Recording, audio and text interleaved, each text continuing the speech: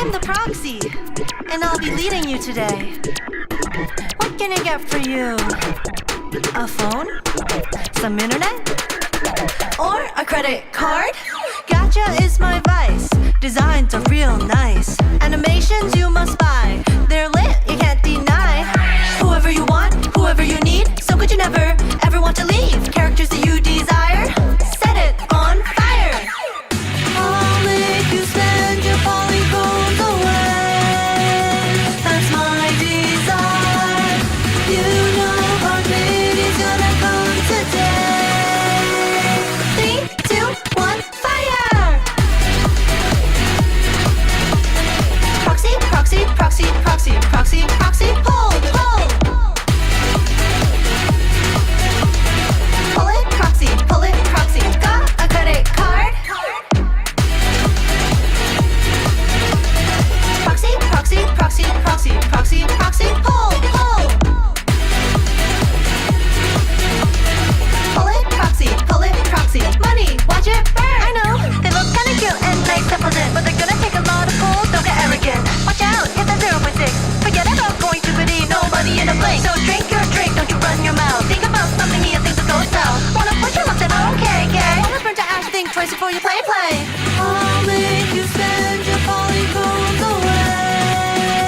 That's my desire.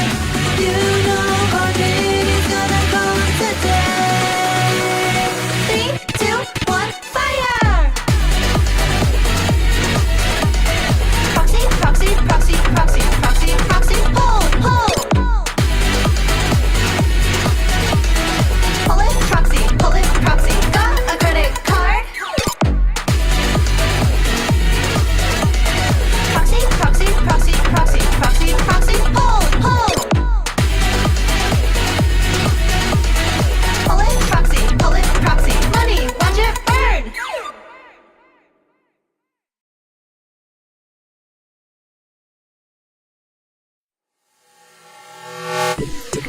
Good evening and welcome. I'm the proxy, and I'll be leading you today. What can I get for you? A phone? Some internet? Or a credit card? Gacha is my vice. Designs are real nice. Animations you must buy. They're lit, you can't deny. Whoever you want, whoever you need. So good you never, ever want to leave. Characters that you desire, set it on fire. I'll make you spend your polygons away. That's my desire. You know heartbeat is gonna come today. 3, 2, 1, fire! Proxy, proxy, proxy, proxy, proxy, proxy, hold, hold. Pull it, proxy, got a credit card. Proxy, proxy, proxy, proxy, proxy, proxy, hold, hold.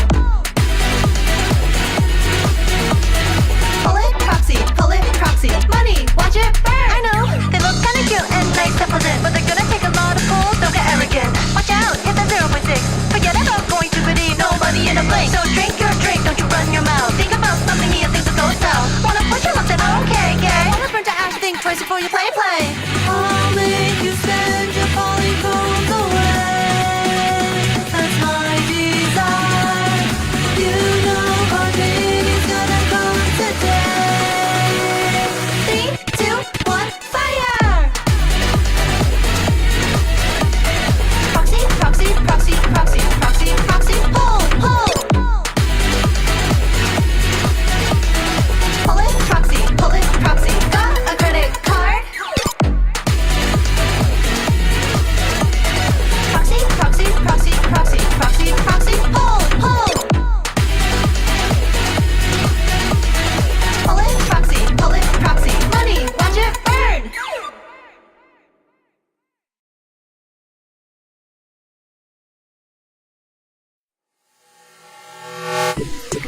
Good evening and welcome.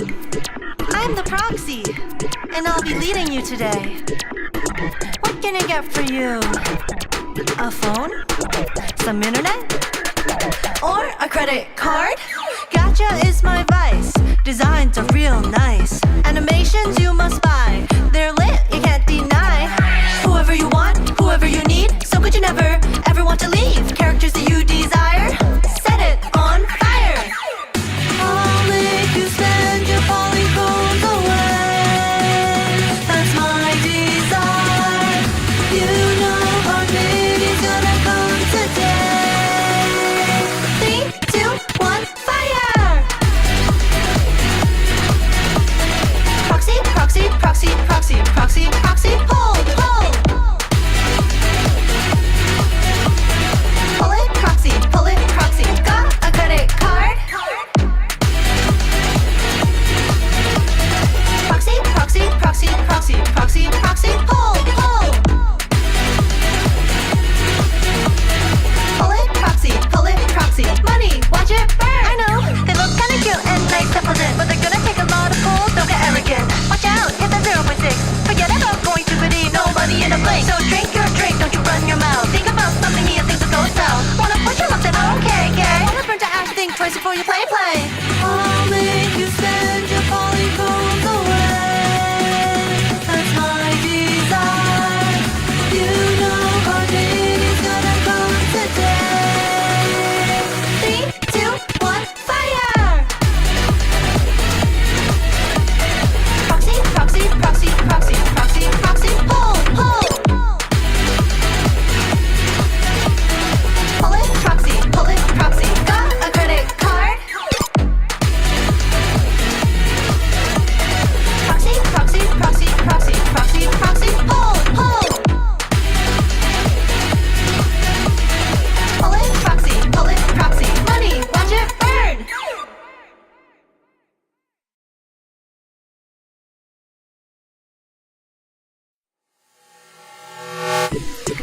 Good evening and welcome. I'm the proxy, and I'll be leading you today.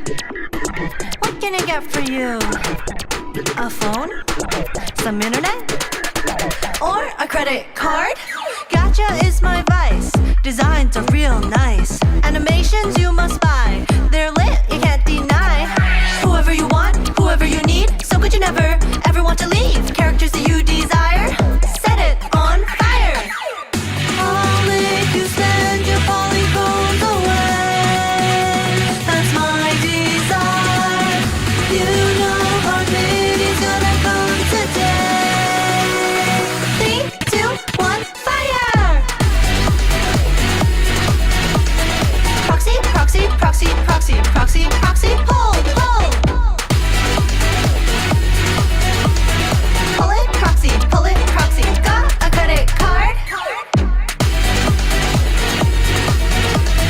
Proxy, proxy, proxy, proxy, proxy, proxy, hold, hold. Pull it, proxy, money, watch it burn. I know, they look kinda cute and nice supplement, but they're gonna take a lot of pulls, don't get arrogant. Watch out, hit that 0.6. Forget about going to biddy, nobody in a blink. So drink your drink, don't you run your mouth. Think about something here, things will go south. Wanna push your luck, then okay, gay. Wanna burn to ash, think twice before you play. I'll make you spend your polygons away. That's my desire. You know our baby's gonna come today. 3, 2, 1, fire! Proxy, proxy, proxy, proxy, proxy, proxy, hold, hold. Pull it, proxy, got a credit card. Proxy, proxy, proxy, proxy, proxy, proxy, hold, hold. Pull it, proxy, money, watch it burn.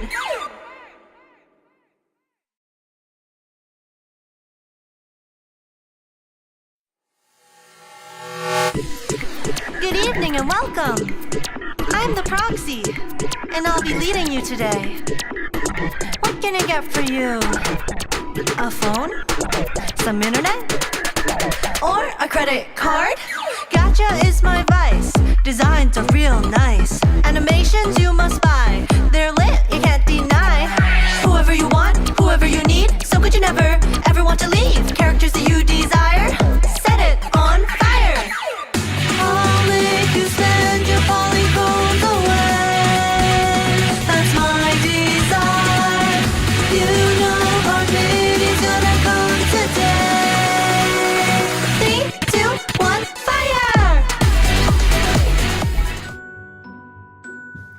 Hello everyone, what's up? Oh my god, I'm so sorry for the absolutely scuffed ass stream schedule.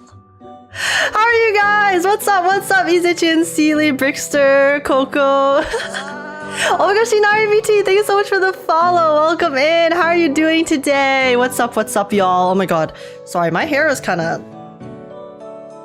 my hair's a little bit scuffed today, I will not lie, but I just feel awkward whenever I'm not wearing my headset actually on stream, so. But yeah, how's it going? How are you all doing on this Thursday? No, it's not Wednesday, it's Thursday. Thursday evening. Hello, I just woke up, Lamau. Well, just in time, Dean. Yeah, I didn't start at noon like I intended. I overslept. And then I had a project where I had like a kind of mini meeting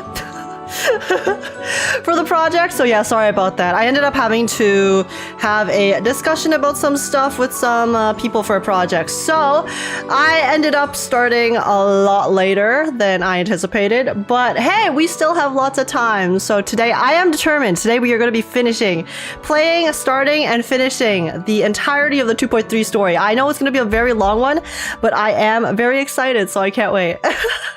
But yeah, Reverse 1999, yes guys, Reverse has been shafted. It was the forgotten middle child, and now I am coming back to give it some love. But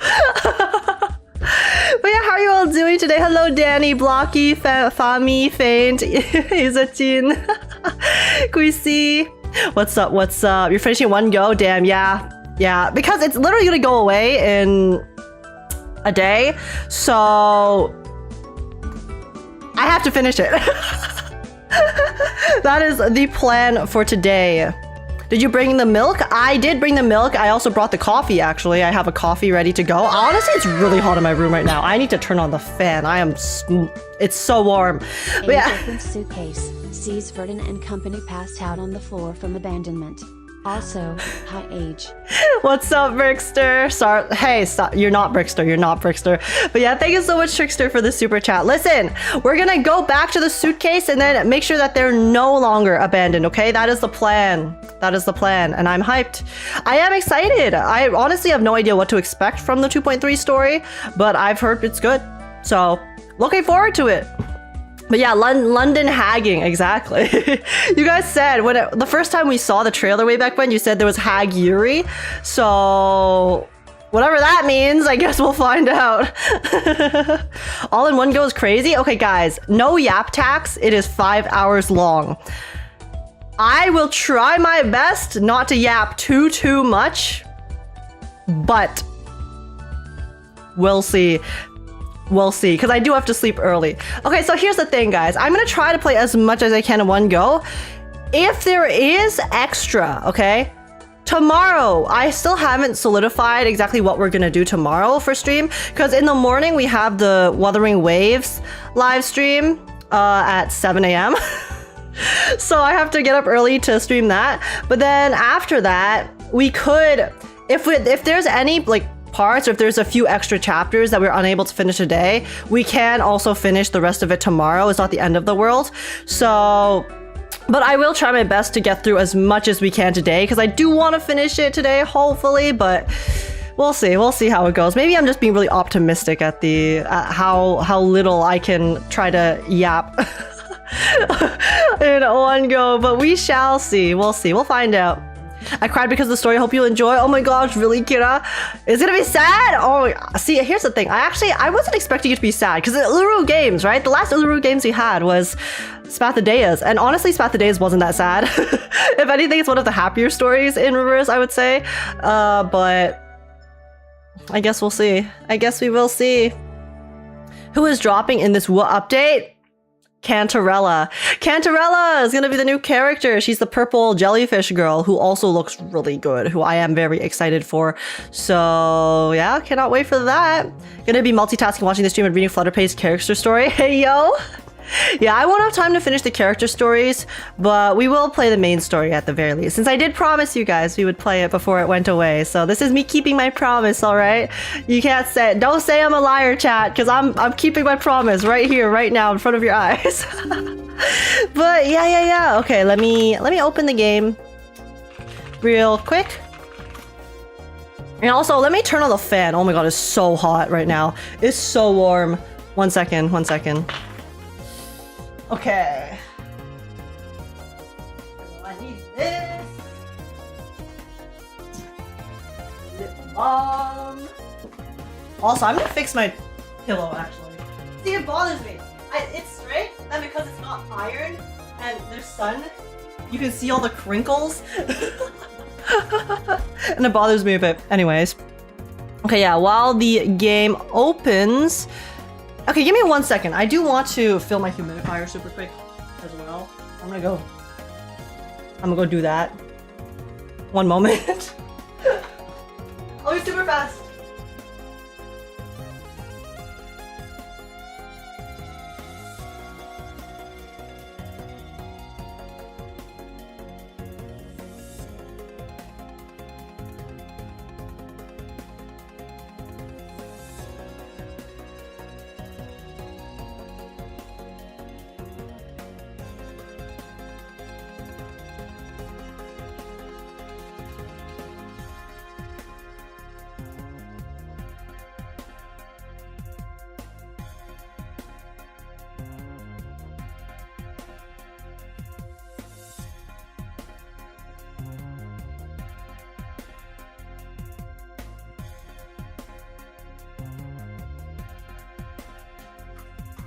Okay, water obtained. Water obtained. 1 moment. Whoa. Yo, go in. Whoa. Haha. There we go. Very nice. All right, all right. Not peak fiction, but very, very pure fiction. Cursed game mode. Cursed Honkai Star Rail game mode. What are you talking about? But yeah, okay. Also, what's up, Hex? How you doing? Blocky, Roxy, Dare, Anonymous. Alright, guys. I think I cried on Jay's story. Sometimes things got too real in fiction, you cry. I think, did I tear up during Jay's story? I'm pretty sure I teared up during Jay's story, but I don't think I outright cried. I'm trying to think. The times I cried in reverse were... Okay, the 2 times I cried the hardest was at the end of 1.9? That was the Lucy, right? At the end of the story that had Lucy in it, I think that was the end of 1.9. I bawled like a baby there. And then I also cried really hard at the end of... Was that also, wait, was that wasn't also 1.9, was it? No, it wasn't.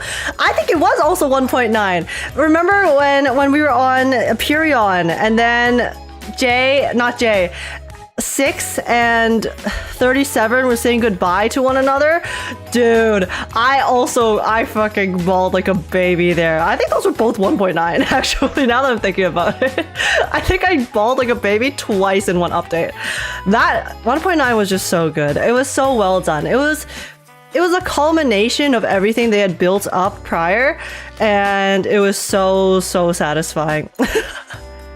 But yeah, memorable age cry is chapter 7. She cried like 2 to 3 times that patch. Yeah, and it wasn't just normal crying too. I like actually was ugly crying, okay? I was ugly crying during 6 and 37's goodbye scene at the beach. Oh, that was so sad. And then when we got the Lucy at the end too. Oh my god. I still remember how that felt. It was just so emotional. But yeah, I don't know. Well, we'll see if I cry today. I don't feel like I'm in a crying mood, but I guess we'll find out. Yeah, I wish that we never met. Part for Jay's sister made me cry a lot. That was very sad. Yeah, I think I teared up during the Jay story, but I didn't actually like cry. But I could be forgetting. I don't know. You guys have the VODs, okay? You guys can go check. But yeah, Varian Sound was goated. Yeah, it was just everything they built up. It came to a perfect head and it was amazing. But yeah, anyways, Marcus receiving Umbrella made me cry too. Oh yeah, and then the Marcus, when Marcus was saying goodbye to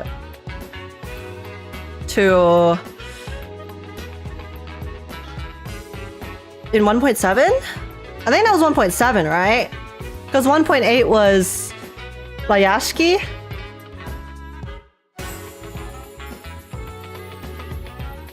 Yeah. Yeah, when she was saying goodbye to Hoffman, it was... Oh, that scene was so emotional.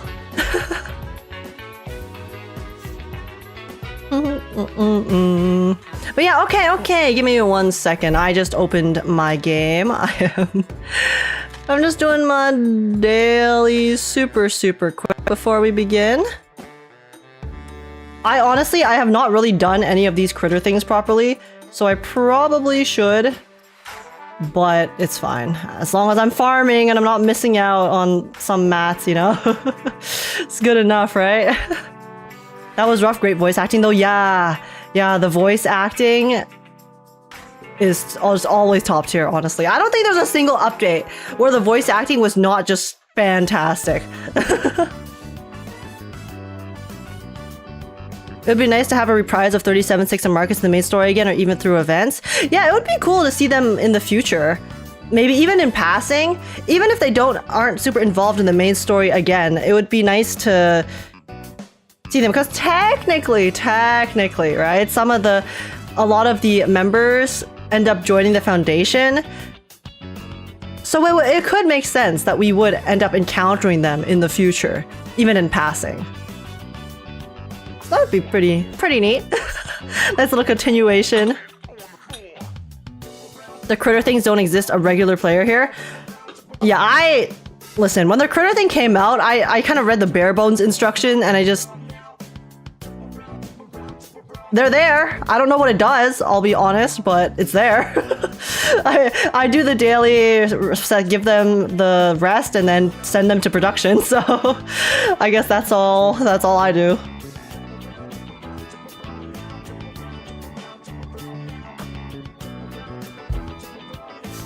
Okay, yeah, I have a coffee, so that's what I am drinking right now. Agreed, they were yapping so much. Yeah, like the critter thing has a lot of story, and I'm sure it's cute. I just really wanted to unlock it so I could just do it, but then they kept giving me story for it. So I was like, oh my god, what do I do here? Yeah, no sound. Okay, sorry. I have the game muted. I will turn it off in a second. Oh wait. Oh, there's still a Persona song here. Okay, maybe I won't get copyrighted for that song. Because the other day, there were 3 Persona songs that were in my stream playlist that never had issues for copyright that got copyrighted, so a little awkward. Also, wait, actually, high key. Sorry, I'm gonna move my sweater because I feel like it's having racing through the golden so much material near me might be making me warmer. So you said to me, let me put it elsewhere. Oh shit, I just knocked over a box. Okay, oh wait, I forgot. we can put the critter in the background. Because I have a little gentleman critter plushie. Cute. But okay. Joe singing? Dude, Joe is still so damn handsome, man. I love him. Yeah, I just hated that it was forced because I would have read the story if it was a different time, but I was just doing the dailies. Yeah, because I remember you go into the wilderness and you're just trying to do your dailies and then it forces you into the story. So it would be nice if they could have like a separate option to read the story related to the critter farming stuff. Because I just wanted to claim my mats, I'll be so real. So I ended up skipping like the first part of it because I just wanted to go back to my wilderness. And then because I skipped the first part of it, I just did not care to read for the rest of it. Because it's like in my head, if I'm going to read it, I'm going to read it from the start, right? So if I ever want to read it again, I'll just go find someone else's video of it and watch it. But then realistically, I never end up doing that anyway, so. Someone's gonna get hurt leaning on this thing. But yeah, anyways, apart from that, I think it would be nice if they could not lock it behind the update, but it's cool that they're adding lots of story. Reverse always adds a lot of content for us, so. Better more content than too little content, at least. But yeah, hi, it's been ages. Oh my gosh, Ash, how are you doing? What's up? What's up? How's it going? But yeah, guys. Okay, yeah, today we're playing Uluru, Chronicles of Uluru, London Dawning. We're gonna play the event story. I really don't know anything about this. I mean, I'm probably not gonna... I probably won't have time to cut this down into a video before the next part comes out, but... we can do a quick intro just in case. Just in case you guys want to say hi, YouTube. And in an alternate universe where I have time to cut this VOD down, eventually you guys can say hi, YouTube. So we'll just do an intro. I feel more comfortable doing an intro just in case. Because you never know. But yeah. Okay. Hello, welcome in, guys. Welcome in. Today we are going to be playing the not so brand new anymore, but the newest Reverse 1999 story that is currently out is the story for the 2.3 update called Chronicles of Uluru, London Dawning. Yeah, so the event is actually about to end. I have put it off for a very long time. There's 3 days left of the event, but I promised you guys I would play it before it leaves. So here I am fulfilling that promise because I have been very curious about the story, but I've just been so busy. I've been so distracted with my other gacha games. I'm sorry, guys. I've been so hyperfixated, okay? I was so hyperfixated on Bua and Zenless and Star Rail, so I did shaft Reverse a bit. I'm sorry. I do apologize, Reverse community, but we're finally here. We are playing it before it goes away as promised. So yeah, I'm excited. I am excited because I don't really know anything about what's going to go happen in this story. I remember the trailer, and so it's going to be following Willow, who seems to be a dancer who has a prosthetic, I believe. So I'm assuming something happened where she lost her ability to dance. So okay, so it might be something related to that, since the Uluru games we have seen an Uluru games iteration before with Spathodea, so it's going to be something sports related. Okay, so I do have an idea of what's gonna go on. Okay, and then yeah, I think so. Tooth Fairy's gonna be in it as well. Flutterpage is all gonna be in it. Dude, Flutterpage is so cute. I already love her just from the trailer that we saw way back when. And yeah, either way, I'm excited. I'm excited to see how they're going to do a second iteration of the Uluru games. Because the first Uluru games about the Daya story, I liked it, but to be completely honest, I feel like it was... for me, it was not like a weak story per se, but it was one of the stories that I wasn't as invested in compared to some of the other events, if that makes sense. Maybe because I don't have a sports background, so there's a lot of those types of emotional connections that I don't necessarily fully relate to. But it was like a pretty wholesome event story. But yeah, it was just like a wholesome event story to me, but nothing too special. But either way, I'm excited to see, I guess, how they're going to continue it, because this is the first time that we're having an event that's going to be kind of like a direct sequel. It's not technically a sequel to the Spathodea story specifically, but you know what I mean. It's Uluru games, right? It's basically another Uluru games story. So I'm very curious to see how they're going to handle this one compared to Spathodea's as well. And yeah. Cannot wait. And also I cannot wait to learn more about the Uluru games itself too. And yeah, it's gonna be a good time. So let's get started. Before I begin, if you guys do it before we begin, if you guys do enjoy, please make sure to smash the like, subscribe. It's super appreciated. Smash the like button. Like, I'm sure this story is gonna completely smash my expectations and my heart, because Reverse does always smash my heart, regardless of the type of story they give us. So I cannot wait for that.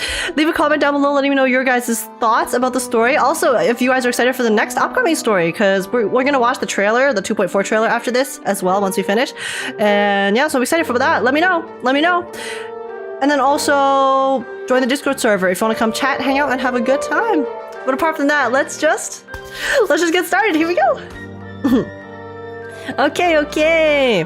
The first Uluru games felt like filler, despite being good. Yeah. Actually, no. That's a good descriptor. It felt like it was a filler story, and it was still an entertaining story, and I think the characters are very well written, and it brought up some very good themes.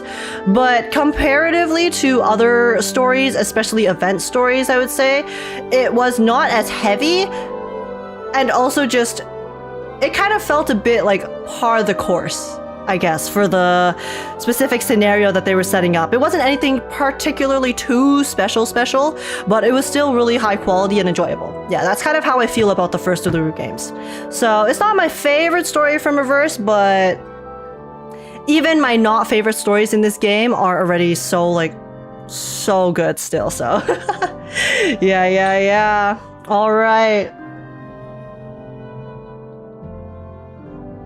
I mean, most of the events are fillers, not all. Yeah, but even the events that are unrelated or not directly related to the main story, for the most part, there are some really good events. Like for me, right? Actually, a good example would be Green Lake, okay? Green Lake is filler. It's a filler event, right? It doesn't relate to the main story. I guess if your definition of filler is that it's not like main story content, then yeah, Green Lake also counts as filler. But I really liked Green Lake because Green Lake itself wasn't a dark story necessarily. But I thought it was so creative. I really liked how creative Green Lake was compared to other stories that I've gotten from games in the past.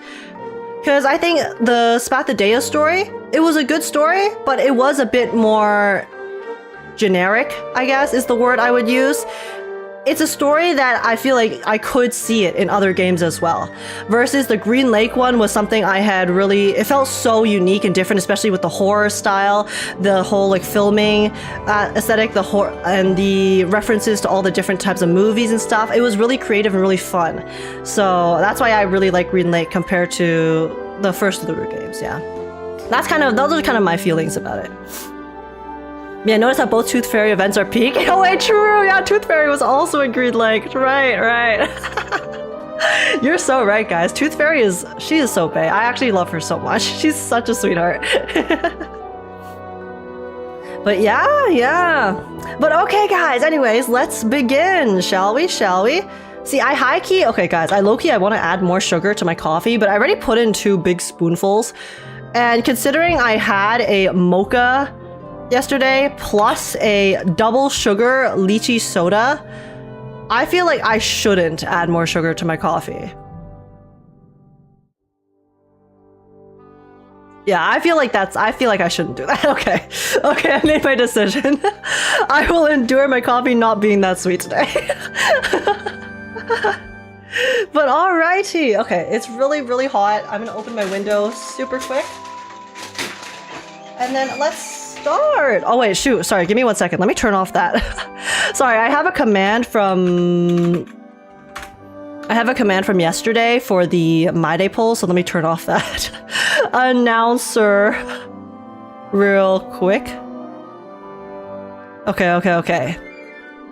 There we go. The dentist is right there. Yes, but I don't want to give Tooth Fairy more work, right?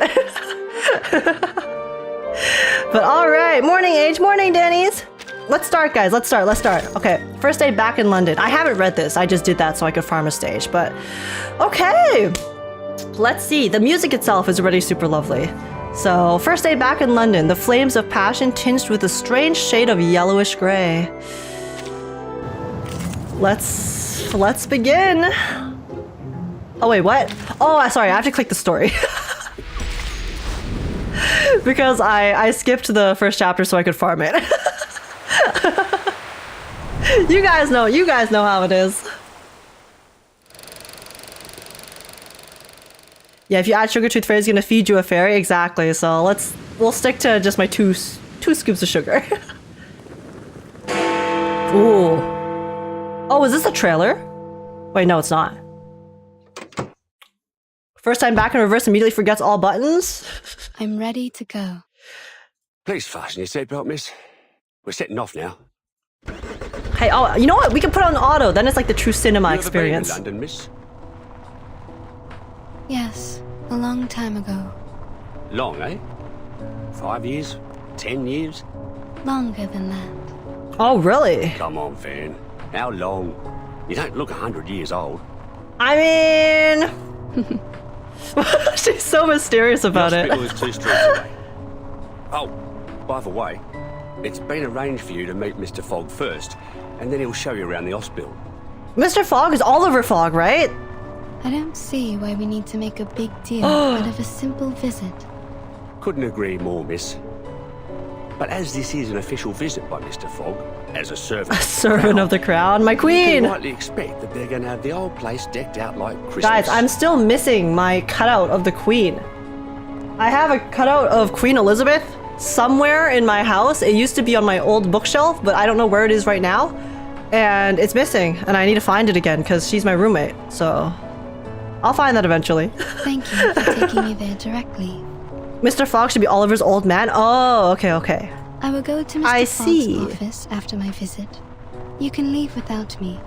I also haven't been back to London over 10 years. I have never been to London, but I really want to visit someday. I think I'd like to take the underground. The tube? You won't like it, miss. Not the kind of place for a decent young Wait, she lady. wants to take the transit? Oh my god, Tooth Fairy, you and I are not the same. I'll wait here for you, love. We are I'll do not my the best same. not to crack into my flask of whiskey while I wait. If I can avoid taking public transit, I avoid it. Thank you. I'll be back soon. Okay. You lost your roommate? I did. Also, what's up, Hamburger? Ooh. Oh my god. Oh my god, that's pretty CG. Wait. Huh? We just arrived! Why did that building blow up? Excuse me? We just arrived! How are What's things going at on? SPDM, Tooth Fairy? I'm hearing rave reviews about their school physician. Just a normal Tuesday in London? Is this what it's like in London, guys? Anyone from London in chat? Can you confirm? I'm glad to hear it. Young children are particularly easy to soothe. A few candies and they'll behave just fine. A little toffee or a nibble of a fruity sweet, and they've forgotten all about the Tooth Fairy's taste. Tooth Fairy, I need you to stop talking about sugar, okay? I want to add sugar to my coffee, but I'm trying to resist. A proper dose of sweets serves to calm the nervous system, and that doesn't just apply to kids. Yeah. My sweet tooth is unparalleled. She pulls a piece of milk candy out of her pocket and softly places it beside Madame Zed's mug of strong tea. Your work here is undoubtedly busier than mine at SPDM. Besides, you're directly responsible for our Timekeeper, the little troublemaker.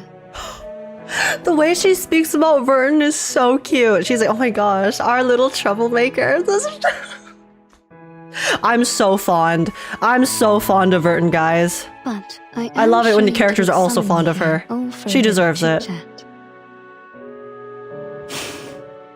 Little troublemaker is so adorable. That's such a cute way of describing her. Madame Zed unwraps the candy and places it in her mouth, allowing it to slowly dissolve. Then she places a stack of papers on the table before Tooth Fairy. The Foundation has now confirmed the correlation between social turmoil and the emergence of the storm. Our branches around the world are now making efforts to collect information on these key social movements. Oh? As you may know, there was a strike that has only just ended in London. And there is something I'd like to show you, besides the strike itself. Okay, the strike did end though. Tooth Fairy rapidly flips through the papers. She quickly spots the crucial element. Tuberculosis. Oh. Indeed, there appears to be abnormalities concerning air pollution and reported cases of TB. I mean, we did just see a dusty cloud blow up a building, so... Damn, I didn't know tuberculosis could blow up structures. Shit. This is some advanced ass condition. To the records before the storm, TB morbidity rates are extraordinarily high, approaching levels that shouldn't be seen until the Great Smog of 1952.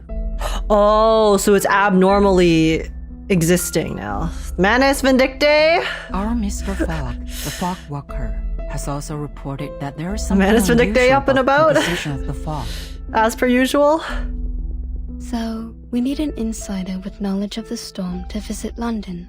Ideally one with a medical background. Who fits this criteria? I see. Oh, good idea, Madame Zed. I will also sip. I know, your winter vacation just started. I don't have my face on the But mug I'm though, sure unfortunately. you understand the dire situation we find ourselves in. I'll apply for a special allowance for this field mission. What do you say? I'd be happy to go. Perhaps I'll collect some rare teeth from this era.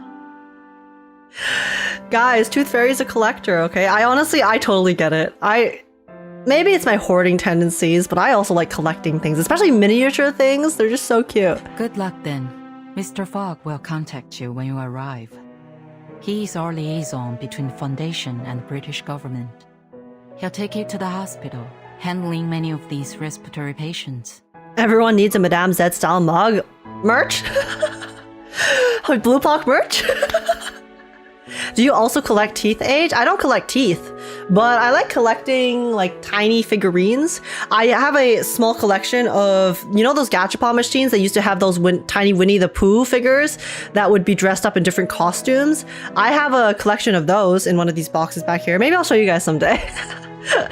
You will be given full trust to resolve. Or this just like problem. miniature little figures. They're just adorable. There is something else. The Uluru Qualifier will soon be held in London. It may factor into your investigation. And I wonder if the Uluru Games actually has a relation to the tuberculosis fog, or if they just happen to coincide at the same time. So then the tuberculosis fog then affects the Uluru Games, or if like the Uluru Games by itself, it's like there's someone like doing it because of the Uluru Games. Uluru I don't know. Qualifier. I had those too. Yeah, those Winnie the Pooh figures are so cute. The keychains. The Madame Zed mug does exist as merch already. Oh, really? Official merch? I actually haven't taken a look at the merch shop, so... eye emoji? Uluru London Qualifier coming soon. Arcanist Fair in Cross Street. Support your favorite competitors. Winners will represent Great Britain in the Australian finals. Oh. Australia? They shipped my uncle off to Australia back in the day. I always figured he got done in by a kangaroo. Dude, kangaroos are actually so dangerous though. They could so easily kill a person. The amount of strength they have in their hind legs. But if the Smoky gets any worse, I think I might chance it. Maybe I'll find him in the outback there. Or at least avenge him. Oh my goodness. With a tense frown, Tooth Fairy holds the flyer. The Uluru Games are not her current focus. The tuberculosis is. I'm a horrible sticker and keychain hoarder from the time I went to anime conventions years ago, but I stopped a while ago. I do have quite a few keychains and stickers, but nowadays I prefer getting stickers, because stickers at least I can like put them on stuff, right? Even if I don't, I just like, but they're easier to store too. Compared to keychains. Keychains, it's like I don't like having too many keychains on my bag, so then I just end up collecting them. But oh, enamel pins. I like collecting enamel pins. I actually got as a Secret Santa gift a kind of board, like a cork board. Actually, wait, let me show you super quick. Sorry. Oh my god, I'm yapping, but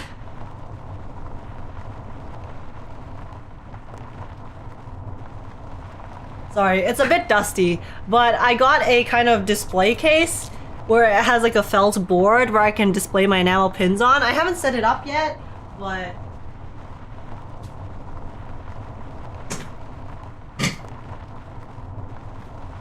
yeah, I do enjoy collecting them as well.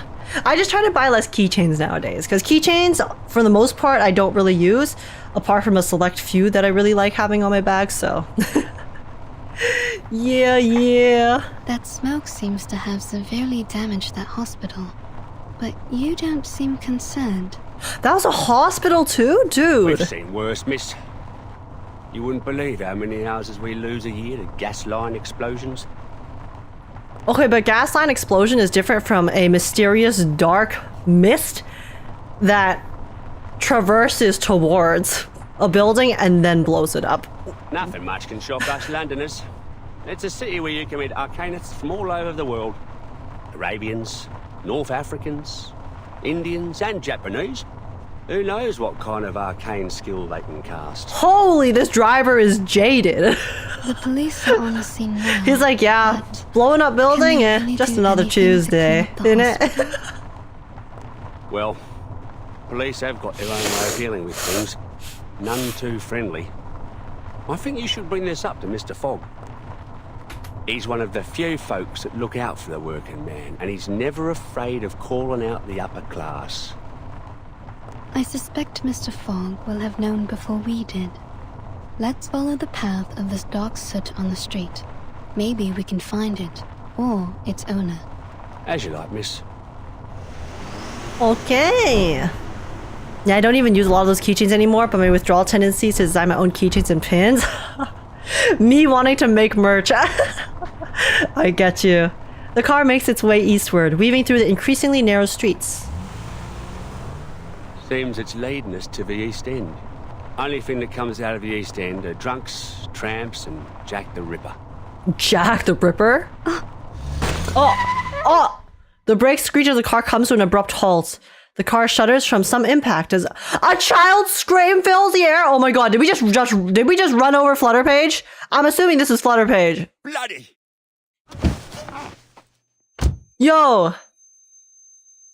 A sudden stabbing pain strikes the nerve in Tooth Fairy's temple. She almost stumbles as she rushes to exit the car. The driver pokes his head through the car window, scrambling to justify his mistake. Miss, I swear to high heaven that I have not had a drop of drink today. This is the East End for you. It's okay, driver. Bonus points. I'm sorry. That was so bad. That was so big. Take a look for me. Tell me if I hit anything. I can take it. Sorry. I regretted it the moment it came out of my mouth.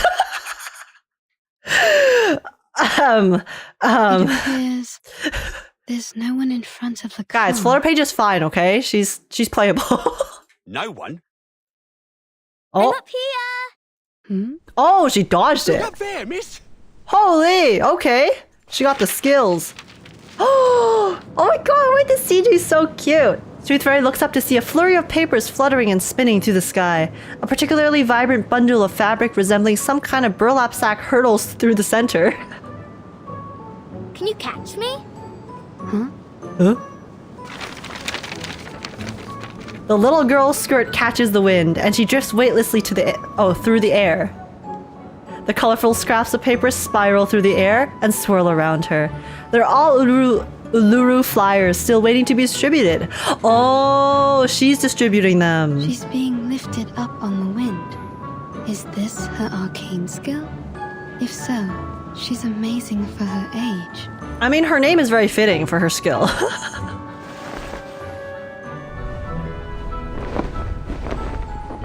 This isn't the first time Tooth Fairy has had a run-in with children with a car. Oh, true. Wait, I just remembered. You lose.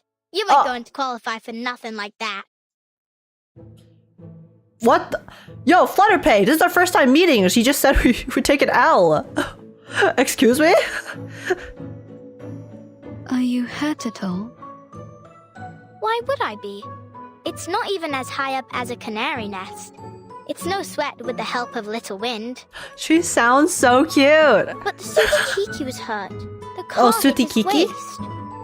Is this Sutikiki your friend? Yes, but he ran away.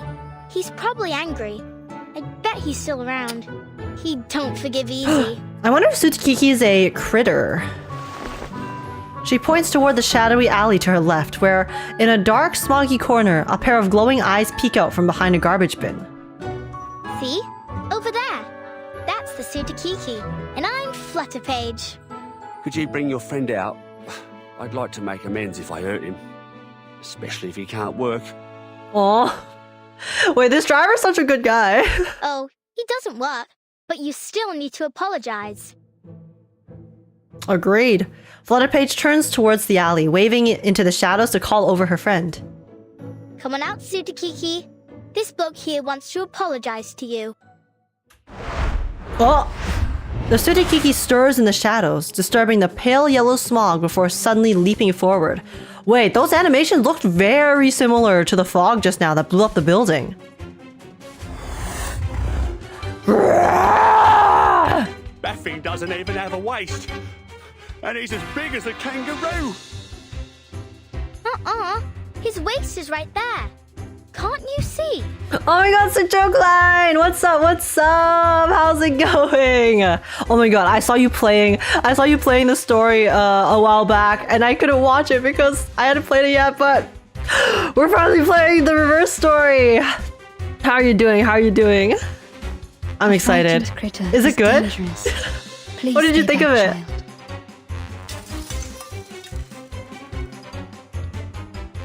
Well, we're about to throw hands. Oh, okay. Okay, we beat it, okay? That's where the battle was supposed to be. The engine roars to life again, its pistons drumming the retreat as the car careens through the streets. I still haven't finished it, so I'm here to see the ending, Lamau. I literally just started, so it's gonna be a hot minute until we get there, but hopefully we'll be able to get there today. We'll see. He was worried for his car. If it got damaged, it could cost him his job. I'm in too deep with Fields of Mysteria to finish it on stream. That's so valid. The reason I'm playing it now is because I was too far deep with the newest Zenless, Wua, and Star Rail stuff that I shafted reverse as well. So here we are, making amends. Lose his job? Oh, got it. I don't want to lose my job neither. Flutterpage's personality is very different from what I expected. The little girl gives an empathetic nod, but a child her age has no place in anything to do with the word work. He has a car, so I wager he makes more than 6 pence a week. How did he get that job?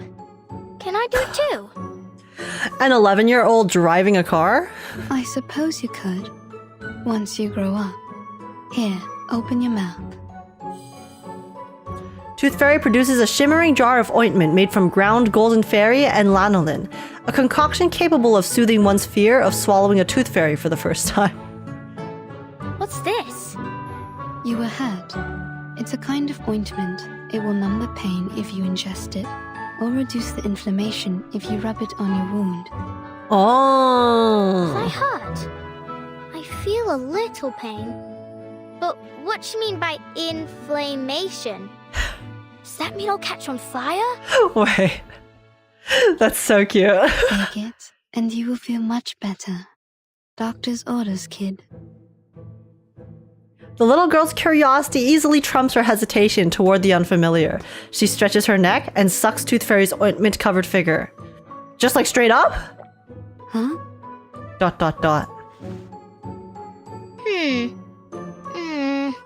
It's a bit sour, like a moldy raspberry, but still sweet. Why aren't other pills as sweet as yours? Flutterpage, this implies that you have eaten a moldy raspberry before. Flutterpage, have you? How do you know what that tastes like? What an oddly specific descriptor for flavor. She reminds me of DW from Arthur, and I love her. Oh my god, I haven't thought about Arthur in so long, but wait, I can see it. I see. So you're a witch doctor, aren't you? I can tell from your metal mask, teeth necklace, and the golden fairies in your jar. That is a reasonable assumption. So you're here for the Uluru Fair then? Must be. You even got the flyer with you. Actually, I'm here as a doctor to investigate a tuberculosis outbreak. But the strange black fog damaged the hospital I was heading to. Oh, so that's why she was dropped off there. I followed the trace it left behind to this area. Black fog? There ain't no black fog.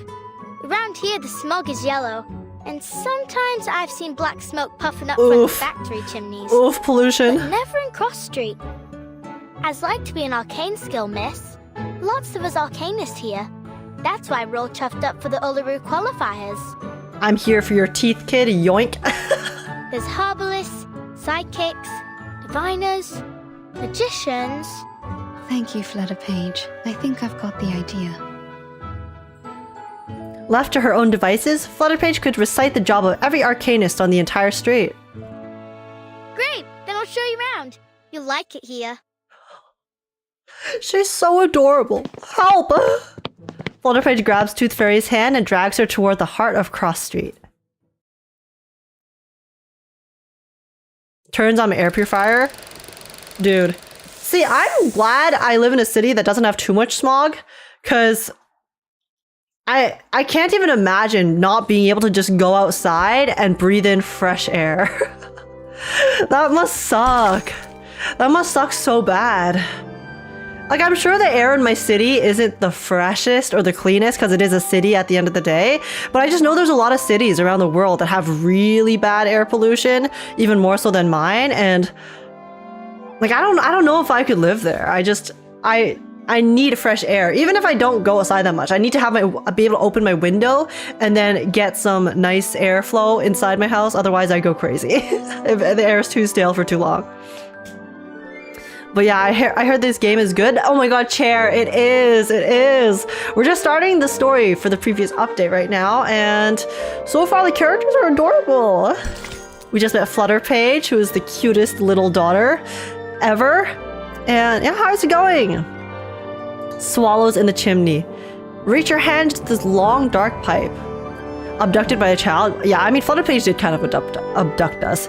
See, I actually really like Flutterpage's personality because usually when I see a child in a game, I kind of expect them to, you know, act super like a child, but she actually is quite mature and she has a very firm personality, you know? Which is quite refreshing. Welcome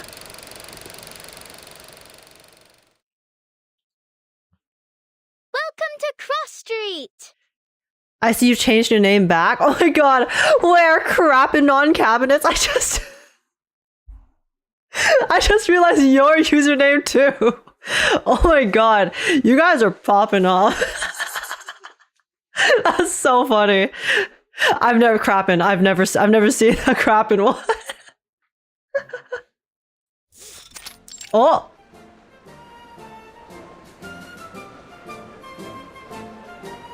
Makeshift stalls line the street as the Arcanists celebrate the approaching Uluru qualifiers. This event will decide who gets to represent Great Britain in the finals in Australia. Flutterpage lets the last of the Uluru flyers slip from her fingers. They scatter as they soar on the wind and drift into half-open windows. Stop littering, you grimy little bunk. Oh. Hey, she's just trying to spread some flyers, okay? Tooth Fairy inspects the streets, studying the alleys on either side, but finds nothing. The trace of the black fog seems to have disappeared into a large gathering of Arcanists. A wise choice. Dude, is this black fog intelligent, or...? A choice, I'm already assuming, that has a certain level of intelligence. I mean, it makes sense. Ultimately, she is only a doctor. When it comes to things outside of illness, she often finds herself lost. He sounds like a monster. Like from tall tales what adults make up to scare us. But I heard people talking when I was sitting on the roof. They say it was born from a smokestack. It does appear to have a similar composition to soot. I'm sorry, this song is so catchy.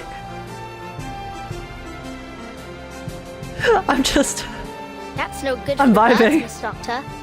I sure hope it don't come here. I don't want it to muck up the Uluru Fair, or scare the canaries away from the chimneys. Anyone up for tic-tac-toe? Wait, why are you guys saying Flutterpage has a big forehead? I guess if I look at the proportions of her face, she would.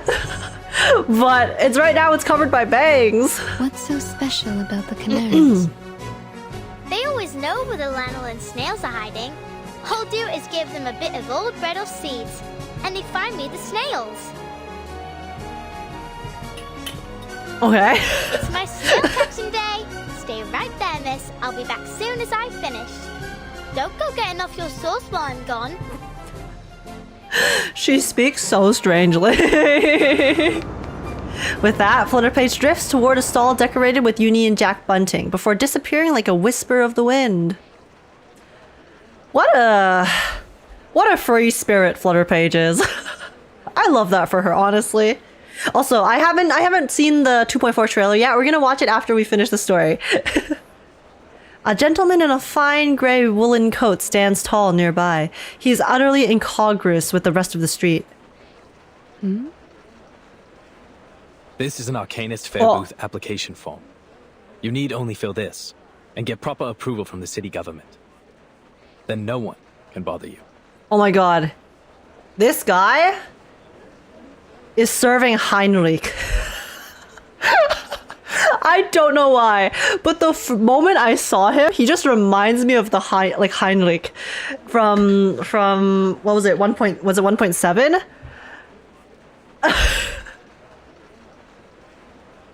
Something about him. Approval, eh? What's the point? The games will be over by the time they've even looked at my application. Are we entirely certain we even want to hold the fair in these conditions? Don't you think... Oh. The weather now isn't appropriate for that kind of strenuous physical activity? I mean, that's a valid concern if the air's really that bad. Getting our monthly reverse stream? Hello there, hey.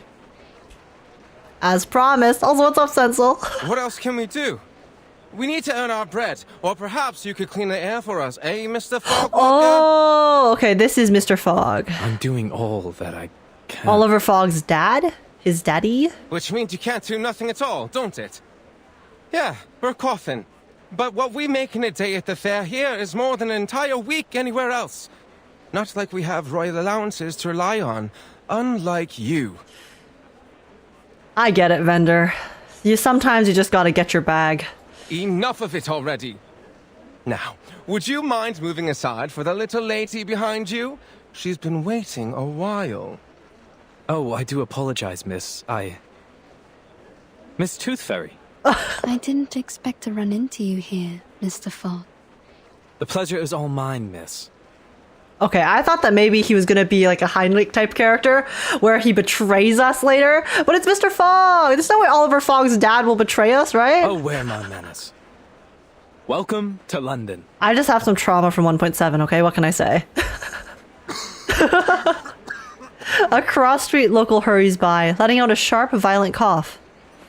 Of course, we were supposed to meet in the office of the London Atmospheric Cleanup Committee. I'd have prepared a fine Indian tea for you, but I was called away to deal with matters here on Cross Street. It's a happy coincidence that you popped by. It will save us both some time. One might say it was fate. Mr. Fogg awkwardly fiddles with his gloves, clearly feeling embarrassed at the indecency of their meeting. Thankfully for him, Tooth Fairy seems more concerned about the issue at hand. Something the matter? You mean the air pollution? Not precisely, no. Though one could say the problem is related. In fact, it seems just about every one of our problems comes down to these sticky contradictions. Oh? For example, contrary to good wisdom, the people of Cross Street have opted to continue their fair, despite the obvious dangers of the fog. That's just unreasonable. See, the thing is, I'm kind of on the vendor side in this sense, right? You know, the everyday person, even though the fog is dangerous, if they really make that much more money during the fair, and that money can help them survive for however long, when you're in dire situations, you sometimes got to take those risks, you know? Like, rather than canceling the entire fair, then it's like you have no income from the fair that you're supposed to help you with your living situation and food situation, and it's just... Sure, there's some danger, but sometimes danger has to be taken. You're the unreasonable one here, mate. Stop the Uluru fair on account of a bit of fog. Like, I know that the fog's dangerous and really bad here, but... There's water in the Thames next. But I can completely sympathize with their perspective. Citizens should be made aware of the harm caused by fog and reduce unnecessary outdoor activities. Passing up that bag like in the 1930s is kind of crazy. Yeah, it's like they gotta survive, you know? And your good age after all, Heinrich was such an asshole. Listen, he got that NPC vibe to him. Hopefully Mr. Fogg is being chilling. Pardon me, you lot government officials? A few busybodies gather near the two of them, ready to catch the latest gossip. But the medical bills? But okay, maybe I just am not fully aware of just how dangerous the fog is. But I'm assuming this fair lasts max 2 weeks, right? Maximum 2 weeks. If the fog is on a level where it's not permanently deadly, so like if, for example, if I can breathe it in for a few days without experiencing permanent effects to my health, then 100% worth the risk, okay? Even if it does make my health a bit worse for the the next future bit. Sometimes, you got to make sacrifices depending on your living situation. If the fog itself would kill me, then okay, no, I'm not going to go kill myself to make some money, because what's the point of making money if I'm dead, But another thing, though, is that I feel like probably the townspeople, to them, they're so used to having the air pollution and the fog, so they might see it more as just a slightly stronger version of what they're used to on a regular basis, which is why they don't feel the danger of it. Like, we know that it's really dangerous because it's obviously a plot point in the reverse story, but to them, it's just like, okay, it's just a bit bad. The weather's just a bit worse during this time. So, the show must go on. We gotta go make sure that we're able to make our living during this prosperous time, regardless of how good or bad the weather is. So, boss, the fog was literally blowing up a building earlier. But do they know that? I mean, the taxi driver seemed like he was unbothered by it. But it also sounded like he assumed that the building blew up because of a ruptured pipeline, rather than a mysterious entity going around and blowing up buildings, right? So there could also be a bit of miscommunication on that front. Like, they might not know the full extent of just how dangerous this fog is, essentially. But yeah. You saying we aren't allowed to celebrate the Uluru qualifiers? So what are you expecting us to do? Just watch the games and then pop off home? It's not like there are many events left for us arcanists to celebrate in our own country. Sir, you seem to have quite a severe cough. Oh, it's not so bad. Just a little curse is all. Doesn't matter none. A good arcanist healer can cure me. Yeah, and then to them, like, this mindset, right? It's like, oh, okay, sure, I might be under the weather now because of the fog, but I'll just recover later, that's a problem for the future. That's exactly what I've been talking about. A curse? Good lord, man. You have a disease called tuberculosis. You need a proper doctor, not a healer. Oh, okay. I thought that he was coughing because of the fog. Wait, no, the fog is probably causing the tuberculosis. Wait a second. The disease in the arcanist way. Wait, I'm dumb. Is this a mysterious tuberculosis spreading fog, guys? It's not a matter of arcanists or humans. Tuberculosis is caused by the presence of bacterium in the air. It can't be cured through ritualistic purification or exorcism. Okay, guys, if there was a tuberculosis fog and I knew that it was a tuberculosis fog, yeah, I wouldn't go into it. All right. But they don't think it has it. They don't know that that's what it's causing. So You just don't get it, do you? It's not like that. They want their money. They're on some copium. If this tuber what have you is the reason, then why does my chest burn like hell? I've never heard of no bacteria what could do that. You feel like your chest is His chest is burning? Like swallowing a flaming coal it is. It all started this month. Never felt anything like this before. Oh, dude, Will. Oh, I'm so sorry. Like my guy. I said, there's no disease. This has to be the Fog Hag's curse. It must be She's magic. the one who summoned this damnable black fog. She used to be a toad before she was thrown into an alchemist's cauldron and came out as a twisted old hag that haunts our street. Oh my god, they're so mean! Could you tell me more about the black fog? They just call her the fog. I mean, I know they call her the Fog Hag, but dude, Willow's just chilling, minding her own business. The vendor remains silent, shooting a hostile glance down cross street. Shh! Don't say anything about it. It'll bring bad luck. Oh, is it she who shall not be named? The Voldemort of Reverse 1999, London. He coughs, waving his hand to scatter the attention of the crowd, then vanishes into the yellow smog.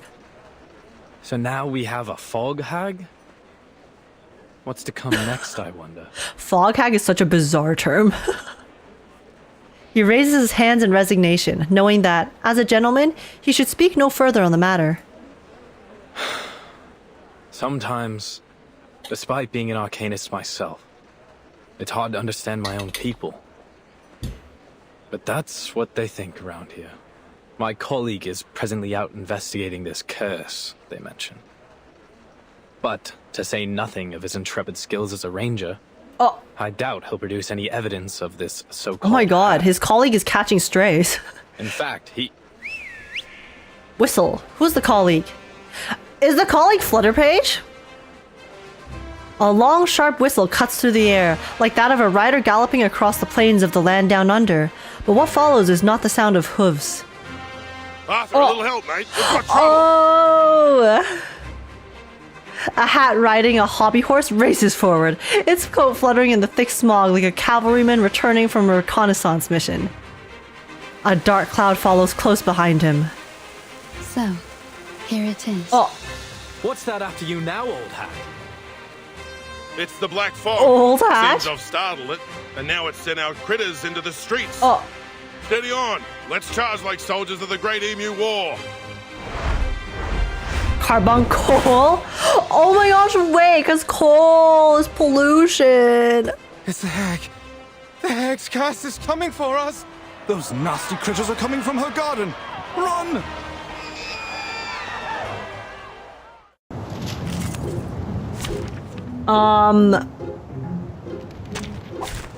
Well, To the fairy rip. ring. It's the ghost. Charging. Old hat. Surprise. Aim and shoot. We meet for the first time. Slow chat, let's go, let's go. Is slow chat playable? Smoke inhalation? Oh wait, there was a bar. Perhaps it's a gift for the tooth fairy. I saw just now on the top left, there was a mechanic that said smoke inhalation. Oh, interesting. Brimley is playable. Oh, okay. Oh, yeah. I was like, I can't remember his name. But I know there was a third character. Brimley. Okay. Oh my god. I hope I get him. Guys. I don't know if I'm pulling this patch, but I do want Brimley. I do want Brimley. And who's the current banner? It's Flutterpage, right? Flutterpage is the current banner? Because I think I missed the first one. So then this is like the second half. So was the first one Willow, second one Flutterpage? Maybe we could do a few polls later, mayhaps. Also, I'm sorry guys, but I really have to pee. I'm gonna be back 1 second. Like actually, I drank so much water just now. 1 moment. I'm sorry. Damn it.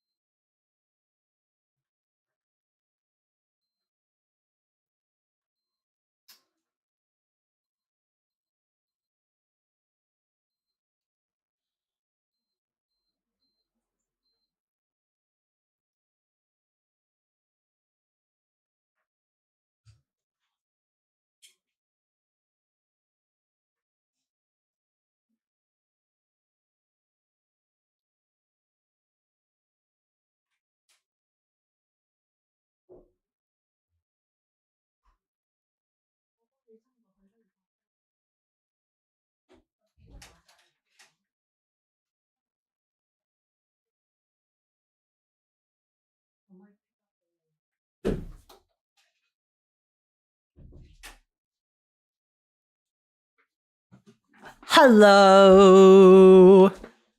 Imagine an awakened chair. The chair is at my actual roommate, guys. Chair KK is best KK. Whoa! Guys, listen. Listen, I know Chair KK is great, but I'm offended. How could you say this? After all I do for you, chat, this is how you treat me. Okay, Flutterpage and Brimley are the current banner. Okay. Yeah, maybe we'll do some polls a bit later. But all right, let's continue.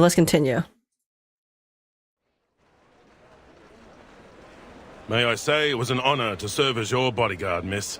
I'm Brimley, the ranger colleague of my mate here, Arthur Fog. Oh, what a gentleman. Look at him tipping his fedora. I wasn't hurt. Thanks to you. Milady.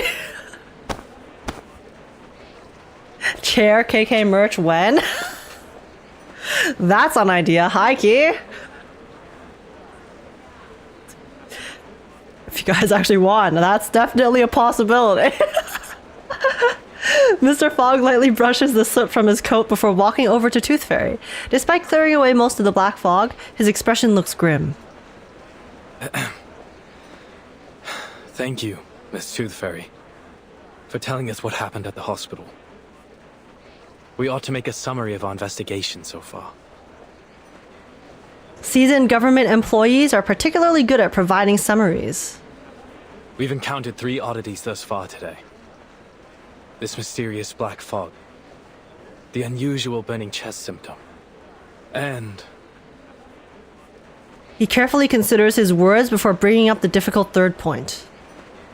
this so-called Fog Hag living on Cross Street. Am I ever gonna stop laughing when I hear the words Fog Hag? I feel like that's just such a bizarre term. Well done, mate. You did it. You said it out loud. We may just break the ice of your soul yet. I'm only doing my due diligence by quoting the title verbatim. Back to the topic. Combining these clues together, we should assume a causal connection. The Hag releases black fog, giving Londoners this variant of TB with the burning chest symptom. Okay, but Mr. Fogg, that would be way too simple, okay? When did you move into 221B Baker Street, mate? Not the Sherlock references! The Fogwalker shifts his gaze, knowing that even if you were to inhale a mouthful of that black fog, his face couldn't look any grimmer. It's a reasonable speculation. If so, then the first thing is to determine if such a lady lives here on Cross Street. We'd better pay her a visit. If you insist, Dal. I can already confirm that for you. She's here, all right. Down at the house of the mangy front garden at the south end. Sherlock's definitely an arcanist. Honestly, he fits the bill. Very well. But might I suggest we don't all go in a rush to pay her a visit? We know nothing about her. Or even whether this hag is a danger. And then Watson's also an arcanist, guys. And Watson's arcane skill is having the patience to put up with Sherlock. That's truly something magical. A little figure squeezes its way in. Oi, Miss Witch Doctor. You done talking to Mr. Fogg and Mr. Hat? Flutterpage, where have you been? Welcome back. Wasn't you listening? I was off catching snails. With a bit of help from the canaries. Was she actually catching literal snails? I still don't know. Okay, go to bed now. We'll watch later. Oh yeah, no worries, Kokonoe. Thanks so much for coming. Take care. Sweet dreams. Catch you later. Good on you, little tacker. That's quite the harvest. Oh, she actually had snails. She tucks the jar away in the folds of her clothing, then lightly grabs the hem of Tooth Fairy's coat. Shall we then, Miss Witch Doctor? Where are you taking me? Thought I'd show you around Cross Street. Figuring since I'm the best guide here. Are you? Then, do you happen to know about the house at the south end of the street? Flutterpage ponders for a moment before her eyes widen in realization. Sure do. Actually, these snails are for her. You can tag along with me to see her if you like. Wait, Flutterpage knows Willow and she visits her? Wait, that's adorable.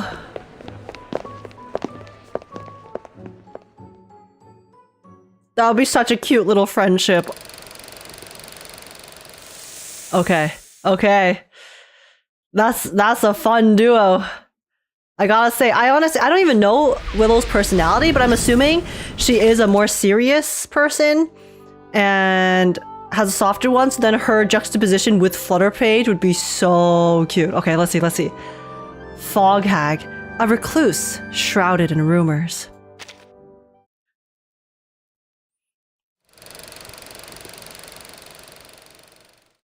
I love the intro style that they have for this event. With the old film credits / title screen. The smog in the garden feels unusually dense. It has taken on an almost milky, gelatinous quality. The damp, fishy air sticks to the visitors. Sparse ivy winds around the ancient stone wall, its bare roots clinging desperately to it. This right here, miss, is the Fog Lady's house. As you can tell, it is a very big house. Not like mine. Mine is small, but very high up. Steep, tilted roofs, sash windows. It's very Victorian.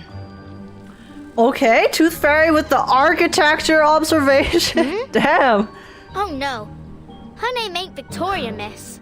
At least, I don't think so. No. I mean, Victorian architecture is a kind of style of house. I'm saying this house must have a long history. Oh. Too right about that, miss. It's been here for ages. Come along then, I'll take you in. Flutterpage doesn't knock, nor does she touch anything resembling a doorbell. She simply leads Tooth Fairy straight to the garden gate.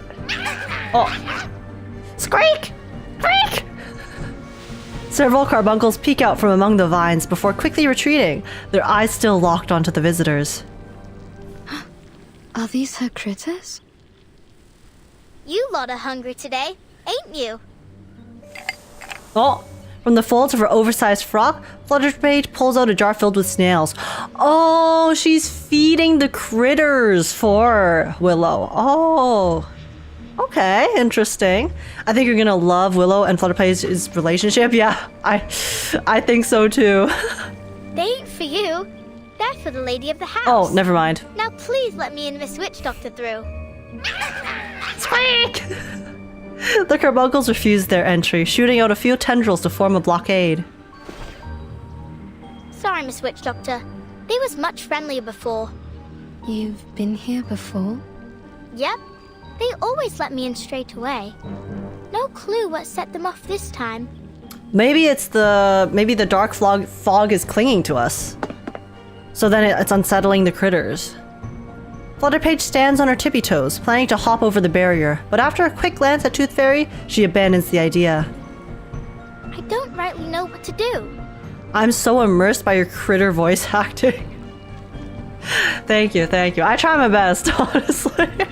I try calling her, but it won't do much good. Even if she heard me, she won't come out. You're saying she never leaves her house? Not that I ever seen. Do other people visit her? No. But you visit her often? She likes when I bring her snails. You think she eats them? Hey, escargot! I've tried it before. It's not bad. It's aight. All I know is I gave her snails. Bit too expensive for what it is, in my opinion. She stay around the house for a while. When she's not in a sour mood, she even teaches me some words for arcane skills. But if she is sour, then all she does is hand me some books, and I can't even read most of them. It's okay, Flutterpage. You can slowly build your vocabulary. Don't go asking her too many whys. If you do, she says, "Get out!" And you got to go. So far, the longest I stayed was a whole afternoon. I see. Tooth Fairy surveys the old mansion. To her, it looks more like a small castle than a house. She decides not to disturb the formidable witch dwelling within it. Maybe I'm the reason they aren't letting you in. I'll just stay back here. I guess there could be a stranger danger too. All right then. Stay there and I'll tell her about you, miss. The carbuncles lower their guard as Tooth Fairy retreats. The strange plants and critters in the garden clear the way for Flutterpage as she makes her way down the path. Oh, okay, so it was Tooth Fairy, stranger danger. Makes sense. Flutterpage raises the snail jar high above her head, as if presenting some kind of token. Miss? Do you hear me? Wakey, wakey! Arise. Oh? The lock clatters heavily, and the hinges on the old oak door give a mournful groan. Wait, this stage is so cute! Look at Flutterpage! And look at Willow. Willow looks so grumpy.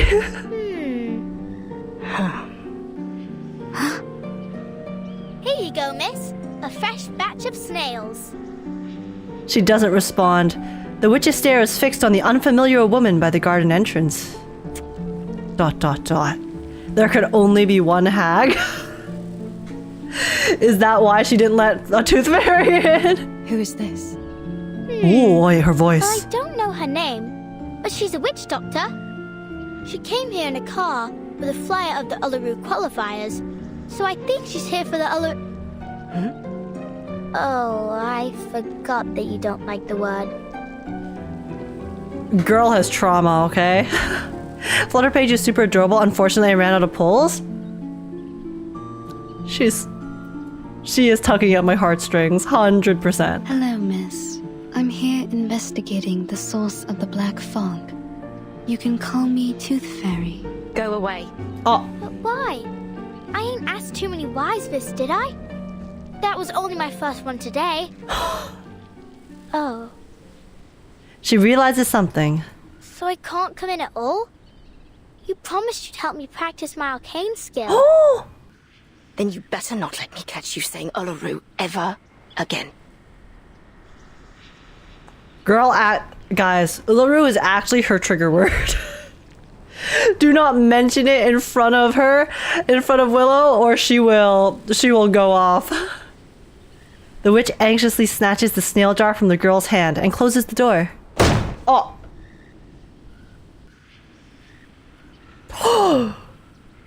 Hey, Fog Hag! How dare you do that to Willow? Look at this cute little girl! Look how sad she is now! The door closes. Aww. Oh! She left me a book. Look, it's got a carbuncle on it. Never mind, Flutterpage is unbothered. Come here, Flutterpage. Are you alright? She's like, oh, cool, book. I thought I could play at her house today. Would you like to do something else? Like what? Like, see your new friend, Mr. Hat. Mr. Hat? Is it Brimley? Brimley's Mr. Hat, right? Because he could be Mr. Horse, too. You know? Oh.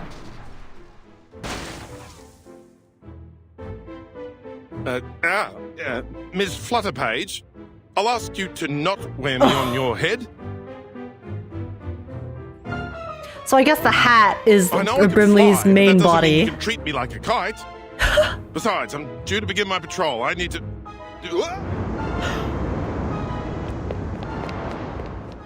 Guys, poor Brimley has to take the L as Flutterpage's playmate for today. Oh no!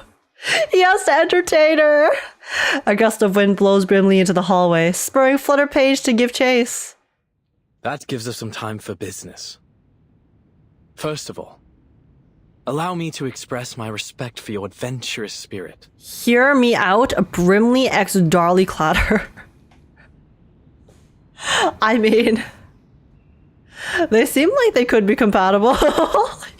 You're not wrong about that. A haunted hag mansion whose owner feeds on snails.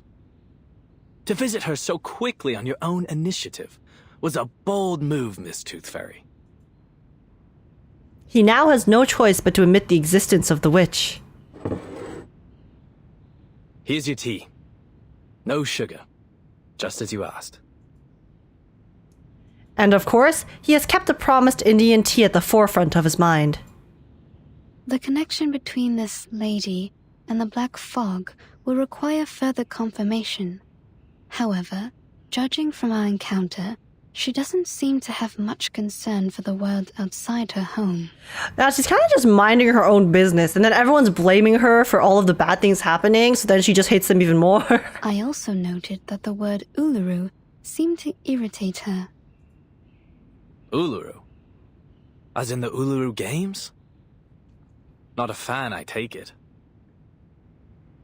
I think we all know why she hates it, okay? She used to, and we know this from her trailer and the main trailer too. She used to be a very passionate athlete, and then had an injury which caused her to lose her leg, so then she was never able to dance, I think was her sport, the same ever again. So then now she's super bitter about the Uluru Games because that was her biggest passion, that it got taken away from her. So then now she gets super triggered whenever anyone talks about it.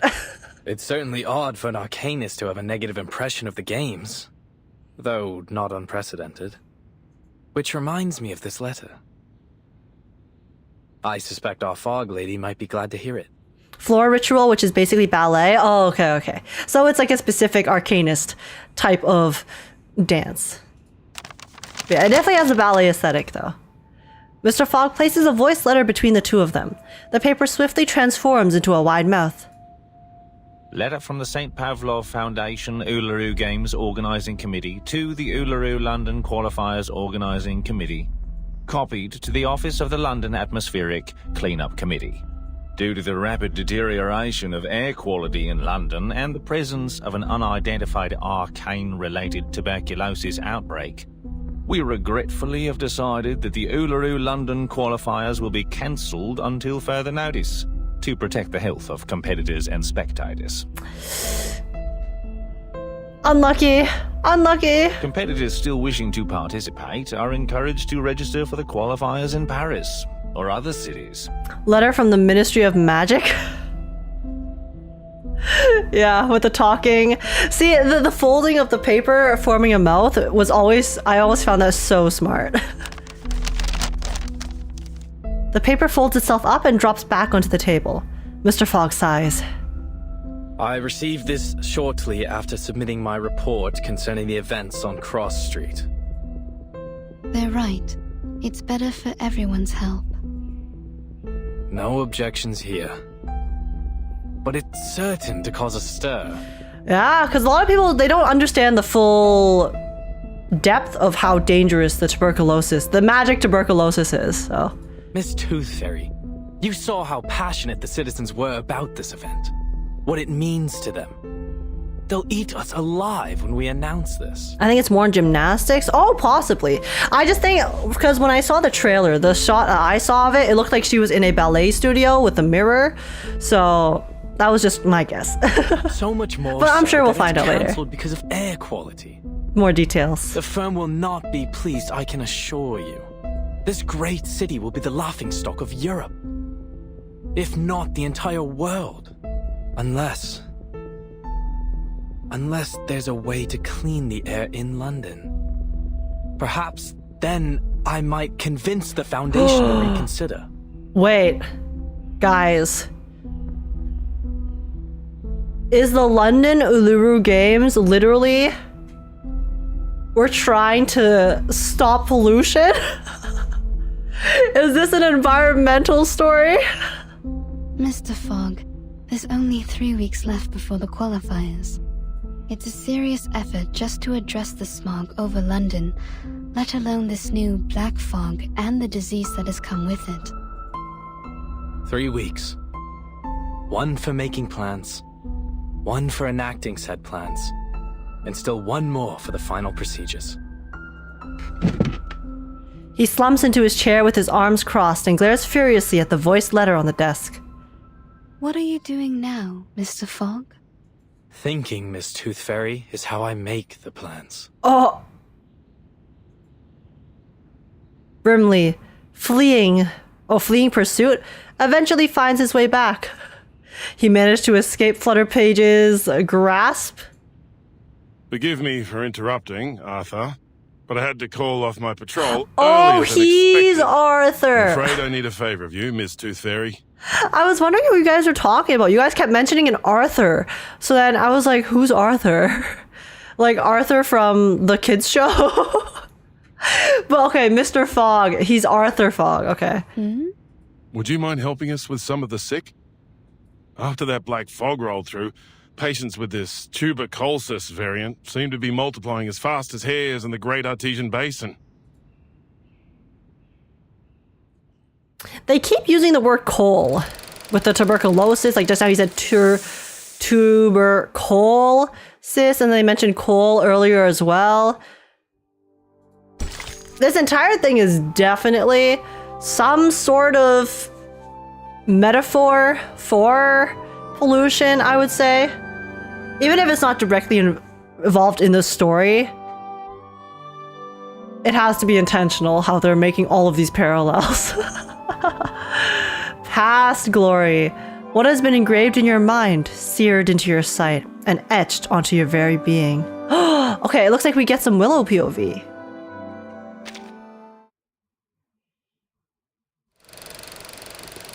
Now Brimley is just illiterate? Oh my god, twinning! Age, there's notes in the map before chapters? Oh, really? Okay, well, we'll try. I'll take a look at those after this. After we finish this chapter. Through misty woods, on paths concealed by haze, he thrice died and thrice was born in ancient days. Guide me rightly, that I may not stray. Whoa! By the willow fire, a witch is dancing in the ritual ground. Wait, she doesn't have her leg. She performs her dance alone. Only the shadows cast something. I couldn't read that fast. Flowers bear fruit, and beasts give offspring's way. With eyes of fire pierce through the cloudy maze. What is she doing? She said it was a ritual, and there was fire. Failed again. Damn it. Wait, what is she trying to do? She clenches her right leg, her fingers turning white at the tips. I won't get anywhere so long as I can't move right. Squeak! Squeak! Oh. The typically docile carbuncles are now locked in a frenzied streaking match. What should have been a calming ritual has quickly turned into a bloodied war drum, and all because of a single misstep. Enough! The last thing this haunted old place needs is another crazy creature. So she was doing a ritual in her house that was supposed to calm the critters. But then because she couldn't do it fully because she's injured, it ended up making them all really aggressive? Step into the fairy ring. But what is she doing the ritual for? Okay, I wonder. a simple arcane trick. Would you care to lie down? The light that illuminates all. Despite the English accent, Willow is Irish? Oh, really? Interesting. I found a tooth. Oh. Perhaps it's a gift for the tooth fairies. We leveled up. Pog. It's Willow. I swear to God. Willow is so tired. She's like, oh my god, this child needs to leave me alone. Why is this child always bothering me? She collapses by the willow fire, causing the intense flames to suddenly die down. She swiftly grabs a blanket from the pile to cover her legs. Whatever thing you are, don't think I won't strangle you to death with my bare hands. She struggles to her feet, but just as she's about to stand, one leg gives way. Oh no! Oh. The little girl tumbles through the window and into the room. Bloody.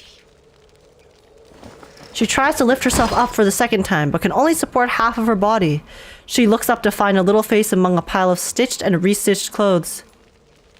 There could be no more embarrassing or infuriating way for another to behold her. You. What are you doing here? Oh no. Willow has to become a babysitter whether she likes it or not. I feel like everyone in this story who has encountered Flutterpage ends up becoming a babysitter. That's the vibe. Oh, also, sorry, 1 second.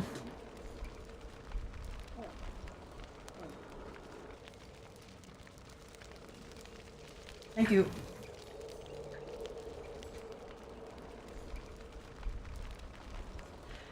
I only wanted to show you the arcane skill you taught me. Flutterpage nimbly gets back on her feet, bouncing around as she shakes off the dust. Oh, she just wanted to show off what she learned and practiced. Seeing the girl is unharmed, the witch turns her face, hiding her fleeting look of concern. But you are in a bad mood, aren't you? What happened?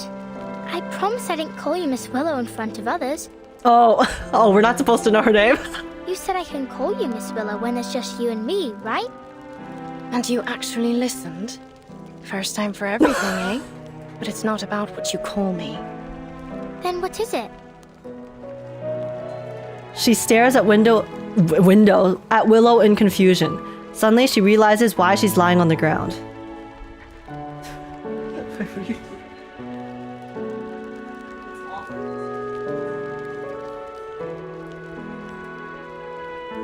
Let me help you up.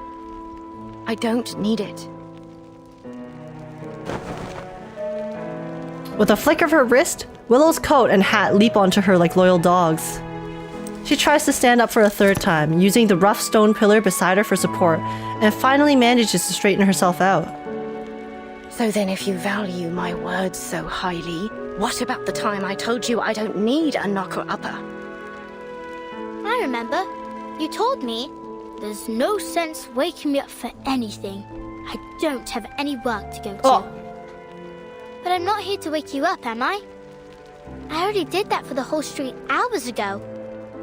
Wait, Flutterpage goes around waking up everyone on the street? She's like the rooster.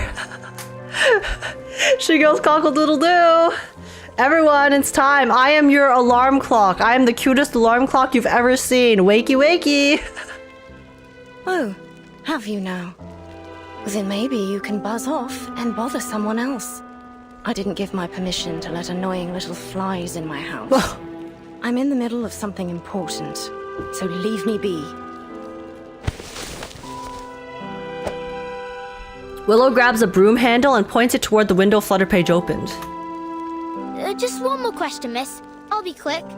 Miss Tooth Fairy and Mr. Fog say you made people sick with the black fog, but I know you didn't do it. Did you? You never told me you can summon black fog. 'Cause I can't. All that nonsense, are you? If that's all you knocked on my window for. But if you didn't, I can tell them the truth. Or you could even help them find the black fog. You're the best witch I know. Their problem is no concern of mine. She's so real for that, though. She's like, I literally do not care. Not my problem, not my business. I just need people to leave me alone. Honestly. Oh. But I did hear something. I was thinking maybe you'd like to hear it too. She's a true introvert. She is full hermit mode. Letter from St. Pavlov Foundation. Due to, what? Deuterion air quality? And arcane tubal-keeled kiss? She's doing her best, okay? Those are some big words. They said the Uluru qualifiers are cancelled. Oh, Flutterpage, you said the thing! You can't say the thing in Willow's presence! Stop. Do you understand at all what you're saying? No, but...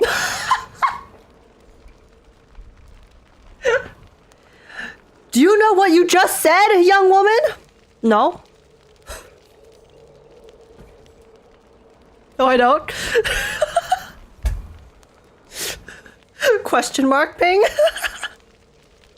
Go away. Aww. Flutterpage, you used her trigger word. I said get out. Oh.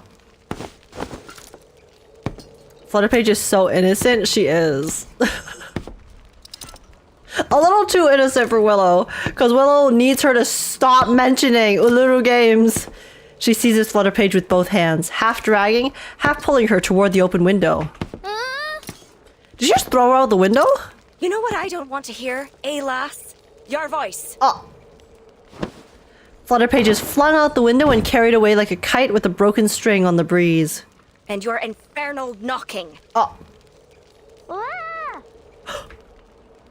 Don't you never take another step into my house. Never. Crash. Guys, Willow's crashing out.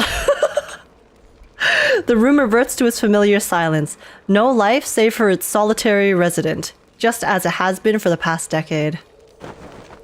Her hastily thrown on coat and hat slide to the floor as Willow leans on her right leg and limps over to the storage table filled with bottles and jars. There's still enough mucus left over from yesterday's snails for her to use. She pours the liquid from the jar into the cauldron. Just a wee bit left. She sets the fire alight, and the lubricant starts to bubble in the cauldron. Imagine seeing a woman throwing a child to the sky like a piece of paper. Eat snails? I'm sure Willow only do it because she knows Flutterpage will be okay because of her arcane skill. Because as much as bitter as Willow is, I'm sure she's a good person, and she does care about Flutterpage to an extent. Let them think what they will. Otherwise, she wouldn't put up with her at all. The Fog Hag. A toad monster. Failed work of an ancient alchemist. I love how her Irish accent shows more as she gets angrier. Yeah, it comes out when she's angry, guys. Yes, of course. But now she's sad. Charlotte O'Hagan. You're nothing but an ugly, evil, terrifying Charlotte O'Hagan. Fog Hag living in a haunted house. Is her name. You deserve every bit of it. She lifts her eyes and gazes out the window. To her surprise, she can see the moon, a flurry of small clouds slowly making their way across it, and a flock of silhouetted birds swooping and swerving in tacit harmony. Like the white sheep that roam those vast rocky hills, like the witches in the black robes who dance together in perfect unison. What an age. Ah! At last, witches Hey, no longer Willow, need she worry mentioned about being me. captured in their sleep, pierced on a stake, or burnt alive. Hey, Willow, what an age! Oh, thank you. You shouldn't have. I'm just a silly little old me, you know. It's no big deal. Yeah, you. Oh, shucks, you. Guys, it's my cameo. My reverse 1999 cameo. What an age! Our next competitor is now Witch from Ireland. Oh, is it flashback time? The ancient rituals are different now. We dance, communicating with spirits like a joyful game. Oh, wait, that transition was so good. This is the past. Graceful competition. And the winner for the floor ritual is... The desirable. Oh! What blew up? I left the pot on. Oh. Oh no! The smell signals a point of no return for the lubricant, and its appearance confirms it as she sees a small blackened mass stuck to the bottom of the cauldron. Willow's prosthetic leg grinds and creaks as the joints rub up against each other, causing her hip to itch. Feck. Oh! Did she just cuss? Is that supposed to be the F word? Wait, Willow! Willow, you good girl? I mean, she's not good. She just blew up her cauldron, but... Feck! Fit for the rubbish now. Feck! Rubbish.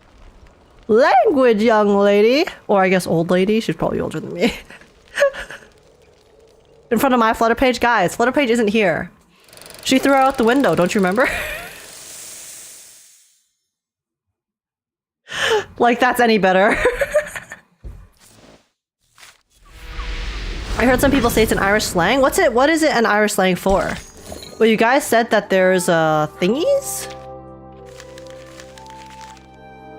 Was it like these? Everyone is curious about the witch's garden, and everyone fears it, except for one small bird. To her, it isn't so dangerous. Do not touch any plants with barbs. Barbs? The thing I had to pull off your leg yesterday. If a plant cuts you and the wound turns purple, or the blood isn't bright red, knock on my window. At any time, even if you're dancing, at any time.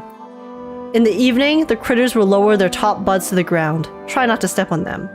Got it. So can I touch the top buds?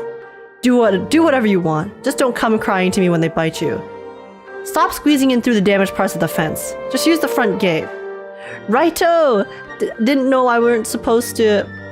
I'm teaching you arcane skills so you can fly, not crawl. Guys, Willow is actually a bitter old hag. But as expected, she has a soft spot for Flutterpage, and it's adorable. That's so cute. Okay, so these are all... Oh, every single one has like a little thing.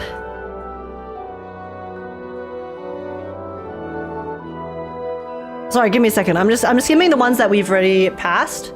But I'll read them from now on, like for the next chapters. Bog off.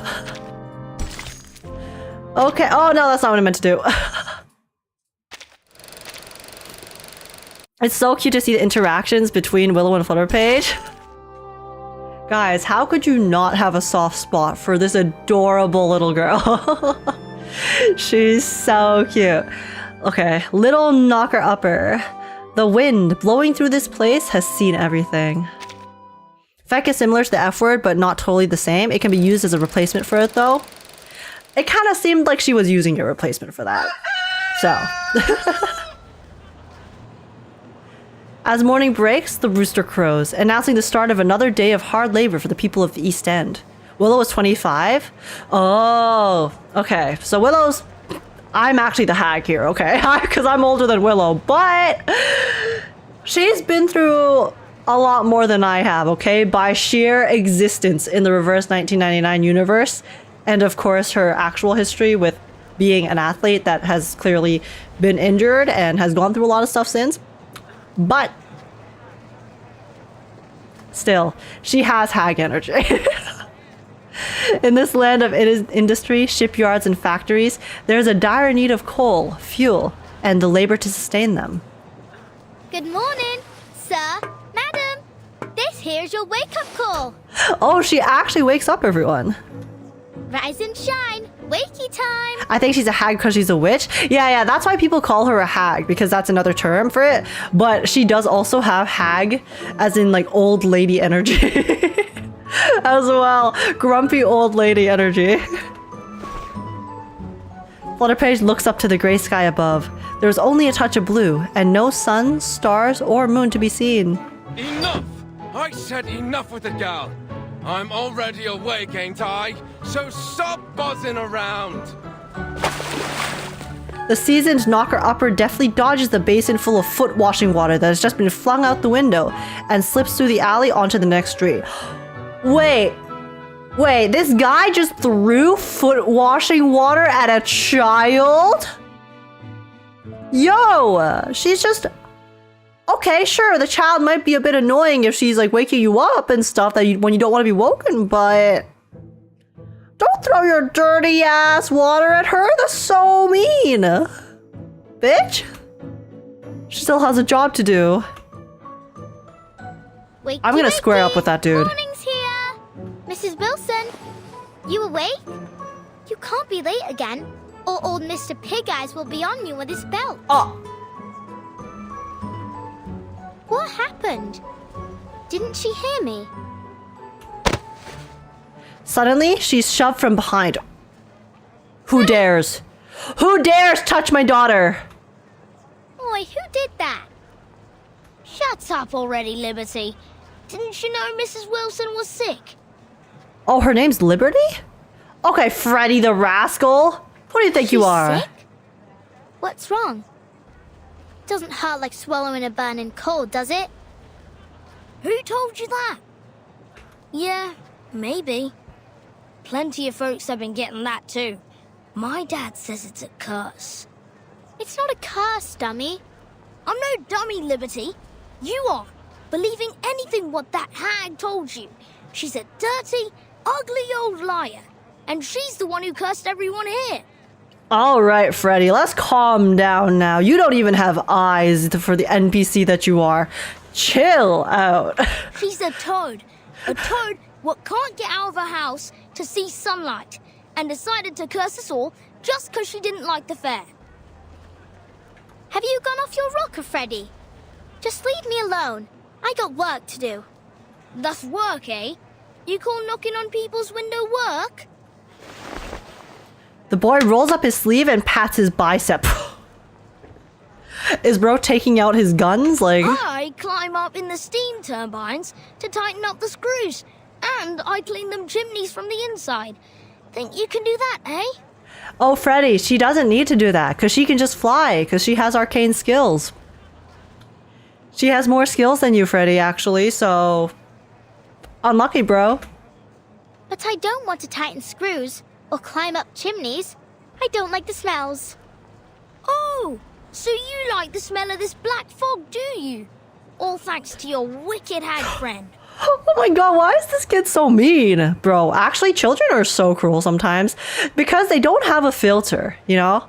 I feel like once you get older and when adults are mean, it's a lot more calculated. Whereas kids, they'll just say whatever the fuck they want sometimes. And it's so cruel. Go away. She whips a clothesline pole at the boy's knee with a sharp crack. Ugh. The boy leaps toward the girl, but loses her among the heap of rags. Huh? He swivels his head toward the sound and stands there shocked as Flutterpage deftly leaps over him. What the?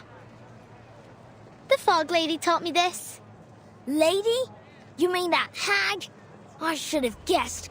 You'd be that ugly toad witch's apprentice. Oh, true, because Flutterpage is still learning her arcane skills. You're not my friend anymore. Anymore? You guys were friends? At all? I thought he was a bully. She runs off deeper into Cross Street. Yo, L. Freddy. Terrible kid. The old man looks just as it always does. From the strange garden to the ominous building, half lost in the haze of the smog. And oh my god, Saint Tontas! Welcome in! Thank you so much for the raid! How's it going, everyone? What's up? What's up? Saint lied to us? What did Saint do? Saint, lying is a sin, don't you know? How could you do this? But yeah, what's up, everyone? How's it going? My name is Age. It's lovely to meet y'all. This isn't ZZZ. Guys, we're having a rare not ZZZ stream today. We're playing Reverse 1999. But yeah, I do normally play ZZZ though. For everyone who's new, it's lovely to meet you. My name is Age. I am a variety streamer, Gacha gamer. I play lots of Zenless. That is true. I also play Wua, Honkai Star Rail, and today we're playing some Reverse 1999 because I have not played the game in a month, and I did promise my chat I would finish the story, which is going to go away in 2 days. So that's what we're doing today. But yeah, it's lovely to meet you guys. How's it going? What's up, Darker Sign, Jasper Beast? Thank you so much for the follows. But yeah, how are you doing today? H, are you still 4-2? Always have been. But yeah, how is your stream, Saint? I'm assuming you were playing Wua. Oh wait, shoot. I'm trying to move this. But yeah. Yeah, how was it? What were you guys up to today? Are you guys excited for the live stream in the morning? Oh, that's gonna be hype. Yeah, in around 12 hours, right? They're gonna have the 2.2. The 2.2 special program dev note live stream. I'm excited, really excited to see what they're going to talk about and announce. But yeah, sorry, I didn't mean to make Saint scam you guys. Yeah, I do normally play a lot of Zenless Zone Zero, but today it is the rare Reverse 1999 stream, so hope you guys still enjoy that nonetheless. But yeah, Etoxes, and Cloud said too. Thank you so much for the follows. Welcome. Mahir DB as well. But yeah, we need to call out that Ung Slater scam us. Canterbury Lagoon in 12 hours. I'm so excited.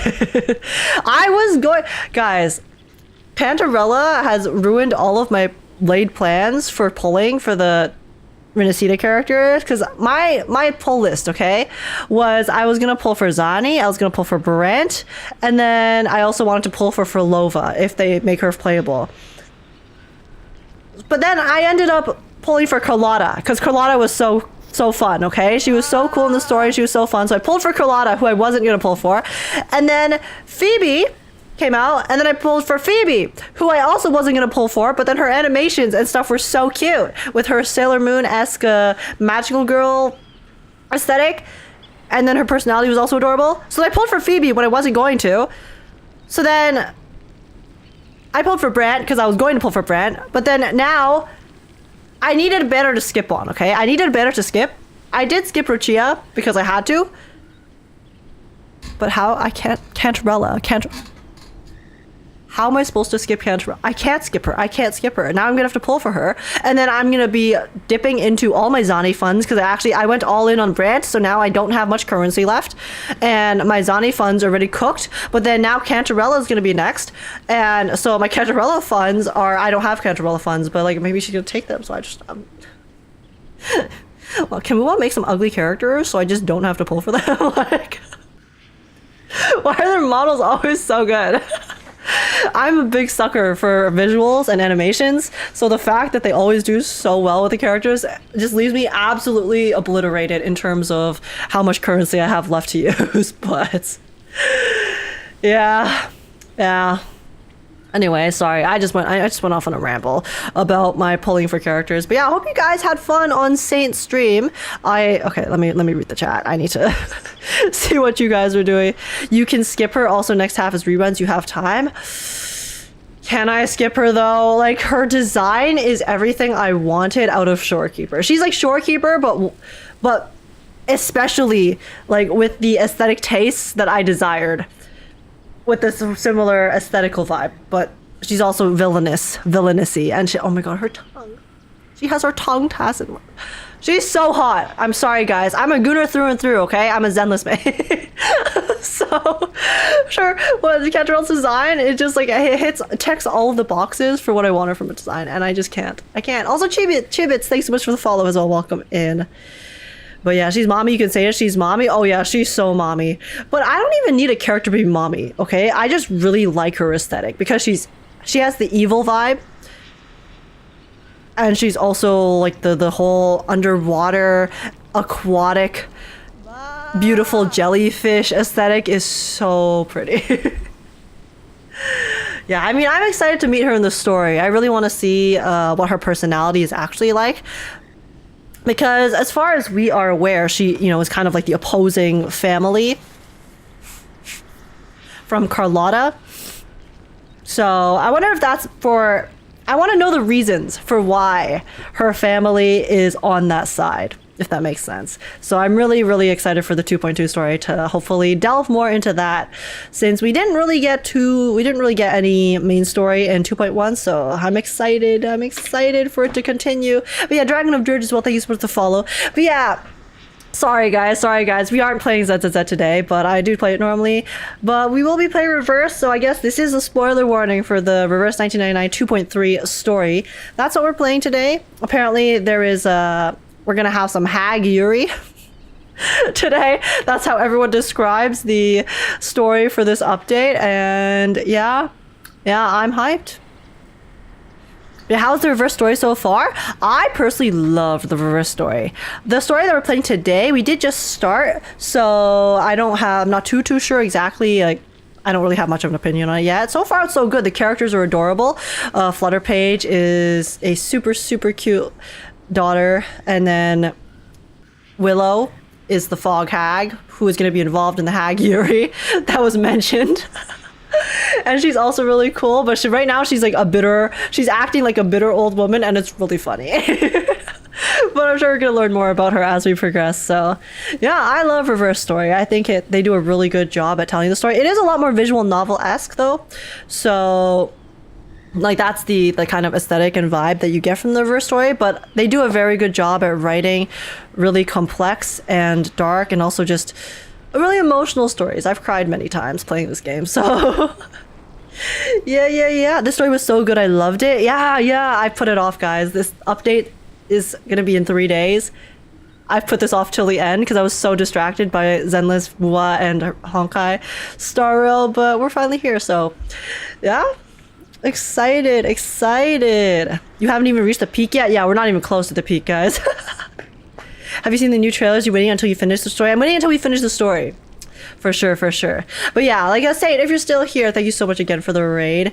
I really do appreciate it. Everyone on my end, please go check out Saint's stream. Saint Tontas, you guys probably already know who he is. But he's a really cool Wuthering Waves creator, is his main game.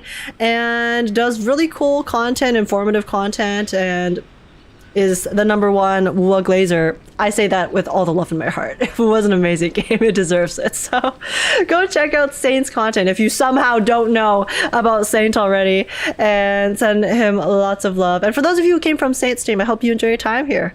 Lovely to have you, and hopefully you guys will be able to enjoy some Reverse 1999, even though it is quite different from Wuwa itself. But yeah, we will be watching the live stream tomorrow, the Wuwa live stream, and then probably playing some Wuwa for tomorrow's stream as well after the live stream too. So if you guys want to see me play some Wuwa, then we are going to do that soon. So it'll be a good time.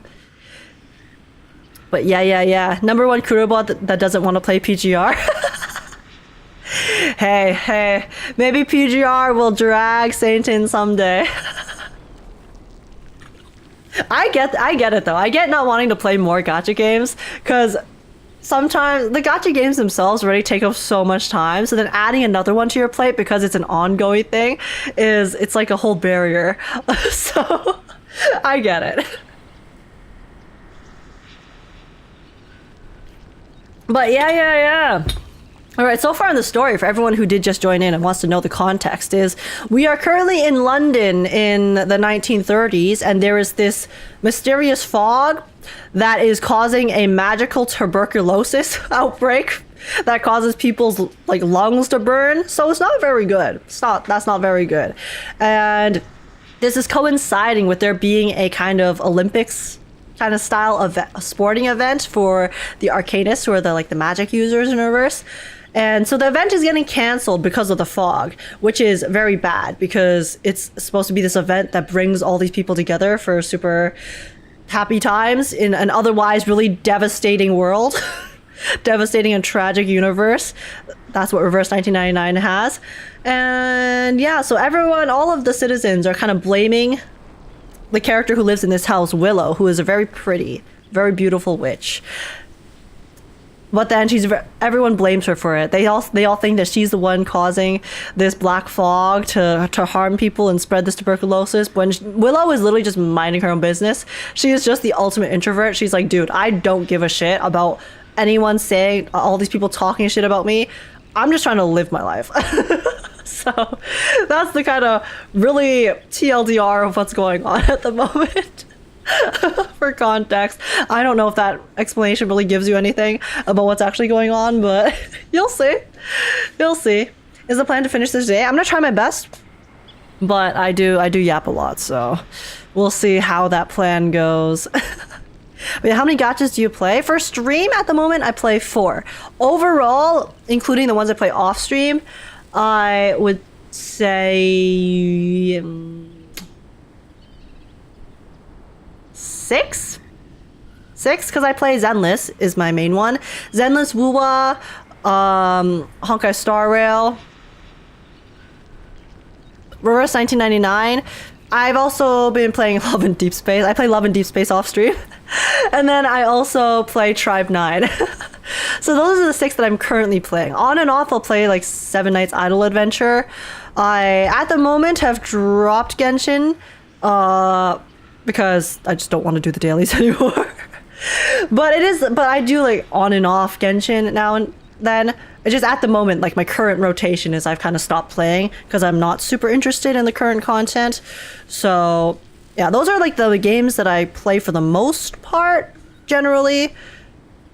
I used to play Pro Sekai as well, which was like a rhythm game, the Hatsune Miku rhythm game, but I just also don't have time to play the rhythm games anymore because rhythm games require you to actually be there playing it. So I stopped playing that a while back. But yeah, I kind of have gachas like in my rotation off stream now and then. But the main ones I stream are Zenless, Bua, Honkai Star Rail, and Reverse at the moment. So yeah. Holy, you dropped Genshin? I have a Stockholm Syndrome relationship with Genshin. Because I really like the universe and the world. And I'm super attached to the characters. But for me, I got really disappointed with Natlan's direction, so then I just kind of stopped being as into it. So at the moment, I'm just not into it. I'm willing to go back. I'm willing to go back if they release story and content that I'm interested in again, like Shishnaya. If they finally bring it back to maybe the direction that they were heading in the story beforehand, then I really hope they do, because I really like the direction they were taking before Natlan. But at the moment, I'm just not into it, so I'm not playing it. That's usually how it goes. If I'm not into a game at the time, I'll just kind of drop it for a bit. I'll come back in the future when there's more content I want, but I try to treat them like that, so it's a bit healthier, because I have been a gacha addict my entire life, so I don't want to force myself to play a game because of FOMO. So yeah, that's my current list of games that I am in. But yeah, I've also played like Nikkei before. I used to play Epic 7. I played lots of gacha games, guys. When I tell you I'm a gacha addict, I genuinely am a gacha addict. I have played non-stop gacha games my entire life, and multiple at the same time. So yeah. We all used to love Genshin, but it doesn't love us. Yeah, unfortunately, but you know, it is how it is. If a game ever disappoints me, I'll drop it. It's the same for any game I like. So if they ever come back with some good story that I'm into and enjoy, we'll definitely go back to it. But for now, I just kind of enjoy the fan content on the side, because I still like the universe a lot. So I just don't feel like actively playing the game at the moment, so I don't. But yeah, anyways, today we're playing some Reverse though. Yeah, so the Reverse story, we're currently on chapter 5 of the 2.3 story. I'm trying my best to finish it all today, but the live stream in the morning is quite early, so we'll see. We'll see if I can finish it or not. But apart from that, shall we continue onwards? Genshin is that toxic ex you struggle to leave. That's why I said it's a bit of a Stockholm Syndrome situation. Actually, no, not Stockholm Syndrome. It's like I guess it is kind of Stockholm Syndrome, because I really don't want to give up on it, but oh my god, but they make it so hard. They make it so hard to have hope on and to keep hope with it sometimes. So it's rough. But I do still have a lot of love for the game itself, just not so much for the direction it has taken as of late. So we'll see. We'll see if that changes in the future. But yeah, anyways, let's talk about the games that we're currently playing. So Reverse. So yeah, I guess we're gonna continue the story. And okie dokes. But yeah, so now we're going back to Willow's house, who is the Fog Hag that people are blaming for all of these misfortunes. And yeah. It's not snail delivery day. But after she threw me out of the house last time, maybe I'll go apologize. The Flutterpage is so cute, guys. Maybe then I can learn some more tricks from her. Or at least read her books. Squeak? The creatures eye her wearily. Hello. Now why welcome in, guys. Welcome in. Last time. She's not a bad person. She even gave me some flying medicine. It was sweet and sour. Wait, guys. Hello. Welcome in, guys. Welcome in. Today, we're going to be playing some Reverse 1999. Sorry, that's how I start all of my introductions for my reaction videos. Guys, Flutterpage is trying to steal my thunder. Oh my god. Listen, I would let her steal it. She's too cute. You think Miss She can have everything. She can have my soul. She needs new friends. And maybe some flying medicine too. We need to blurb that, Ayo. I mean, the soundbite's there. Get that clip going. Squeak! The carbuncle seems to reject her assessment, leaping side to side in a clear display of defiance. But this time, I won't go through the window. Not that I get why she was so mad. Was it that I stopped her from eating breakfast, maybe? I mean, if someone interrupted my meal when I was hungry, I too would go on a warpath, so high key, that's a pretty valid reason. Figure it out. I bet by walking from the front door, she won't be so angry. Flutterpage enters the garden like she always does, except this time, the carbuncles don't make their way for her. Oh, they're all mad now. They leap at her. What's wrong? Oh. Flutterpage swings the clothesline pole, but fails to drive them off. They close in on her, malice in their eyes. Fortunately, reinforcements come galloping through the smog. Mr. Brimley! My goat! What are you doing here? Good lord, I hope you didn't get hurt. Mr. Hat! Miss Bartley, Hello? I advise you to please stay a safe distance back. Yo, he's our knight in shining armor. No. Oh! Caroline Bartley? Who is that? Just look at the state of this garden. Oh, Charlotte, what have you been through to fall this far? Wait, guys, I noticed just now, you see this little decoration on her dress? It looks very similar to Willow's headpiece that we saw earlier. And it seems like she knows her. Because Charlotte was Willow's name, right? Charlotte O something? This is someone from her past? Let the curtain rise. Interesting. Which road is charging? A gift. Target confirmed. Give me a second. My glasses are a little dirty. I need to wipe them. Struggles of the visually impaired. Perhaps it's a gift for the tooth fairies. Thank goodness, you're in one piece. I don't get it. They ain't never bit me before. Well, you must always stay alert when you encounter critters, even in a familiar place. That's some genuine ranger's advice. A ranger? Are you really Oh, wait, a ranger? it's because, oh. Can you be a ranger without a real horse? Will I get a hat like you if I get to be a ranger? Oh, I remember the reason the critters are so upset was because earlier Willow was doing the ritual to try to calm them down, but then she messed up because of her injury. So then that's why they got super aggressive. So then I guess this time they're still pretty aggressive. So that's why they attacked Flutterpage when she came by. That's my guess. Fortunately, a hat's range of expressions doesn't include awkwardness, or much else for that matter. Hi, miss. Are you here for the lady living here? Flutterpage circles the unfamiliar lady, looking her up and down. Miss, you look a lot like Miss Willow, the fog lady. So straight and proper like a swan. Oh! Miss Willow, you said? Flutterpage claps her mouse before realizing she wasn't the one to utter this name. Oh, true, because Willow said that she could only call her Willow in front of when they were alone. Oh no! Yes. She exposed her. Willow. Did she say you were allowed to call her that too, miss? Allowed? Even her sigh carries an elegant, melodious quality. White and black swan? Oh, I wonder if this is one of her old friends from, maybe they trained together. They were both the ritual dancer, both ritual dancers in their past, or maybe she was her mentor? What kind of nutter has she become? Thank you for taking me here, Mr. Brimley. I can handle the rest myself.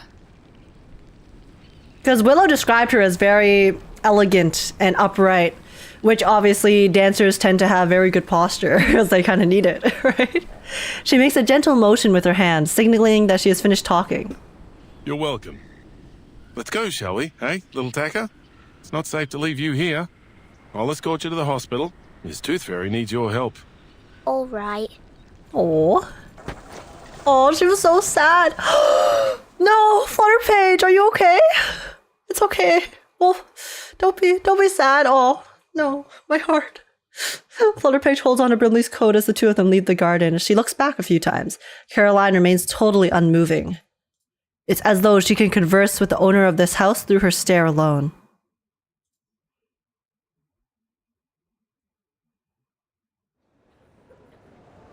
Huh. Huh. I thought a hospital was They have a big, deep relationship, I big see. building. This is more like a fair. Only with sick people. Oh, whoops. Patients lie on basic steel frame beds, their once pristine white sheets now marked with yellow and gray stains. In the face of such a scene, the bright flags of the Uluru Games now look lifeless and limp. Well, you're right there, mate. It's not your typical hospital. Arthur's calling it the London Emergency Relief Centre for Special Tuberculosis Patients. The magical tuberculosis that makes your chest burn. That sounds so horrible. But it's still kind of a hospital, ain't it? You inhale smoke. You just inhale the air around you, and then suddenly your entire chest is burning. Dude. That sounds so terrifying. She doesn't linger on this thought for long. The image of the unfamiliar lady in Willow's garden won't leave her mind. Who's that swan lady? She's not from Cross Street. How did you know Miss Fog Lady? Me personally, I would tank. Okay, lungs of steel over here. Damn. My lungs are not that strong. Swan? I suppose you mean Miss Caroline Bartley. We're hoping she'll be our lifesaver. It's okay, just max your HP, and then you can tank a lot of this fog. It'll be fine. Mr. Fogg appears behind them, looking rather pale. Lifesaver? Exactly so. There's a curious spark behind Mr. Fogg's eyes. He looks straight ahead as he speaks. See, my hat friend. We civil servants can actually accomplish a thing or two. Mr. Fogg. Guys, Arthur is so cute, actually. Also, oh my god, thanks for the posture check. Dude, I don't have a straight and upright posture, okay? If Flutterpage saw me, she'd be like, dude, who is this hunchback? Look at that. We found Miss Bartley, a shining star of Uluru, a talented competitor, and above all, she's an insider. She arrived in London days ago, looking for our Fog Lady. She claimed to be an old acquaintance. Some luck, isn't it? If Shrimp posture. The connection between her, the Black Fog, and this fiery TV. Yeah, what playing 6 Gacha games does to a MFR. That Miss Willow truly has a special name. Heh. What are you laughing at? How long have you been up, mate? Guy's running on 72 hours. A thought crosses Brimley's mind. His partner has probably hardly slept all week. A burst of glorious vigor illuminates the Fogwalker's face, like sunlight breaking through a gap in the gray sky. Edna posture. No capes. Sleep? Who needs to sleep at a time like this? I'm more than energetic. I'm a veritable locomotive. Better than ever. Me after midnight when I need to go to bed earlier because my sleep schedule is absolutely fried. But then my brain decides, oh, it passed midnight. Your time is now, Age. Your time is now. I'm gonna give you so much energy that you will not be able to sleep for the next 6 hours. Let's go. Thank you so much, brain. Oh my god, it's great. This is great for my mental health and well-being. Oh, thank you. Thank you. Mr. Fogg, how did you know? How did you read my brain like that? That's crazy. That's insane. Also, what's up, Wiz? No sleep gang represent? Exactly. Fist bump. Arthur, you need to get some shut-eye, mate. Is that what you think?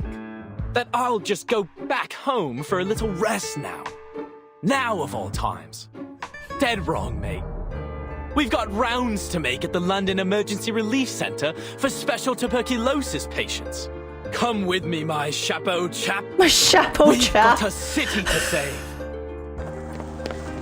Mr. Fogg grabs the hobby horse and forcibly drags Brimley away with him. Oh, all right. Miss Flutterpage, go find Miss Tooth Fairy, would you? She said your arcane skill might be of some help. The way they have him fade out as he's getting dragged. The two of them quickly vanish into the streets. Wait, that sound design's so funny. Help? How can I help a witch doctor? Maybe Miss Tooth Fairy will tell me. But where is she? So many people here.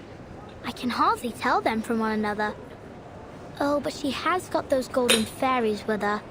Maybe I can see them. Like how Miss Willow taught me. Oh, to track down the arcane energy. Oh! You need to learn to see it first. Guys! Look at her!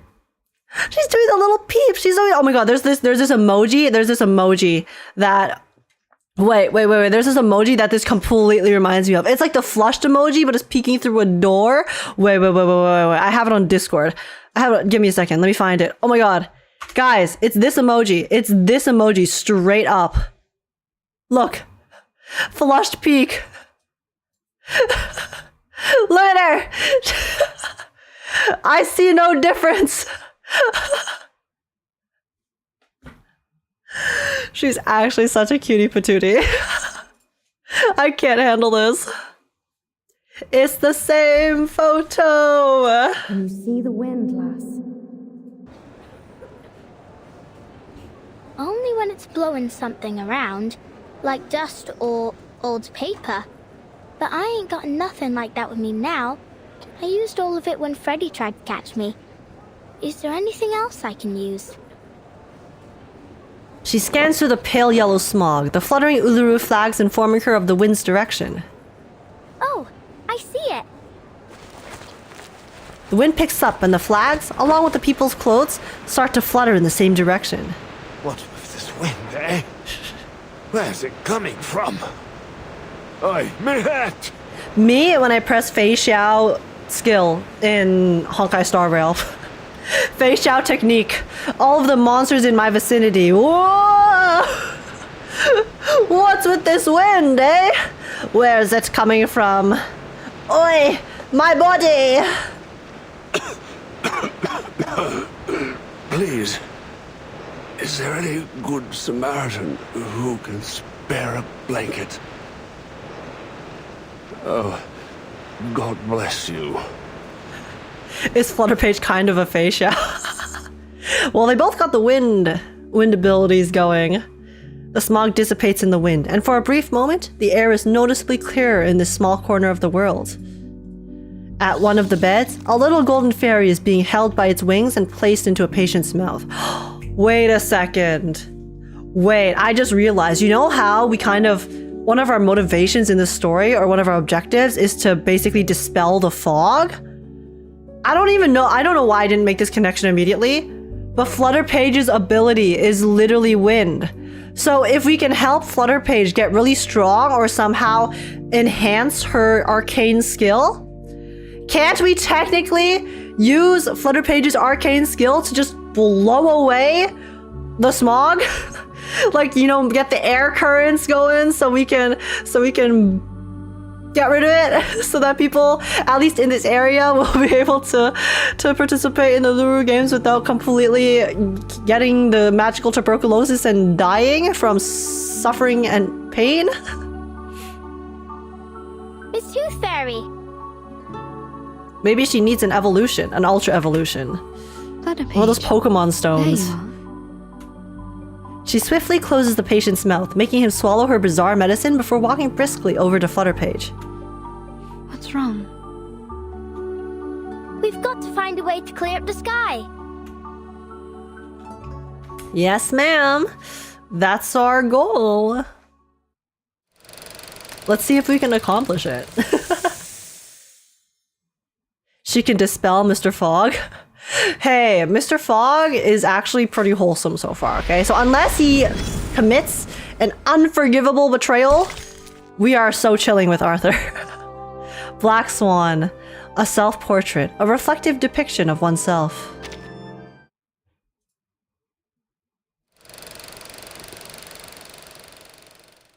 I hate it when I die from suffering and pain, yeah. Yeah, unlucky, honestly. Me when I lose a 50-50. The oak door slowly creaks open, the inside air meeting the outside and stirring up a faint mist. She struggles her way through the garden, a brazier in her arms. It's been near a week. With every step, her right leg gives out a painful creak. She looks at the half-open window. This week has seen a number of uninvited guests, but not one of them was the one she'd been hoping to see. I mean, there is a brand new guest who's arrived, who knows who you are, so I wonder if that's the guest that she was waiting to see. Black Swan Star Rail rep? Yeah, so where's the white swan, guys? That curious little thing who flutters back and forth like a sparrow. This is how the world works. I should have known. I'm always too naive. She carries out her usual task of clearing out the garden. First, she gathers dry twigs and leaves to use as kindling. Then, she strikes a match, throws it in the brazier, and waits for the fire to grow. Is this the one in her room? Because, you know, in her room, she has a big-ass fire for some reason, and a bunch of stone pillars. As the fire intensifies, she gathers the trash from around the garden, most of which is flung into her garden by her neighbors, and adds it to the fire. A dead mouse. Classic. Sure to disgust me. Willow picks up the decaying mouse carcass and tosses it into the flames, the fire flaring up so fiercely it nearly scorches her eyebrows. In the early years, she would often watch from the window, her dark eyes fixed on the people who passed by. Rotten apples and eggs from that boring old codger. I suppose he's down to his last teeth now. Soon enough, the only thing he'll be eating is porridge.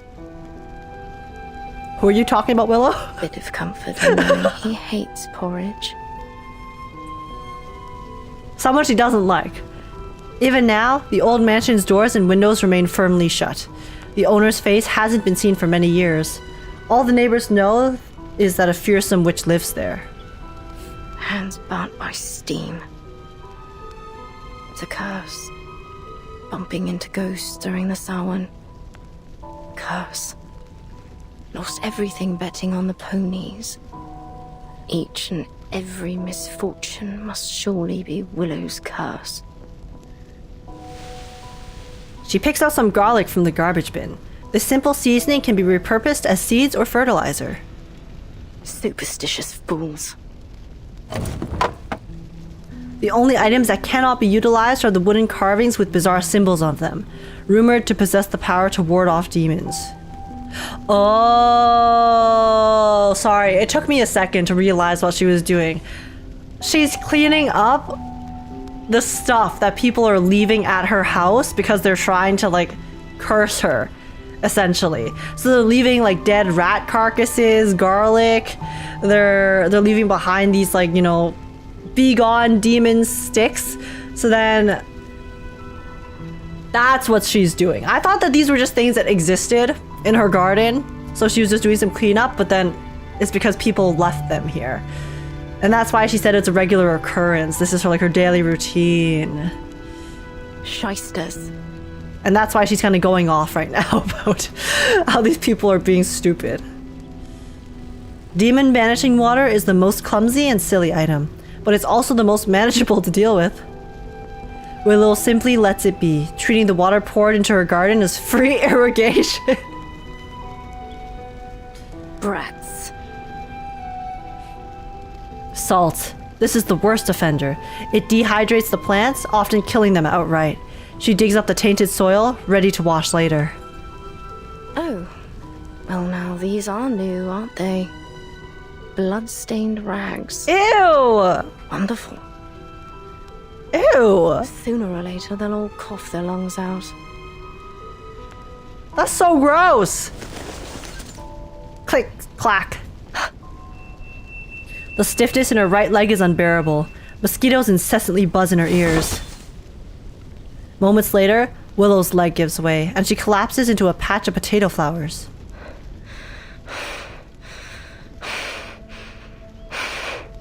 Girl, you good? Soft, soggy soil. ... A limp, decomposing body. ... No! She smacks her prosthesis on the knee, as if the blow will set the joint back in its rightful place. She grabs the dirt as she fights to get to her feet, struggling. This is a struggle she's long grown used to. Lured by the sound of her strikes, the carbuncles slowly make their way toward her. Away with you!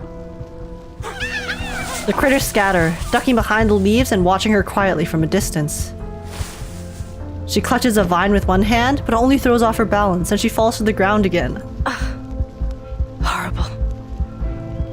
She is more proficient in the art of balance than almost anyone, yet she also finds it more difficult than anyone to adjust to even the smallest imperfection. No. I don't need to cast my arcane skills. Oh, she's been trying to avoid using her arcane ability. Oh, I wonder what it is. Stand up. You loser, you. Huh. I need machine lubricant. I suppose I need to buy some. The reason she doesn't want to use her arcane skills is gonna be so sad, isn't it? This time, she makes it to her feet. Click, clack. I can do this. I will do this. All by myself. Also, oh my gosh, Etox, oh my god, I can't pronounce, I'm illiterate. Etoxes, thanks so much for the water. I should drink. Her steps grow clearer, more steady. She grips the delicate metalwork of the gate. Nothing to it. Let's go. Clack, clack. Her leg clacking like a slow, mournful melody, she steps into the smoggy, somber streets of London.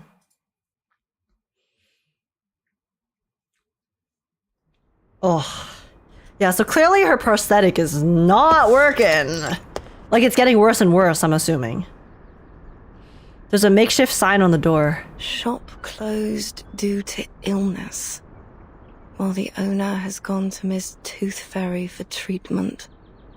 Please leave your name, order, and address on the list below, and we will deliver it to your home as soon as the owner recovers. She picks up the pen, then sets it down again without writing a single word. Tooth Fairy. All right. Then I can find the owner if I go to this Tooth Fairy.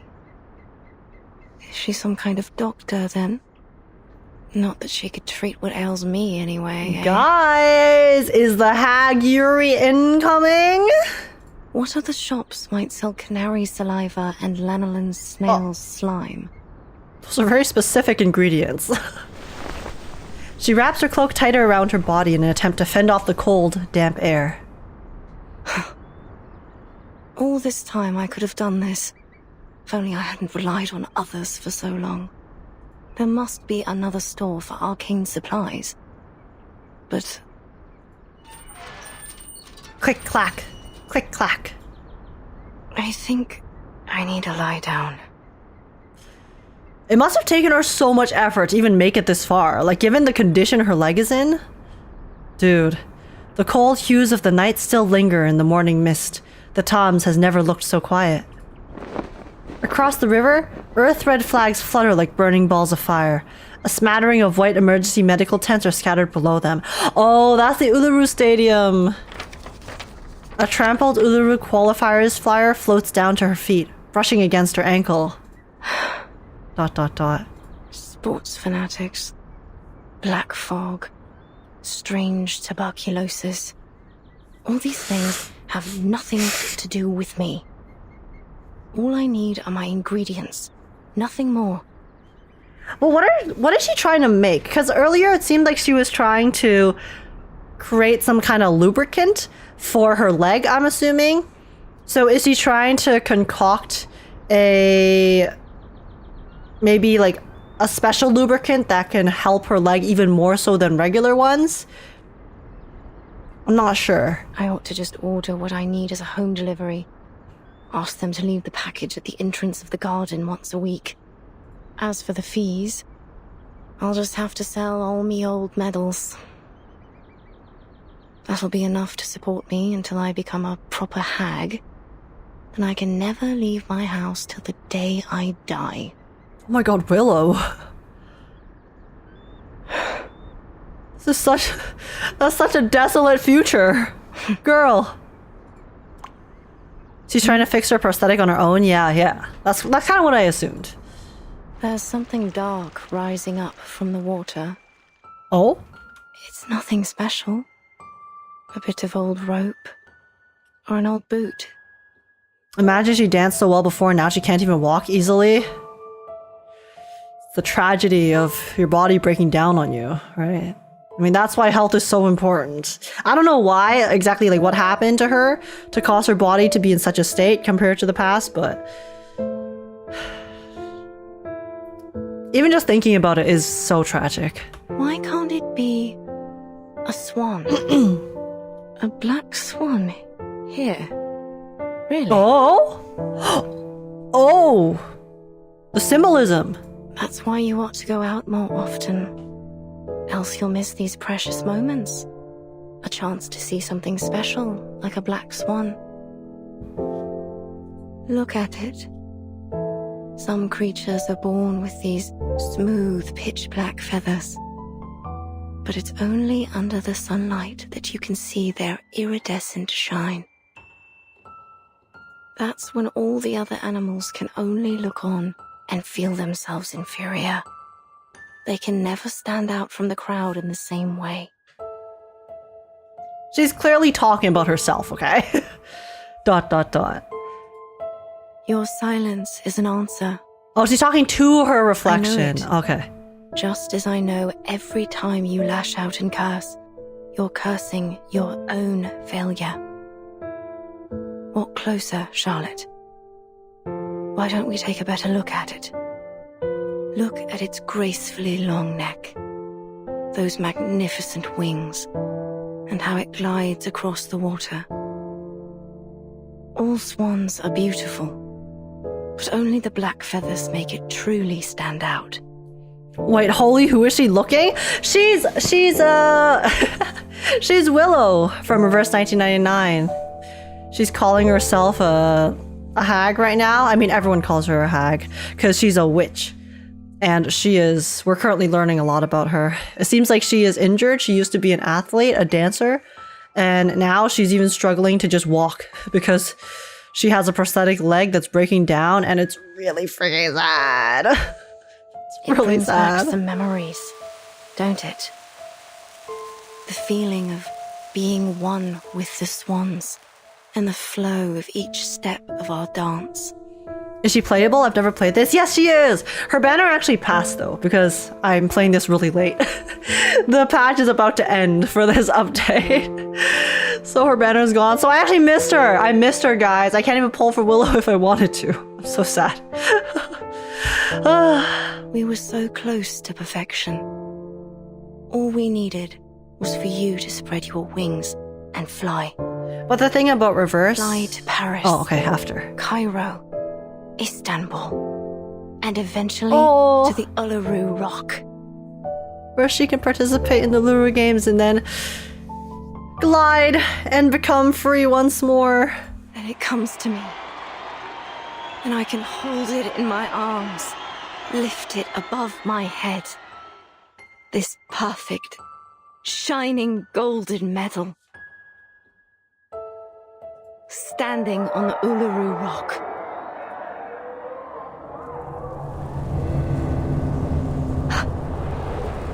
But everything changed when the Fog Nation attacked. Miss Willow, but what are you doing out here? You've got to move. Black fog is coming straight for you. Ignore the noise. Eyes on the swan. Oh. It's only a tacky white swan covered in soot. How ridiculous it looks now. Oh my god, the disguise. metaphor! The poor thing. It must have been covered accidentally. Miss Willow, why are you looking at that swan? It's dead. The black swan wasn't special at all. She feels like she was never special, and that she was just... She thought that she stood out and was special, and could stand at the top, but then she turned out to just be a nobody who was dirtied and faulty, and Willow, and it's dead now. It's dead. The swan is dead, and then she's relating the swan to herself. Girl, I swear to God. Willow, we need to get you a therapist, my girl. Of course it's dead and gone. That's right. What kind of swan would want to be with something so ugly and stained? Of course it's ended up alone. Died alone. What else were you expecting? You didn't really believe that spread your wings and fly bollocks, did you? Hello? Can you hear me, Miss Willow? You ought to thank the black fog for lifting your illusion. Now you can see it rightly. You're not some special black swan that was born to greatness. You're nothing but... a defect? Miss Willow, you... What's wrong with your leg? but a cripple. Oh.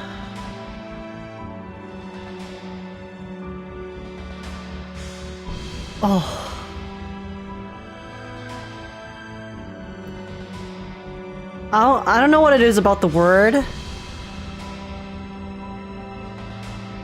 but her calling herself a cripple, even though, you know, that's technically the definition of the word, you know, someone who has like a irreparable injury like that. It's just, especially given her entire story, her entire motivations and passions, and this is the worst. This is worse than death for someone who is so passionate about something like that, like, you know, like sports, dancing, these endeavors that require you to have like peak physical condition. Come back, Flutterpage.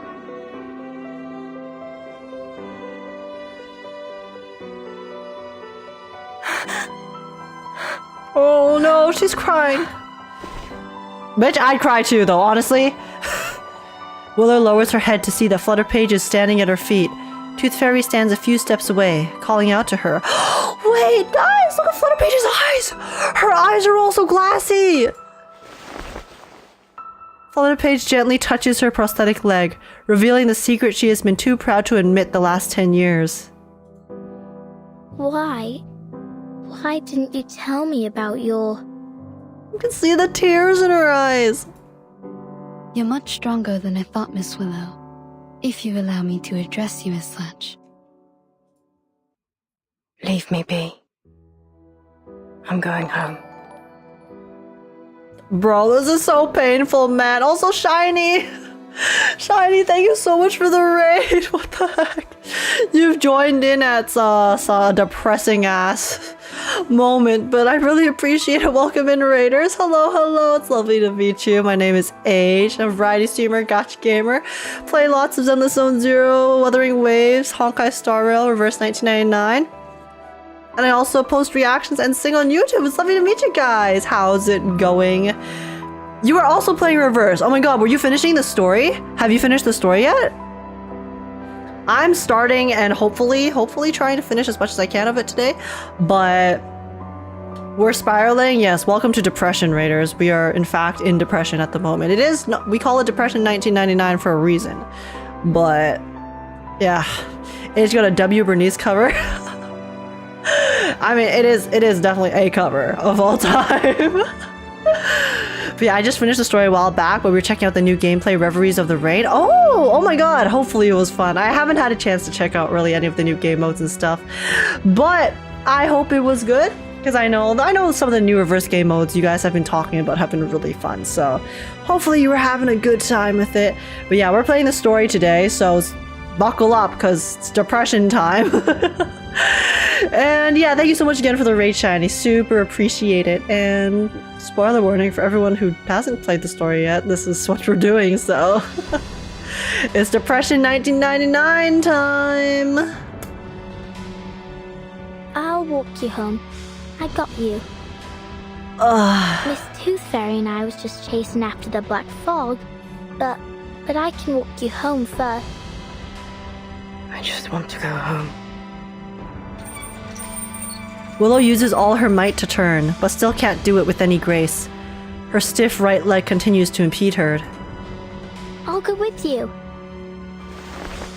She stretches out her hand and pulls at Willow's clothes in a clumsy attempt to stop her friend from leaving. Flutterpage. Willow swats her hand away. Huh? Stop following me! Oh no, no, Willow, don't say that to Flutterpage. Miss Willow! I just want to go home! I... Flutterpage remains in place, her eyes suddenly filled with tears. Tooth Fairy steps forward and pulls her into a hug.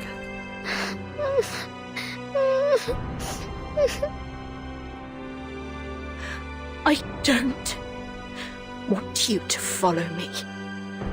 Stop, they're even animating the tears falling down her face, bro. ... They look on as Willow shakily walks into the smog, each step grinding away a little more of her dignity. Oh, why'd they have to describe it like that? No, don't say grinding away her dignity, because her gears, her leg is grinding, because...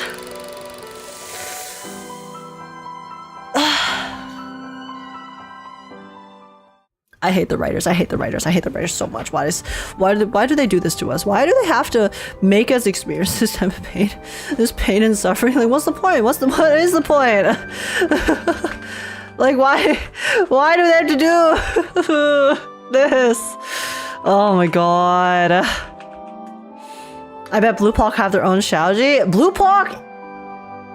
Honestly, does Xiaoji even have anything on Blue Pawk? I'll be so real. I haven't played Honkai 3rd, so I'm not too sure exactly about how far Xiaoji goes in his stories. But Blue Pawk's writers, somehow, even without killing off main characters, they still turn it into literally the most depressing story I have actually seen in my life. Like... Huh? Sadist writers straight up.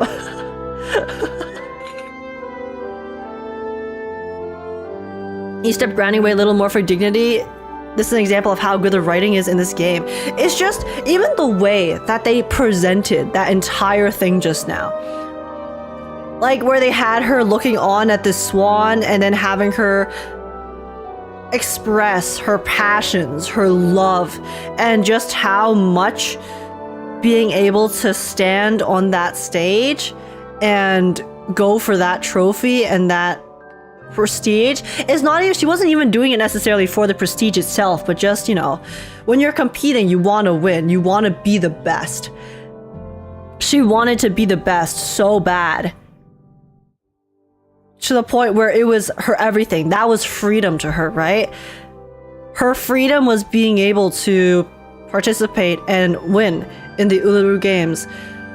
And like you guys said in chat just now, to have your identity so tied to this passion and this thing that means the most in the world to you, even more than, you know, living itself in a sense. To have it ripped away in the form of the physical injury, since this is a physical passion that she has. And just the way that they presented it with the black swan metaphor, because I think it's pretty obvious, you know, like she's like a black swan, whatever. That's the metaphor that's going on, the kind of underdog, the one that stands out.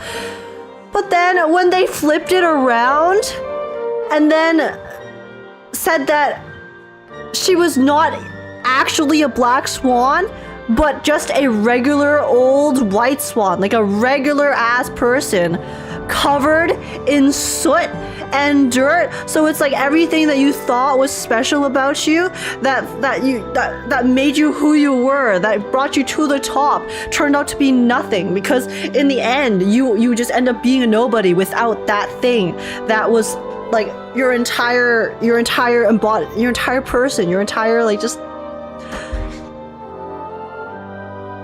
the way they described it was that blew my mind. The moment they said white, it was just, you're just a regular white swan covered in soot. My brain exploded because of how crazy that metaphor was. And then they had her grinding away her dignity at the end as she walked. That was so foul. Oh, Stain. Like she's just a regular person. Stained by her injury, and then the white swan's dead. It was dead in the end, just like how she right now is dead because she cannot go and become that person once more. She can't become that black swan anymore because of her injury. So in a sense, she, as Charlotte, is already dead. And all that's left is this shell of herself that can't truly enjoy the thing that she cared about the most. It's rough. It's rough, man. Also, my god. ALG, thank you so much. Oh my god, guys. Oh my god, we're getting so many raids today. Welcome in, everyone. How's it going? Thank you so much for the raid, Average Luck Gamer. I really, really appreciate it. What's up, everyone? Hello. It's lovely to meet you. My name is Age. I'm a variety streamer, Gacha gamer. I play lots of Zenless Zone Zero. You've probably seen me around. I play Wuthering Waves, Honkai Star Rail, and also Reverse 1999, which is what we're doing today, actually. I hope it's been going well. How was your stream? And yeah, I also post reactions on thing on YouTube, so it's lovely to see you guys. How are you? You've caught me on the rare Reverse 1999 stream. But yeah, how was your stream? You were playing Zenless, of course. What were you up to in your stream today, ALG? And also everyone on my end. Oh my god, I promo you so much. But everyone on my end, if you guys enjoy Zenless content, you want some good ass guides, and just overall fun time, please go check out ALG's content over on his channel, his YouTube, and his his Twitch. Cause yeah, he's a really, really cool Zenless Zone Zero creator. CC, so please go send them lots of love. But yeah, how was your stream? How are you doing today? Be great. Yeah, I super appreciate you guys all coming over. Also, Maximus, Theo, Beep Beep the Sheep, and Unmasked Gamer Guy, thanks so much for the follows. Welcome in. How's it going? And oh my god, Beep Beep, thank you so much for the tier 1 sub. I really, really appreciate the support. That's really kind of you. Sorry, I was a bit ahead of the notification on the stream, but I really, really appreciate it. Thank you so much.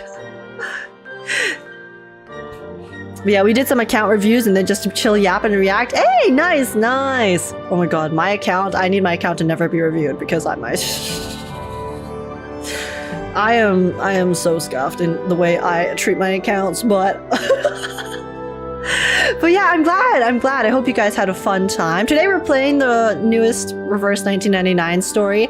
This is actually from the 2.3 update, which was a while ago. It's gonna go away in 3 days, so which is why we're playing it today, trying to finish it all before it does finally leave. But yeah, I hope you guys will, stick around to catch it if you guys are interested in Reverse 1999. It's also an amazing other gacha game that has really, really good story. Very depressing though, so that's the mood. We're depressed, okay? We're depressed here today.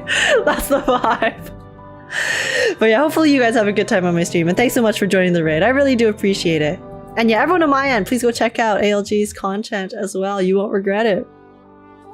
But yeah. Let me review it. I mean, honestly, it's better now, okay? My account is better now because I have worked on it a little bit in terms of my discs and stuff. But dude, all I'll say is up until maybe one or 2 months ago, some of my units on my main team had unleveled A rank relics. Actually, no, straight up, one of them didn't even have relics. Wait, do you guys remember when we looked at my teams for the first time? And then Lucy was literally missing relics even though I used her on all of my teams.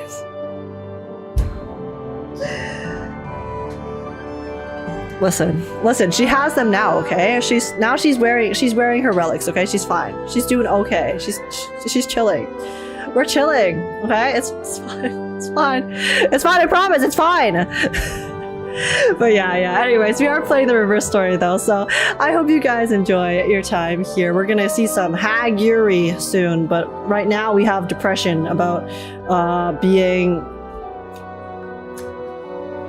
one of the characters used to be an athlete and was at the top, and then at one point got injured, so now her current state is that she has a really bad leg injury and she can barely walk now, and it's just really sad. Okay, that's where we currently are. What's currently going on.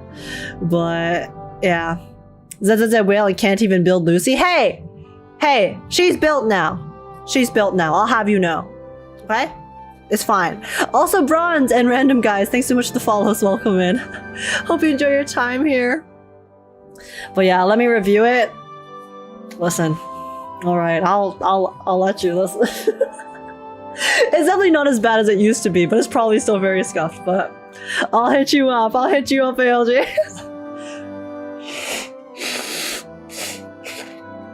Sorry, give me a second.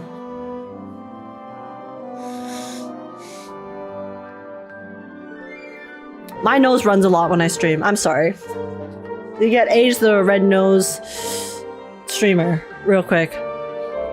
But yeah, anyways, we're gonna continue the story. Am I gonna finish this today? Honestly, it's been 3 hours. Guys, it's been 3 hours! How long of this story? We've literally played like a quarter of it. Oh my god, we keep getting so distracted. Okay, guys. Let's continue. We got story to finish. So here we go. Next chapter, brunch. This gap, fill it up with tangible things like warm hugs and heartfelt embraces. Heartfelt embraces are not enough for us to not be as depressed about what just occurred, so... Anyways. The writing in this game, crazy. Oh! The floor ritual is one of the most popular events. Oh, of the this is Uluru back in the Games. past. It has a bewitching style that generates a resonance between the dancer and audience. Charlotte was a genius. She was born for it. And God has sent her a coach covered in dark feathers and skilled in ancient Celtic runes. It sounds like she's talking in the past. Like talking about the past in the present. It's okay, lol, I'm heading to bed, heading to sleep, catch up soon. Yeah, no worries. Get lots of rest, ALG. I know, I mean, it's probably pretty late in your time, so please take care. Sweet dreams. Thank you so much again for the raid, and I'll catch you later. We'll catch up soon. Bye. Coach Raven taught her the primal witch dance that ignited a fire within her. At least, until that tragedy 10 years ago, which took her leg. Oh my god, this art is so pretty though. Coach Raven had given her a pocket of flower seeds as a reward for all her diligent practicing. It said they were from the druids in the forests of Glastonbury. Wait, were the seeds did they explode in her pockets and then that's why her leg is broken? Because it was in her pocket? I guess she planted them around her house and got this garden. Now all these okay. bizarre plants share the same strange air with their owner. Never mind. It's just some mystical weed. Her seeds are exploding. What did I come back to? I was just theorizing, okay? Also, I didn't... Guys, we're not talking about exploding seed, okay? That's not what I meant. That's not what I meant. The only exploding seed I know are the ones in Wuwa, where you throw them and then to get rid of the vines. The plants in the mansion's gardens are all drooping towards the ground. There's a new sense of weariness that wasn't present during Tooth Fairy's last visit.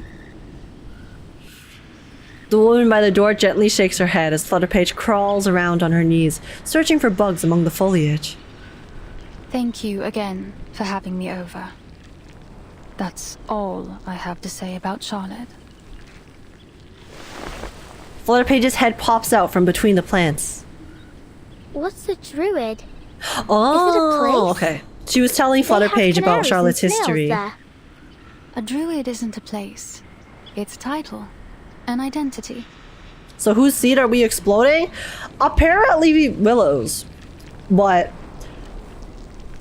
she's going through a bad time right now, so... Identity? Oh, like a name.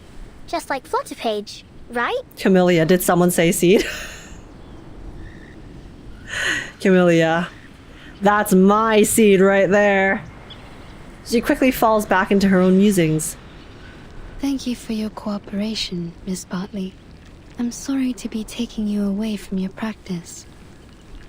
Oh, so you she's should still be. dancing. I don't much enjoy being bothered by stuffed-up bureaucrats. Oh. The accomplished floor ritualist has never been one to hold back her words. Dude, she just insulted the hell out of us. But if you ask me... Caroline glances once more at the narrow window of the old Victorian house. It's tightly shut. I will tell you that it isn't Charlotte that's summoning the black fog. I stand by that. I swear it on all my honor as an Uluru competitor. We're witches, but not in the traditional sense. We practice witchcraft to win medals instead of summoning devils. We trust you at your word. It seems like that concludes our investigation into this Fog Hag. Thanks again, Miss Bartley. Miss Tooth Fairy, if you do want to thank me, mind doing me a favor? Can you take care of Charlotte for me? Tooth Fairy nods, but Caroline seems to have an unusual hesitation as she deliberates over her choice of words. In the end, she yields. Please do something. Anything to bring her out of this hole she's dug for herself. Whatever you do. Break down her door, drag her out by her hair, even blow up that old mansion. I mean, I don't think arson is the answer, but... If the ends do the ends justify the means? Let's find out. Just don't let her hide in her stupid house. She'll let you inside now. There's no longer any power preventing you. I can sense it. You know this place well. Have you visited her here before? Caroline bites her lip, holding back the words on the tip of her tongue. Then, she walks away. I think Miss Bartley wants to come in with us. Maybe so, but she's made her choice. She doesn't want to join us inside. Least toxic YURI, by the way. Honestly, this is so goddamn healthy. Like, the only... Actually, no. There's quite a few healthy relationships in Reverse 1999. One of the least toxic YURIs, in my opinion, though. And we'll see. We'll see how Caroline and Charlotte are, but Vila and Windsong are the most wholesome couple I have ever seen in my life. They're so cute. And they're so healthy. They experience some tragic stuff, but big heart for them both. Vinsong and Vila are the healthiest? Yeah, exactly. Oh my god, we're all on the same page! Let's go! Tooth Fairy shakes the jar in her hand, not containing her usual tooth fairies, but filled with a collection of linoleum snails. Blondie and Jessica as well. See, Blondie and Jessica are cute, but still nowhere near as healthy as Winsong and Vila. Because with Blondie and Jessica, they still have a little bit of head-butting here and there, you know, but which is not inherently bad. But if we're comparing healthiness of personalities and relationships, then Winsong, Vila take the cake. Let's go, Flutterpage. We still have work to do. Whatever you say, Miss Witch Doctor. The two of them step quickly under their feet. There's nothing left to obstruct their path. They step around a few threatening-looking plants as they take the winding road to the creaky oak door. Tooth Fairy goes to knock, but the door swings open the moment her knuckle hits its surface. The door isn't locked.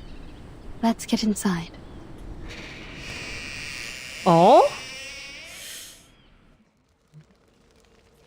Willow sits at the table prepared for one, surrounded by an exorbitant amount of half-finished food.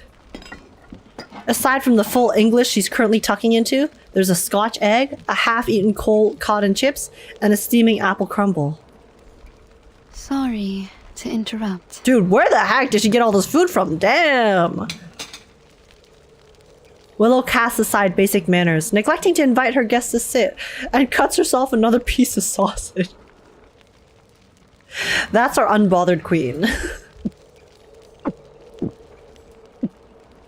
Diets high in sugar and fatty oils may well lead to stomach illness, Miss O'Hagan. Tooth Fairy, I didn't want to hear that. High in sugar and fatty oils? What do you mean? What do you mean by that? I don't... But Tooth Fairy, they taste so good. They taste so good.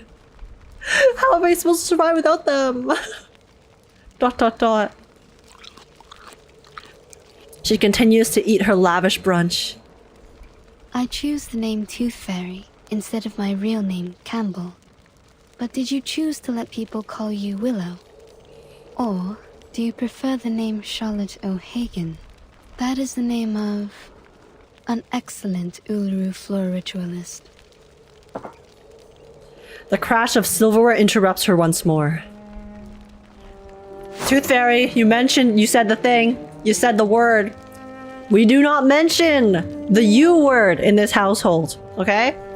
Otherwise, we will have someone go a little bit batshit. Understandably so. Understandable crash out, okay? Willow's crash out, I get it. But it's a crash out nonetheless. Then Willow sweeps her arm across the table. The silver dishes clatter loudly as they fly to the floor. Tooth Fairy. Some kind of doctor, right? I think your prescription is a little fuzzy. I'm no athlete. Oh. I've only got one leg. Wait, she's not even crashing out, guys. She's just depressed. This Charlotte has nothing to do with Willow. Just like I've nothing to do with the Uluru Games. So far as I know, the Uluru Games do not exclude people with disabilities from full participation. To be sure, but only if you enjoy parading yourself around for embarrassment. I think I'll pass, thanks. No one should feel embarrassed by competing, least of all the competitors challenging themselves. That is the point of the Uluru spirit. Willow rises with great effort, furiously stamping the floor with her prosthesis in the process. Excuse me? I don't remember having asked you for a running commentary. Oh! I'm sure you already know the answer in your heart. You have wisdom and experience. Who even invited you here? It's time you leave. Willow's like, bitch, you come into my house and then start preaching at me about my unresolved past? I'm here representing our mutual friend, Flutterpage. At the mention of this name, Willow pauses and takes a step back. What for? Popped by 7-Eleven after her breakdown and binged on depression snacks? Yup. Her feast. You know, sometimes when you're really sad, you just want to eat. You either want to eat, like, not at all, or you want to eat a lot of stuff. You start craving random ass foods. Willow's going through it. I understand that usually the only one welcome inside is Flutterpage, but I'm here to apologize on her behalf. Apologize? Oh? She places a small jar of snails on the table. What's this? An apology gift. She ran off a little before sunrise to collect these for you. Wait, Flutterpage. She's such a sweetheart. She collects these arcane creatures you use to make the lubricant for your prosthesis, right? But she's afraid that you'll get angry at her again, so she asked me to give it to you. Oh, this sweet summer child. Guys. Oh, I see. Guys. Now I'm the hateful, angry, wicked witch. Can we have a single child in this game who does not have to experience a irreversible and irrevocably terrible and tragic incident? Can we? Please, Flutterpage. Let Flutterpage have a normal-ish past and a normal-ish future. Willow's the one who's going through it, okay? Let Willow go through it. Let her deal with her own stuff. Let Flutterpage have a peaceful existence. Blue Paw, I'm begging you. Just one. Just one child in this game who does not experience something tragic. Please. No, you're not. The things that these people say about you, they aren't true. As I mentioned, Flutterpage wanted to apologize because, quote, she didn't want to break your heart.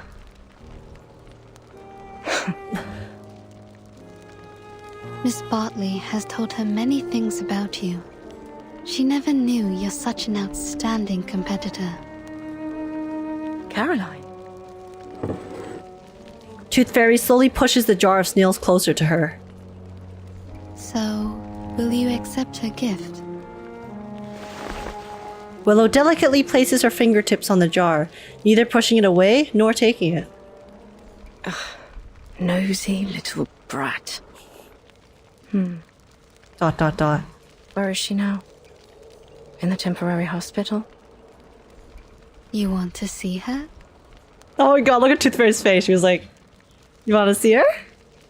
The witch's features twist like a knot. Don't push me! Oh! She pulls the snail jar closer to her. All right, it's my own fault. I shouldn't have treated her that way. That what you wanted to hear, is it? Fine then. You'll have what you want. Just take me to her. Tooth Fairy, Bing chilling. Willow, you manipulative bitch! She's waiting by the door. Guys, Willow's going through it, alright? What? I get it. Flutterpage cautiously peeks out from the edge of the doorframe, her wide eyes scanning the room for any sign of danger. Miss Willow. Dot dot dot. At this point, there is no turning back. Fine. Come on in then. Little pat-a-pat footsteps. No, Flutterpage, don't cry! Unable to deal with her emotions, tears well up in Flutterpage's eyes once again. Willow, my tsundere hag. She actually is, though. Stop your crying. Listen, She cares so much. I shouldn't have treated you so wickedly the last time. And the time before that. Tooth Fairy gives a silent nod. Now would you stop that crying? At least not here in my... No! Give her a hug! Give her a hug, Willow! Without a moment's hesitation, Flutterpage charges towards her. Willow's hands open and close like a spider, raising its front legs in fear. She's not sure whether she can catch this chaotic bundle of rags. Oi. Oh, Bang. She manages to catch her, only to be knocked back to the floor. I'm sorry. I'm really very sorry. I swear I won't break into your house no more. I'll only come in when you let me. I'll do anything you ask. Say anything you need me to say, miss. She unconsciously looks to Tooth Fairy, only to see that her full attention is directed at the Uluru floor ritual painting on the wall. Willow gently taps the back of Flutterpage's neck through several layers of old clothing. So, could I still come around again sometime? My heart is shattering into pieces. Willow presses her hand to the girl's mouth, stifling her sobs. Stop your crying first, lass. Okay, I'll stop crying. With a soft push, Flutterpage drifts into the air like a sheet caught in the wind. Even with the removal of Flutterpage's weight, Willow was left on the floor, unable to get up. Her leg. Can I help you?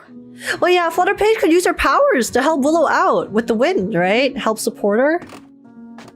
Flutterpage moves closer, reaching out both hands in line with Willow's.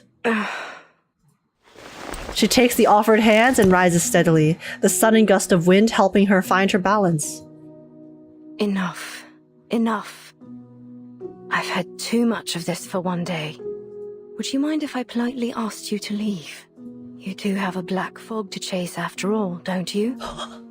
Willow has fulfilled her social battery quota for the day.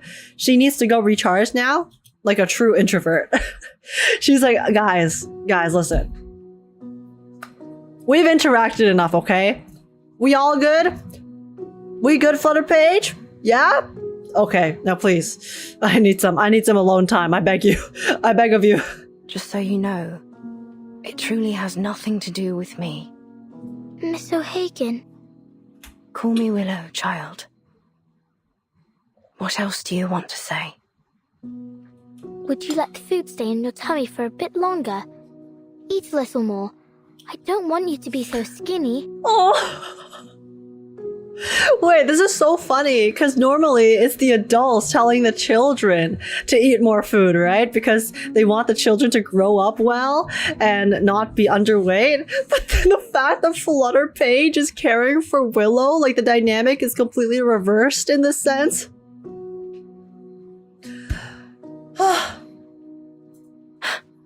Dot dot dot. Willow pries Flutterpage's arm from around her waist, gently pushing her back. All right, now leave me be, please. She's like, get out! I beg you! Right now! The change of Flutterpages let me help you to can I help you asking for permission. Consent is everything. Even if it's like in such small, subtle ways, right? It's about letting the person know that they want to help, but sometimes people don't want to be helped, right? So you gotta make sure that they're actually willing to accept it before you try to give it to them. Because if they don't want it and you give it to them, then it's not gonna help, even if you have the best intentions. So also another good note that they displayed here too.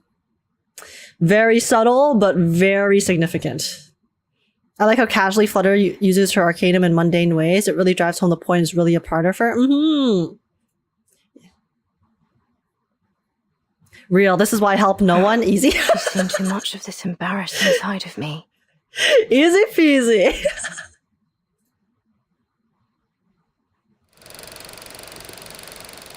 Listen. Willow, you're going through it, okay? Sometimes you'll act in ways that are a little bit goofy. It's fine. It's fine. A compilation of potion recipes from popular books such as the Common Household Potions Handbook and Anyone Can Be an Alchemist. Simple and easy brewing techniques. Lubricating ointment. Sleeping drought. Special pain relief balm. Dragon bone for everyday use? Of course I can afford that. I'll just trade out 50 bottles of regular balm for 1 meager ounce of dragon bone powder. Why bloody not? It's such a bargain. Alternative substitute. Or just use 50 bottles of regular balm and endure the pain until it subsides. Oh.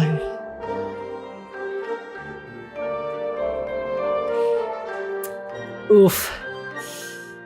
Crazy.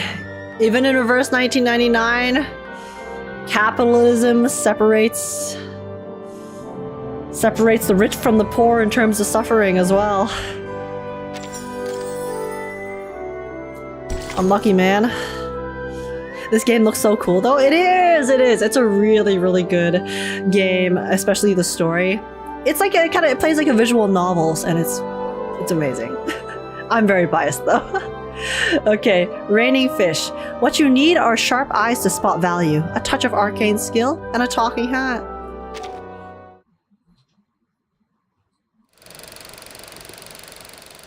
Raining Fish. What does that mean, Raining Fish? Oh. So, I dreamt of eating a marshmallow last night, but it tasted like rubber. And the next day, my wife asked me why I ate the cotton she had in her nose. Oh. I said it's because the air was so dirty that I wanted to block up my throat. And she laughed. That's some dark humor, considering the smog. Of course. She says it might be better now that I can't shout and holler whenever someone scores. A burst of static fills the air as the radio's owner changes station. These are the highest level of professional arcanists. Their abilities lie far beyond the limits of our bodies, our perception, and everything else. Oh, what's that? Arthur, mate, do you know what you're doing? Go on then. Be a little louder. May as well let everyone know a trusted servant of His Majesty's government and his talking hat are hiding out in a pile of litter. Yo, Arthur Brimley, what are we doing here? Oh, that's what you're worrying about? I guarantee you, no person in their right mind will think that a brilliant mind such as yourself would decide to hide in a rubbish pile pretending to be a potato. Ha ha. Since when did you become a comedian? I learned from the best, mate. Once I'm back in Oz, I hope to be awarded the title of Duke of Sydney Slapper. Not that anyone gives a toss about titles of nobility back home. We've got more important things to worry about in the Redlands down under. You know, Brimley. Oh, Brimley's Australian. You don't have to be a duke to be above people. All you need is someone tall enough to wear you on his head.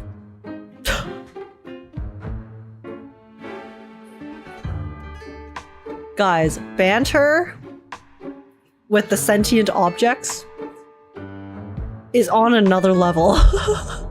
Because you can't say this sentence to someone for it to make sense. And for it to make sense, unless it was specifically Brimley. Banger. Bloody oath, mate. Like I'd let anyone pop me on their head. I'm an intelligent being, not a bloody accessory. Shh. A small monocular peeks out from among the garbage. Look at that sailor over there. See the ropes in his hand? That right there is presently the most valuable material in all of London to me. For what purpose, sir? Right, a bit of rope. And what about it, mate? Explain.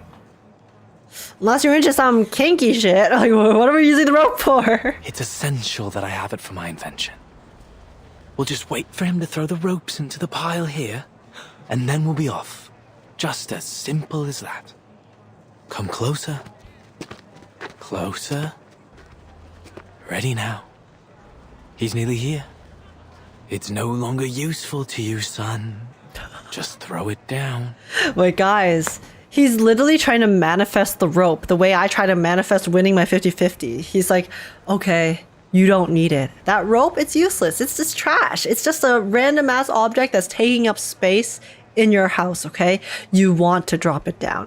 You want to get rid of it right on this spot. This is the one. I promise you, you do not need it. Let's go.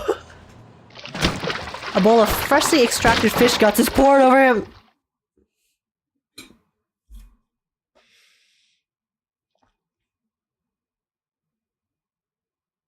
Yeah. Yeah, it checks out. That's how I feel after trying to manifest my 50-50s. And then I click the button, and then it shows me a standard banner unit. Yeah. Yeah. The feeling's very familiar. You guys are right. That's crazy. Huh. Now we know why it's raining fish? Yeah, I guess so.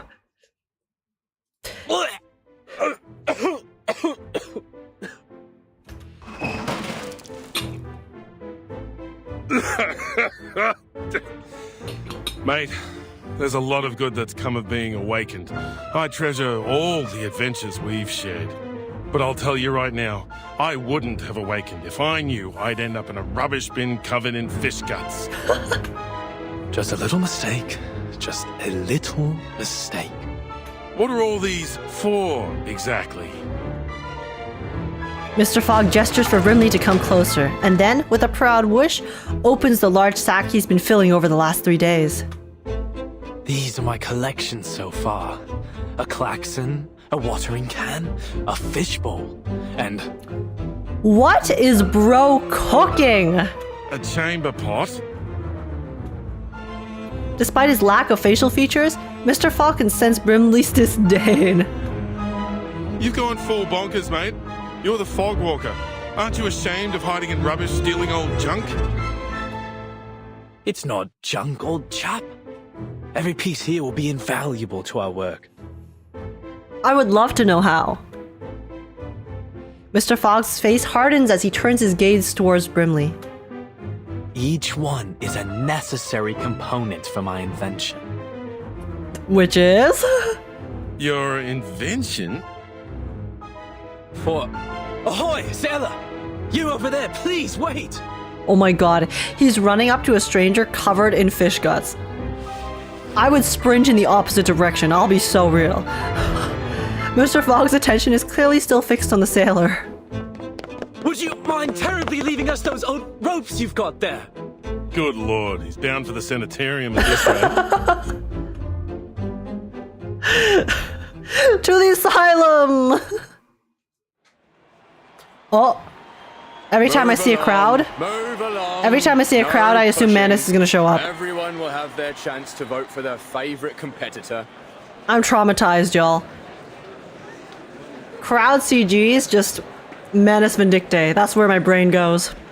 Oi, Sweeney, you My Manus PTSD is too strong. Good job, mate. I'm voting for number 007, Oh. Molson. Molson? The first timer? Not on your life, mate. I'm down for 005 Bartley. She's the top seed. The alley is full of stalls for the Uluru Qualifiers. Atop a crowd of people is gathered, their faces painted with Uluru symbols in anticipation of the event. 3 days to the qualifiers. Vote while you still can. Sir? Oi! You over there with the black brolly. Come on over and vote for the winner. I hope the Manus shows up, goons. Guys, let us have a Manus-free story. A Manus-free story where we don't have death, pain, and destruction. Yes. Oi, mister, that's my stop your dream. pushing. Oh, I'm terribly sorry. Maybe I'll get it one day. Sorry, mate, we're on patrol. Sir, we have a situation over there. Let's follow them. Now introducing the competitors for the Uluru London Qualifiers. Oh, are they following? They're following Mr. Fogg and Brimley, right? Bartley! Bartley! Bartley! Oi! Who pushed me? Oh! I just stick, will you? Me? Was you that pushed me, weren't it? You should be the one minding your own feet. Arthur, I think we're only making things worse trying to move through this crowd. Looks like we found our troublemakers. What do we do? Keep up with them and bring him in. Yes, sir. Suddenly, we're becoming fugitives. Uh-oh! Whoopsie daisy. Step into the fairy ring. Which was loaded. Charging. My smoke inhalation. Eliminate target. Oh, when it's full, inflict 4 inches of poison on random enemies. On allies. Oh, okay. So it inflicts on everyone. Return to my long-term mission. Okay.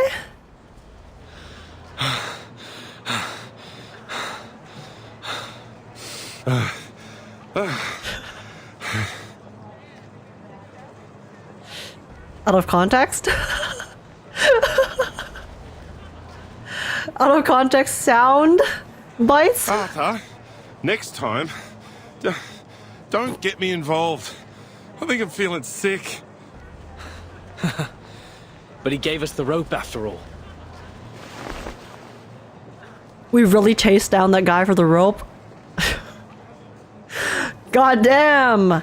Mr. Fogg grins as he looks at the small length of rope in his hand. Stop right there! He turns his head, and there, standing behind him, are two constables. Seems you two rough sleepers are wanted in connection with a fight breaking out on Cross Street. I'll ask you to come quietly. Oh, wait, the music here is kind of funky. Hi, Key. Mate, say something. Wonderful. Now I have everything I need for my experiment. The properties of this sea-worn rope should be able to conduct the large particles into the purification vessels. Why'd he need rope? Whatever he just said here. Mate, that's shut why. your gob for a minute and listen. Yes, perfection. But how to measure and screen the size of the particle? We will need more sophisticated equipment. Huh? Why am I being handcuffed? Arthur? No reason. It's just for fun. The officers are into some kinky stuff, okay? That's why. Because you're being placed under arrest, sir. The moment the two constables draw near, they freeze in place. Wait a second. Their eyes widen. Mr. Fogg, is that you? Bloody hell. Are you seriously telling me you recognize Fogg before me? How many talking hats do you know? Wait, true though.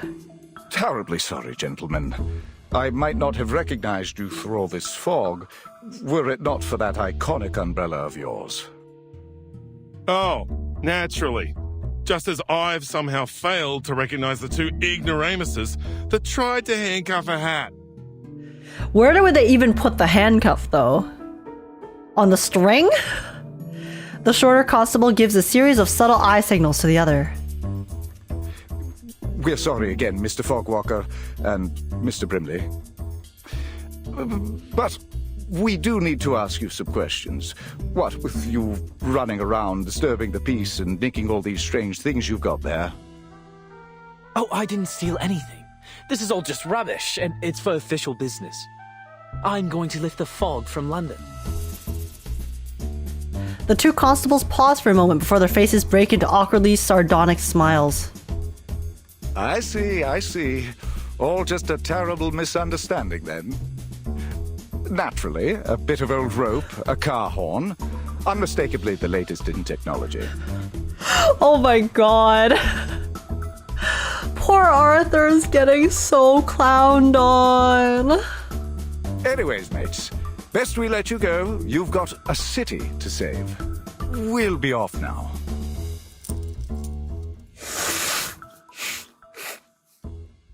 With the handcuffs removed, Brimley takes a moment to stretch. Wait, where were the handcuffs? Glad that's over. I'm no fan of handcuffs, even if I don't have any hands. Bro was like, understandable, have a nice day. The power of having connections. A little quiet, old chap. I'm just in the middle of a thought. How might I assemble it?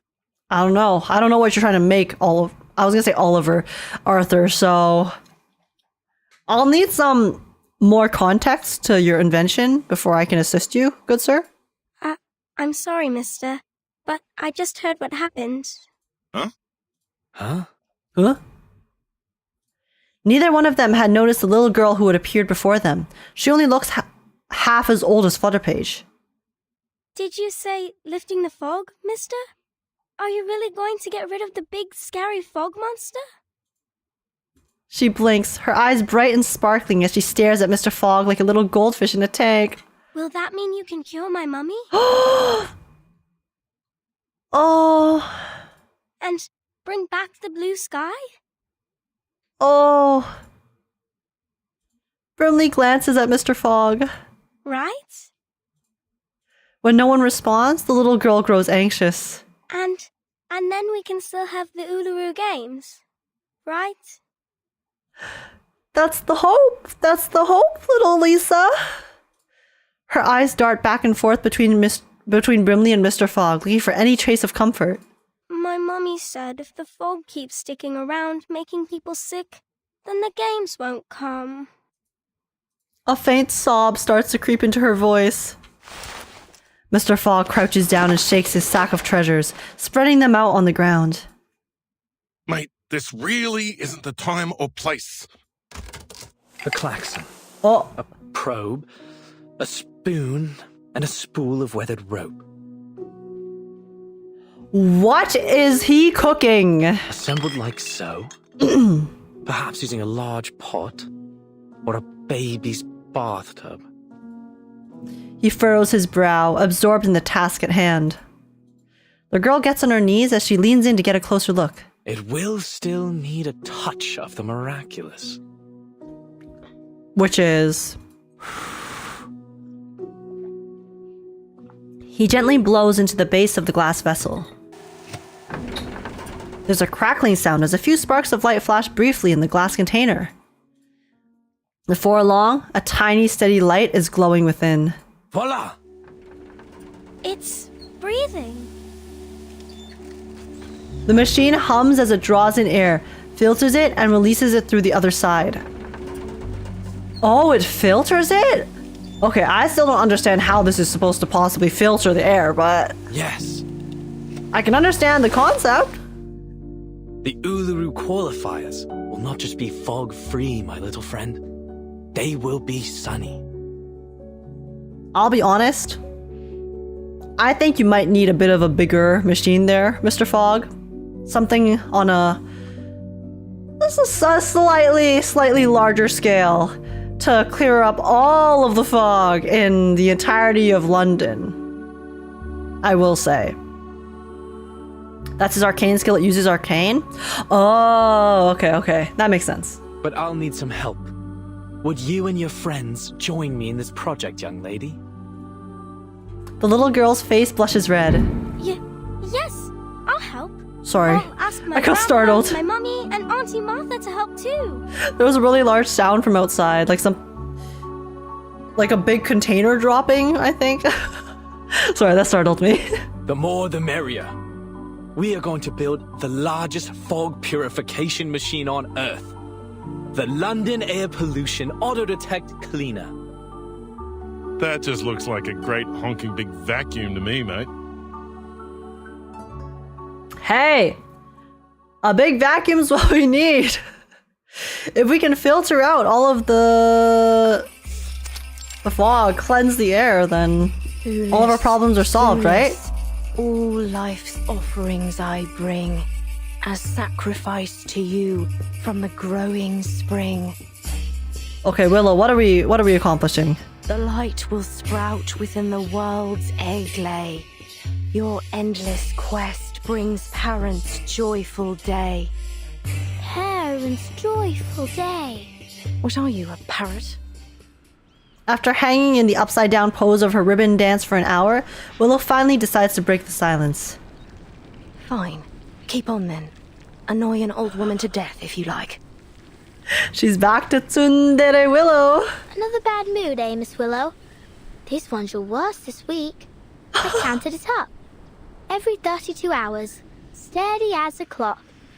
You start scolding me, scolding the plants, the ants, even flowers. Oh no. I thought we'd agreed.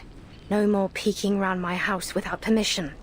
Yeah, but you didn't kick me out, did you? And you gave me some rye bread and lemon jam. Don't quite know why you keep trying to act the big meanie, Miss Willow. I know you're a softie now, deep down. Guys, Flutterpage just called her ass out. She called her out on Maine. Rip. The ribbon suspending Willow finally gives way, sending her quickly to the ground. She hits the floor with a heavy thud. Miss Willow! Ouch! Oh, it hurts. Are you practicing the qualifiers? Oh! Wait, is this Caroline? A distant voice reaches her. The corner of Willow's mouth twitches. Hello again, Miss Swan.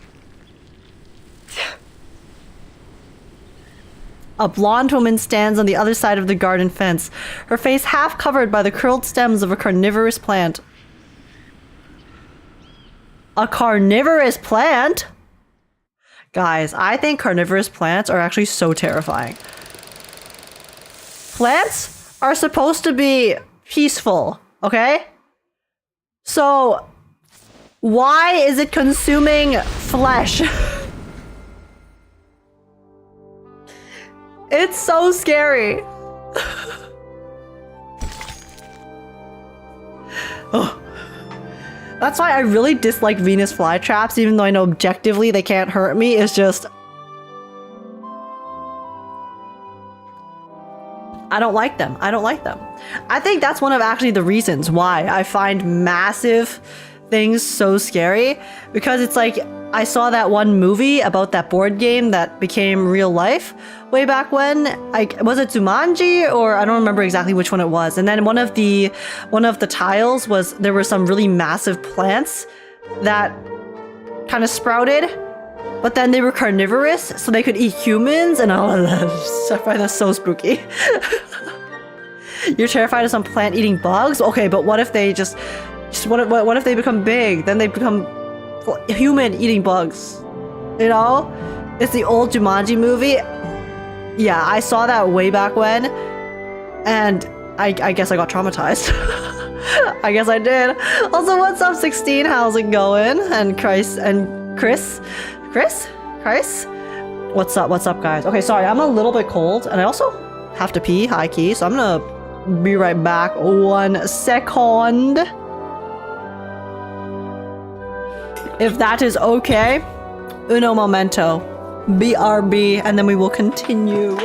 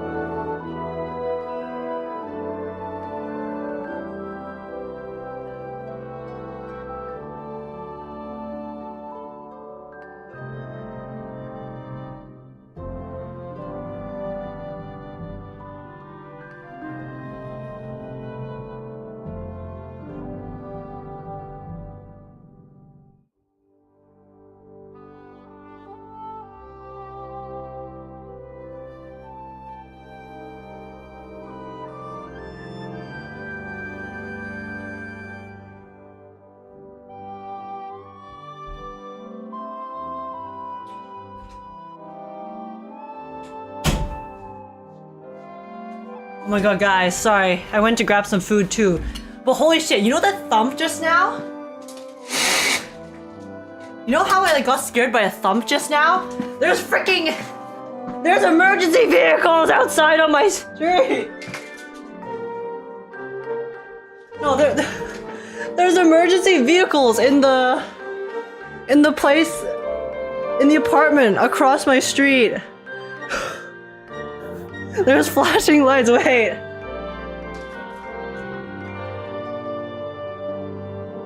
Oh my god, there are so many fire trucks.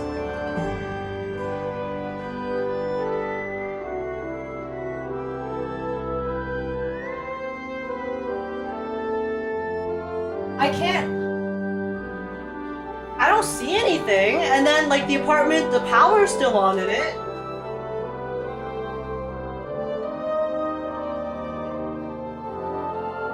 There's more coming! Why are there more coming? What's going on? Okay.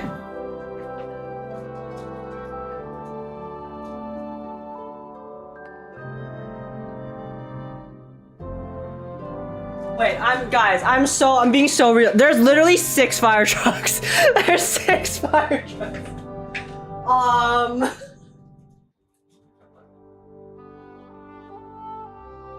Yeah, there's 1, 2, 3, 4, 5.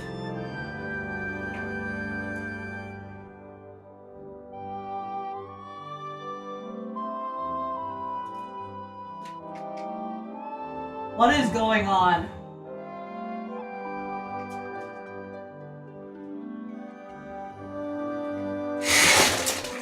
Well, I hope they're okay.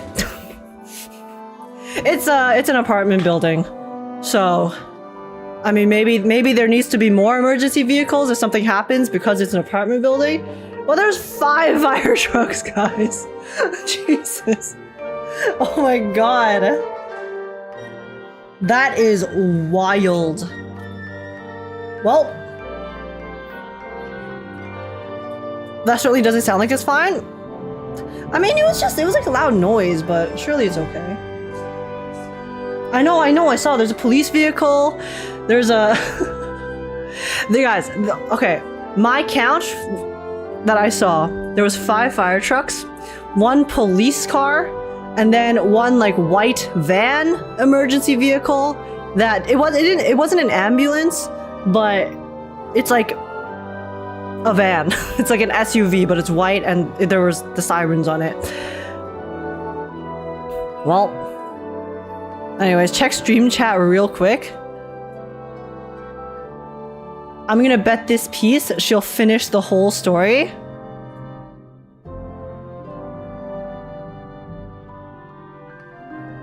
This piece isn't even that good. What? Shut up! What? This is literally HP +4! What do you mean you'll bet this piece I finish the story? Reminder? I overslept, I'll be live. I don't know what you're talking about. Literally, you're betting a dog shit piece. This means nothing to me, Wiz, okay? You think you're being funny, you think you're being slick. No. This means nothing to me. Listen. I saw those sub-stats. There was potential for that piece to be good, but in fact, it was not. It was not good, okay? It was actually pretty terrible. So... Okay, wait, sorry, I'm still curious.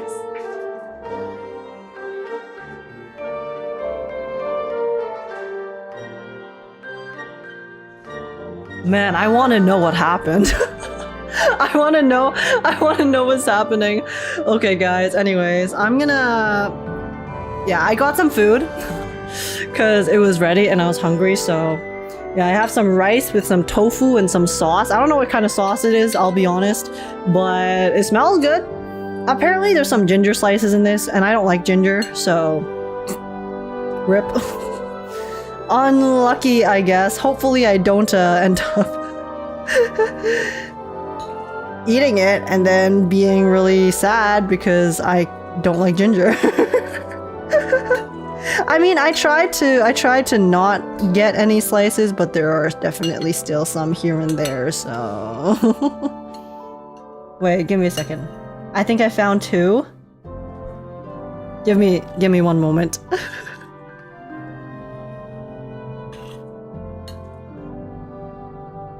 Okay, whatever. Good enough. So yeah. We have mukbang while I finish this story, since we got a lot to do still. We still have, you guys said there's 20 stages, right? So we still have half. Okay, I'm gonna periodically look outside because I'm very curious about what's going on. But we will continue. Let's continue the story. Okay, guys. Hesitation and challenge. I don't like ginger either. Yeah, like I think ginger is nice. It adds flavor to stuff, but I don't want to eat the ginger itself, you know? And if something has too strong of a ginger flavor, I don't prefer it. But all right, here we go. You can always count on someone to be there for you, waiting to support you. Let's see.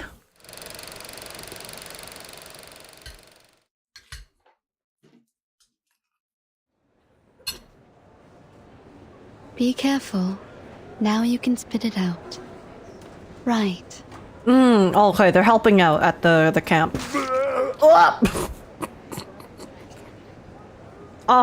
Patient 1, you good? Vomit plunges into a bucket.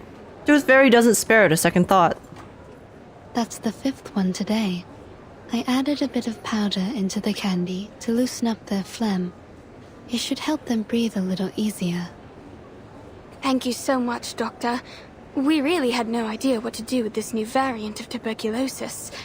You and the Foundation have been a real asset to us.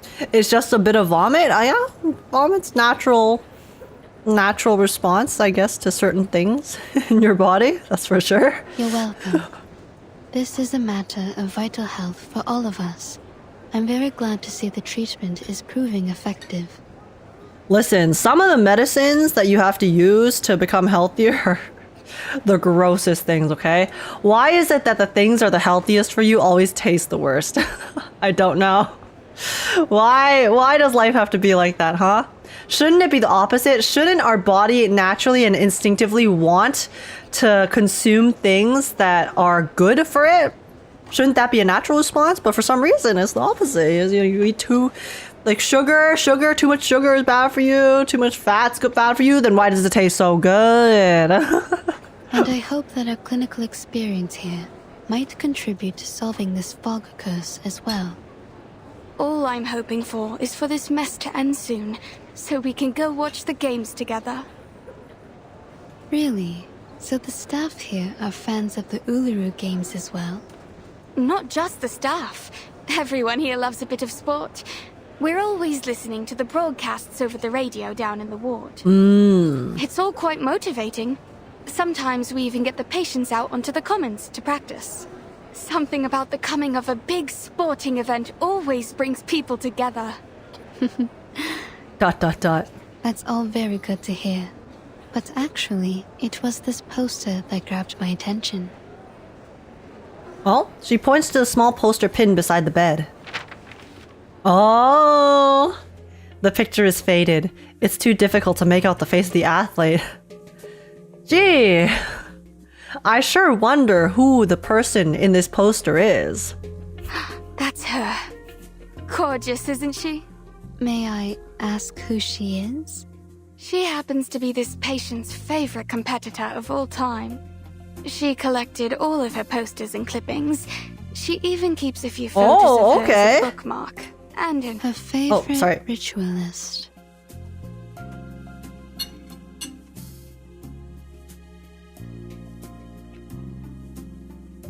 Looks like you haven't had a proper guest in ages. Have you forgotten how to make a cup of tea? Listen, I mean, she did have... Oh no, that was someone else with the tea earlier. It was Mr. Fog who offered us the tea when we first arrived in London. You like to presume, don't you? Oh! She's wearing her performance outfit. Just to enjoy the sound of a door slamming in your face? Oh, how terrible of me for wanting to visit an old friend. So then, Miss Bartley, You came all the way down from Yorkshire just to gawk at an old rival? I should feel lucky, should I? Truth is, I don't care to chatter about with you. Not now, not ever. So you can just turn around and march yourself home. Flutterpage, back to business.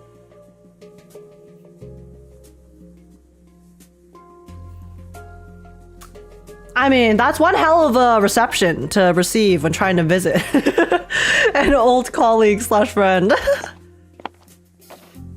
After glancing at Caroline, Willow turns and gives Flutterpage a look. But Flutterpage is too busy staring at Caroline, her face vacant. Why'd you send her away like that? She just wants to practice with you. She likes you. Oh, innocent. She's so innocent. Stopwatch on the count of 3. She just... No time to waste. Wait, Willow just dono-walled her. She ignored her completely. She's none of our concern. And you ain't seen each other in a long time. Bet she misses you a lot. For Pete's sake, Buzzy. No one does something like that just out of the goodness of their own heart. She has her reasons. She calls her Buzzy? Flutterpage obediently closes her mouth, but can't help herself from giving Caroline a reluctant glance. Charlotte, you know she's right. I have missed you. I want to see you. Oh? But if you really want to know the reason, I want to challenge you again. The question is, do you? They were rivals? They weren't partners, guys. They were rivals and friends. And then Willow had the tragedy happen to her, and now Caroline's trying to get her back into her passions because she does care about her, and she knows that Willow wants to, but... Oh my god, the tension. Oh my god, the tension is so good.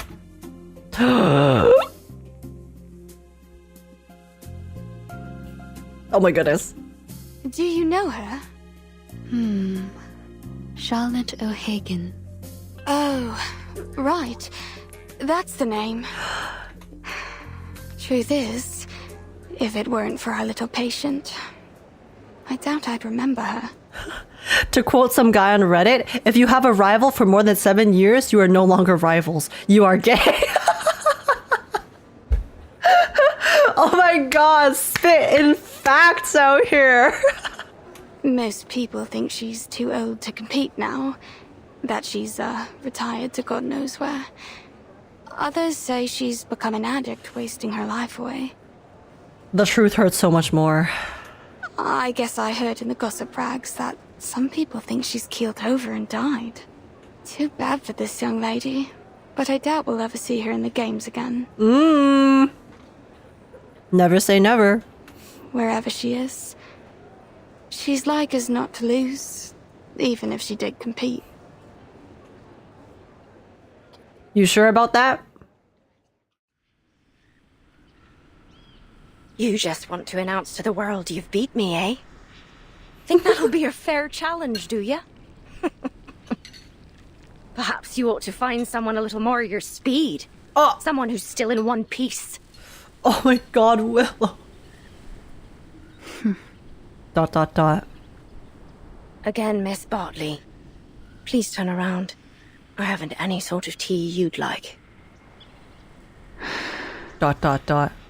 You have changed, haven't you, Charlotte? Yeah, she's become very bitter and very jaded, which is totally understandable, okay? Everything she's been through, her entire situation. If I was Willow, would I still be here? I could not tell you, but I'll just say her mental fortitude probably popping the hell off. Okay, considering how much pain and suffering and longing and yearning she must have to deal with to lose the ability to pursue her passion like that.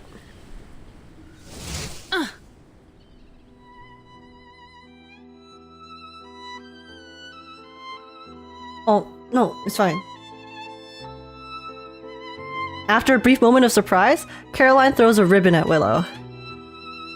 The ribbon lashes fiercely, grazing the side of Willow's body before shooting past her. What the blazes are you doing? Oh.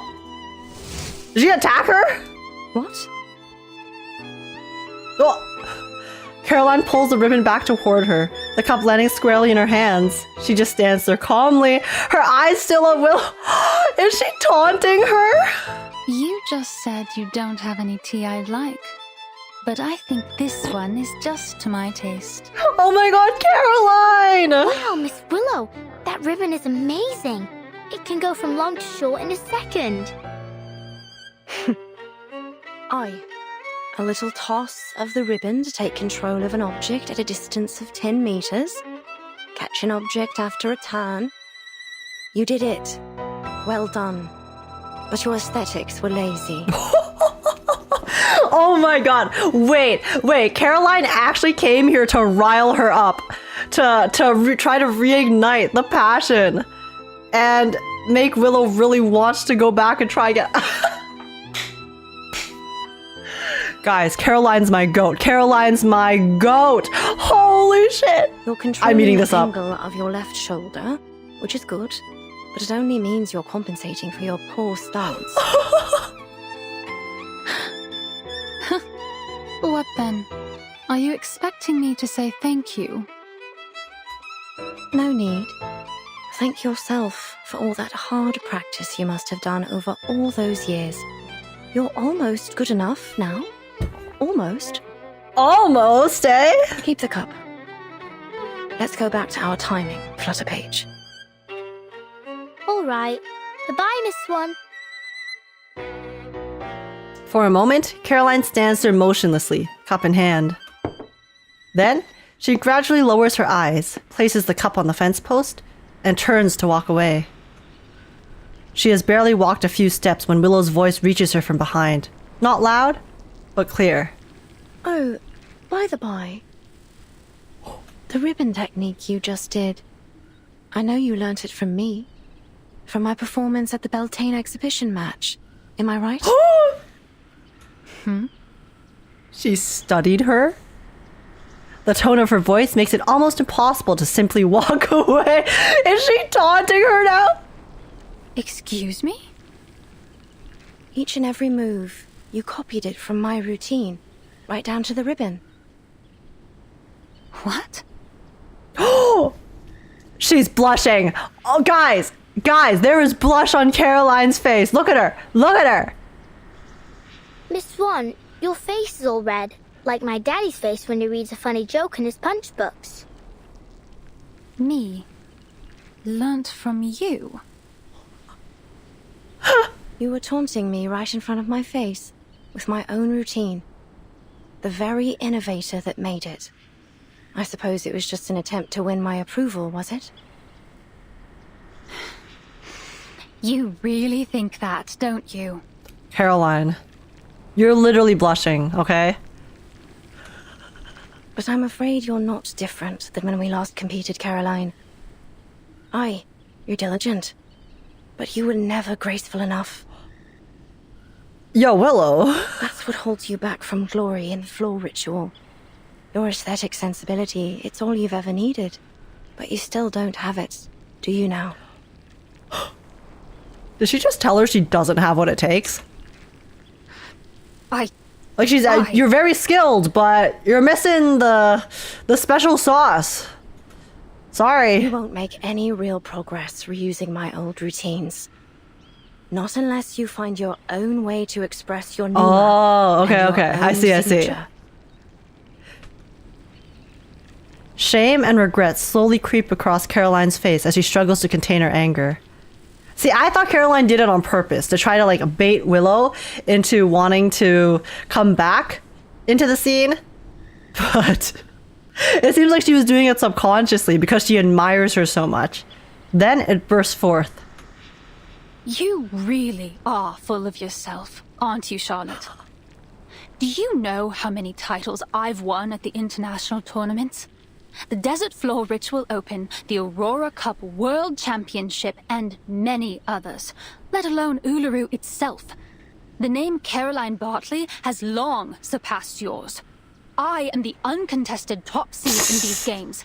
Oh my gosh, she's mad. My own skills are in the training manuals for new witches. Do you even know anything about the state of the competition these days? The rules and scoring systems are entirely different and higher in every way.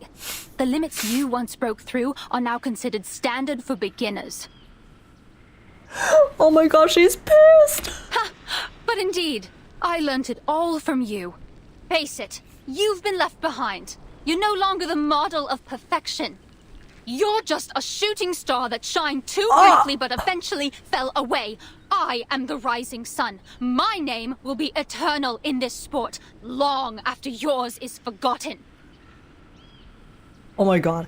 I completely misread their initial dynamic. Caroline! She's not having it. ...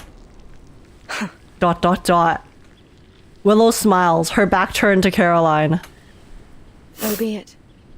Go on. Be the glorious sun. Throw hands? They're about to. Leave this fading star alone. No! Stop, Willow. That's so sad. Don't say that. Caroline stands in shock as a couple of doves take flight, leaving behind a few drifting feathers. Willow says, don't care, didn't ask. Cry about it, stay mad, L, mauled, seethe, cope. I'm gonna go be depressed, now leave me alone. Aunt Martha! Lisa, you're back. We were just talking about you. Holy! About me? What about me? Truly a healthy couple. See, here's the thing, guys. I personally, in my fictional couples, I love it when there is some conflict, okay? I just find it so... It's so entertaining.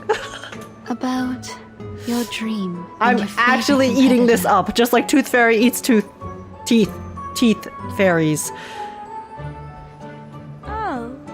That was a bad analogy. But you get what I mean. Yes, we... That's great! But Mr. Fog needs us for a project. He says we can still have the games if we all work together. And maybe everyone will be able to attend the qualifiers. Maybe even a project. Oh my god, I'm so sorry, I cut off the child. What sort of project? The project to get rid of the fog. The girl's cries draw the attention of everyone in the hospital, creating a buzz of confusion. Give me a break. What are they planning to do this time? Another useless bill that won't pass the House of Lords. Sorry for interrupting. Did I hear you mention Mr. Fog? Yes, Mr. Fog. He said he's making something that will lift all the fog from London. It's his great invention. We just need to maximize its output, you know? With everyone's help, we can build a huge machine. But he says we'll need lots and lots of things, such as, pistons for the mechanic lung, and... Calm, steady footsteps grow nearer, and a large hand tussles the little girl's hair. I'll take it over from here. Thank you, Lisa. Does he still smell like fish guts? Or has he taken a shower? He's wearing the same clothes that he was wearing in the trash can, though. So, but maybe he has identical sets. Mr. Fog? Teeth fairies? Yeah, H, shut up! I was gonna say fairies, just like Tooth Fairy eats fairies, but then I said teeth instead. So then I was in the middle of saying, okay, so just like Tooth Fairy eats tooth fairies. But then I thought that sounded stupid in my head, so I tried to stop it, but then I sounded even more stupid. I'm trying to fix it. Okay. Wait. An aged delicate newspaper. Exclusive interview. Meet the floor ritual prodigy. In a stunning performance at the Uluru Games floor ritual event, 11-year-old Charlotte O'Hare, 11? Jesus. Claimed the gold medal with her original move, the geranium dance. This victory not only crowned her this year's champion, but also broke a 2-century-old record, making her the youngest winner in the event's documented history, with the previous record being set in 1802 by green-fingered Anna, who was 13 at the time. The O'Hagan lineage is steeped with the traditions of ritualistic arcane skills. Charlotte's great-grandfather, Douglas O'Hagan, who famously once entered the Hidden Stone Gate at the Giant's Causeway and authored the Arcanist text The Gate of All Gates, Rituals of Unlocking and Summoning. Her grandmother, Elizabeth Baker O'Hagan, earned a bronze medal in the same floor ritual event back in 1866. Charlotte shared her thoughts and experiences in a post-competition interview. See page 4 for the full interview. See guys, wait. The fact that her parents also, and her mom specifically, also did floor ritual in the past, leads me to believe that this is even sadder, because I would assume that because her mom did floor ritual, from a young age, she probably encouraged Charlotte to do it as well. So that's where her love for it probably bloomed. So then literally from the start, from when she was born, right? As she grew up, her entire life, she was probably told that she was made for it. That this was her calling, you know, becoming an amazing floor ritualist, both from society, from her parents, from everyone around her. So not only was it just something that she was very passionate about, but it was quite literally her entire identity, all encompassing. So then when it got ripped away from her, it didn't just rip away her passion. It did quite literally strip Charlotte O'Hagan from the roots. And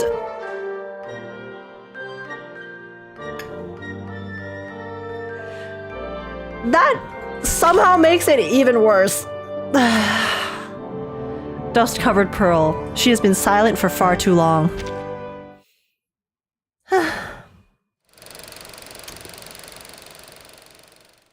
Man.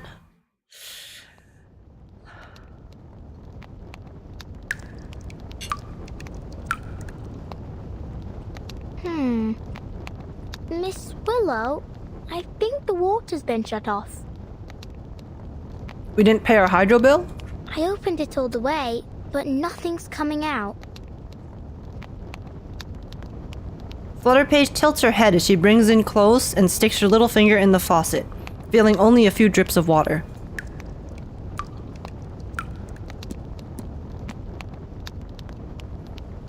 Dangling in midair, Willow wipes the beads of sweat from her face. Go to the water resource office and ask the staff what's going on.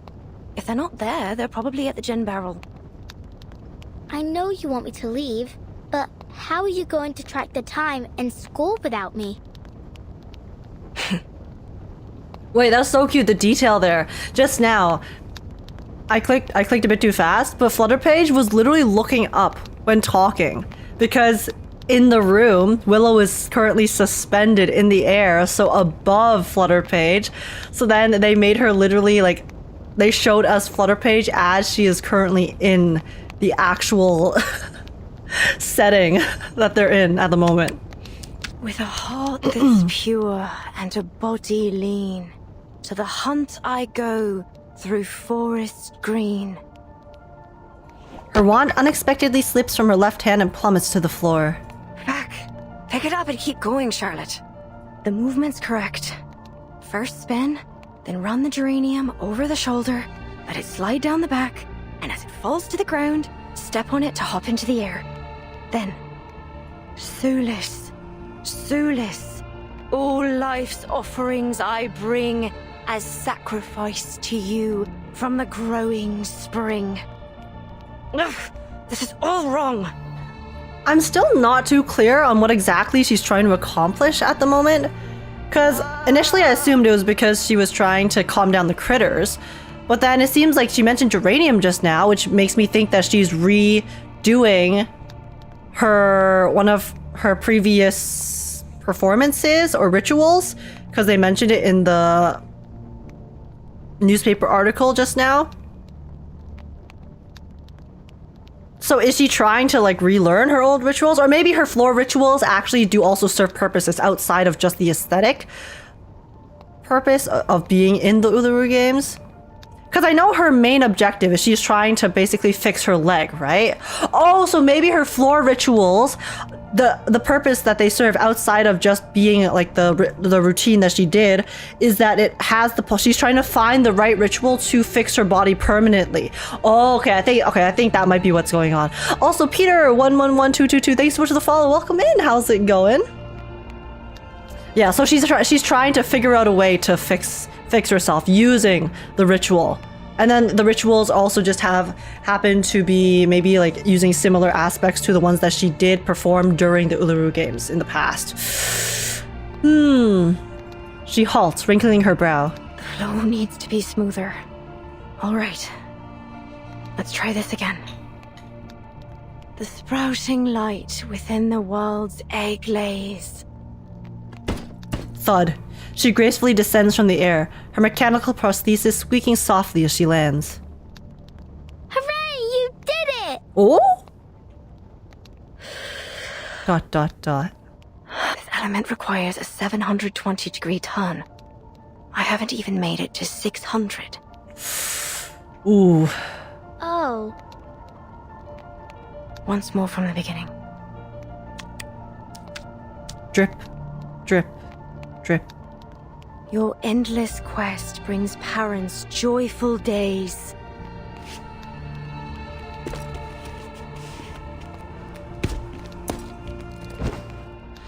Her body has collapsed on this rotten wooden floor countless times today, and with the setting sun, each fall feels heavier than the last.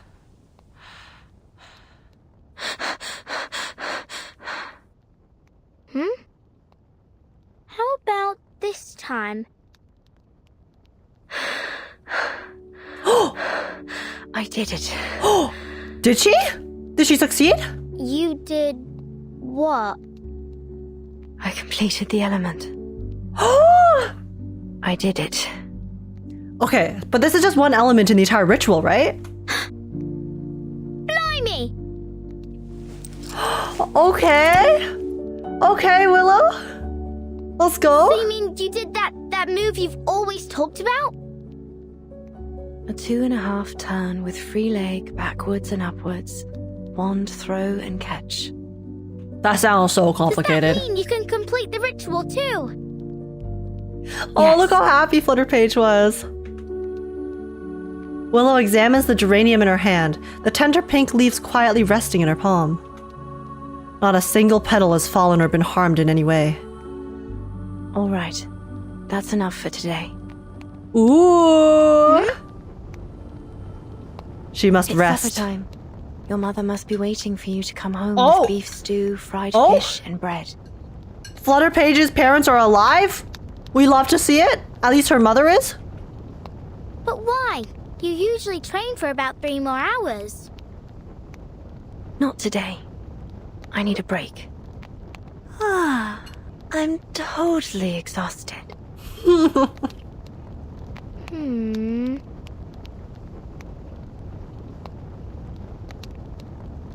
Flutterpage stays exactly where she is, showing no desire to move.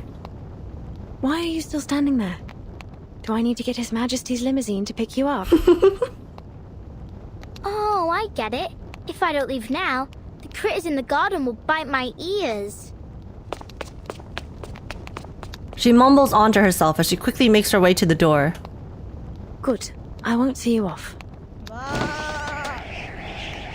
A gust of wind blows in through the doors. Flutterpage makes her exit. With a flick of Willow's wand, she slams it shut behind her. The room settles back into its muted, oppressive stillness. Back to depression. Back to depression. Also, Yakafruit, thanks so much for the follow. Welcome in.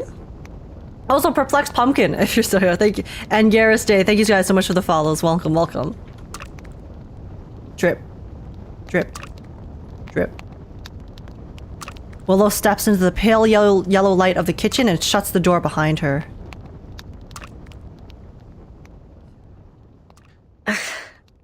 Bloody. You filthy little stain. Whoever gave you permission to stick to my cauldron? Oh. Oh, it's the fun music! Willow sits beside the sink, absorbed in cleaning her cauldron.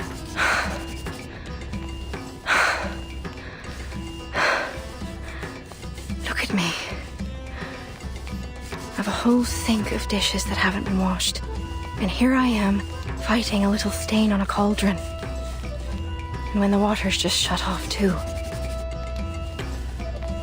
Don't worry, you know. Listen, Willow, when you're depressed, there's a lot of things you don't want to do, okay? I did ask Buzzy to visit the Water Resource Office. Hopefully it didn't slip her mind. If she even knows how to use it. Never mind. I can clean it off without water. Me when cleaning my room? Literally.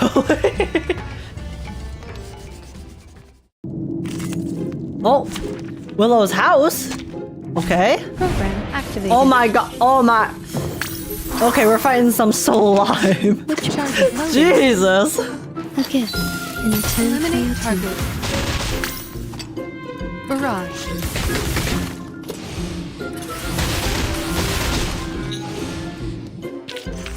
And now to return to my long-term mission. Sorry. Rest. Trying to eat my food too.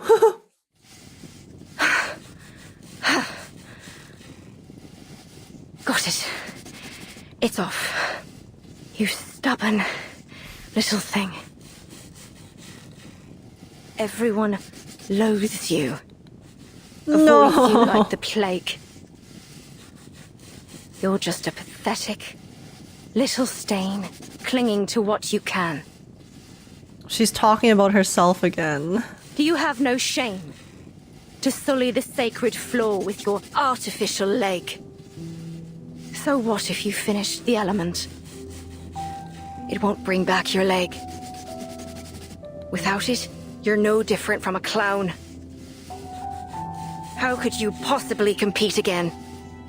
You're not qualified. Willow?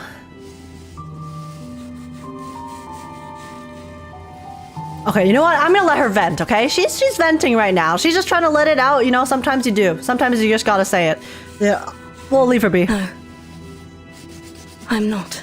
Yeah, see, oh, she's arguing with herself, you know? It's the demons. Sometimes your demons are telling you one thing, but then you logically know it's like, no, okay, it's fine. It's fine. I'm just being extra crazy right now. But I won't let this control me. All the money I spent. You have to keep reminding yourself of it.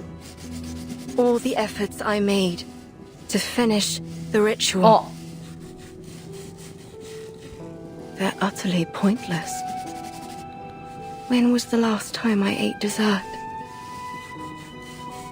Or even a chip, for that matter. Year after year, I've trained harder than the last to make up for my leg. But what's the point? She flings the scrubbing brush into the cauldron, and her heavy breathing gradually slows down. Forget it. Everything will be alright. Oh my god, she's me for real. She's having like a depressive episode where like nothing's... It's like, what's the point of doing anything? What's the point of living? Like this entire thing, everything I'm trying to work hard towards, it's like, it's fucking useless. It's terrible. Everything's terrible. I'm terrible. And then after you have those moments, and then you take a moment, a few minutes later, you're like, you know what? Actually, nah, it'll be fine. It's all good. Just don't worry about it. I just need to not worry about it. Willow, oh my god. Just give up. Stop thinking about it. Stop hoping. Don't look back or ahead. Out of sight, out of mind. Take things one step at a time. Just look at the cauldron. Beneath the dim light, Willow raises her now sparkling clean cauldron to eye level. See how clean it is now? Stop clinging the places where you don't belong. Oh no, she's using this as a way for... She wants to let go. Trying to let go. The world is perfect without you. Oh, Willow. The rusted faucet suddenly sputters out a blast of water. It splashes across the counter, startling Willow.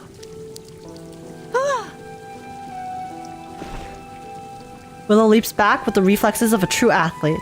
Her gaze quickly falls on the piece of paper on the table. No! Oh! She dashes forward, snatching the paper away from the raging spray of water. Oh! It's the registration form for the Uluru London qualifiers. Oh, she wants to try again.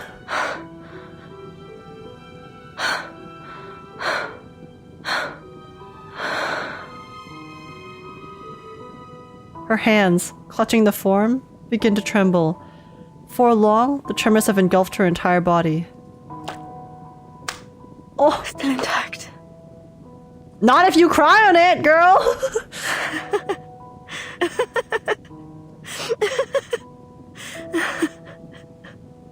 Oh my god, the voice acting.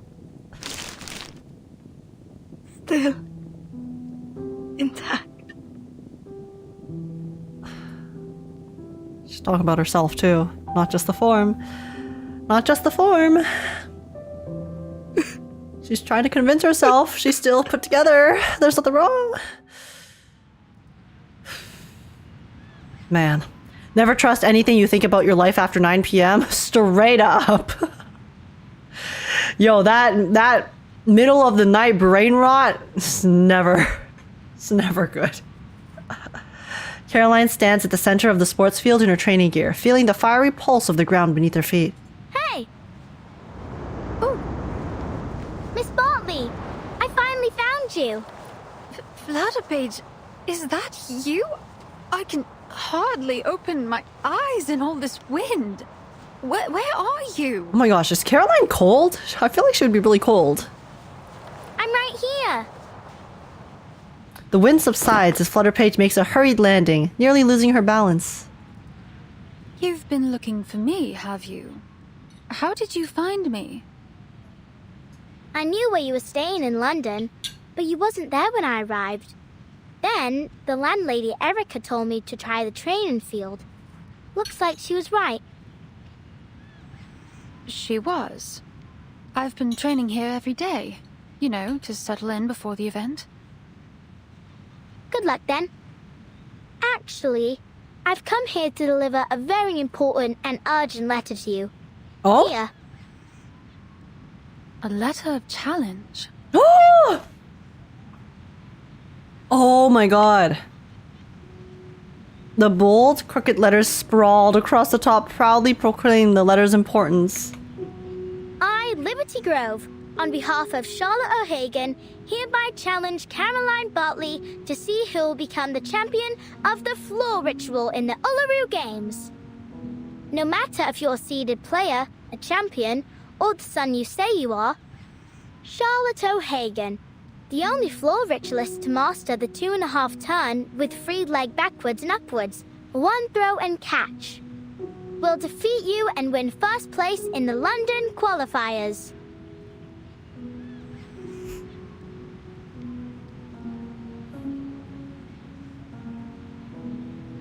Flutterpage. What? You mean...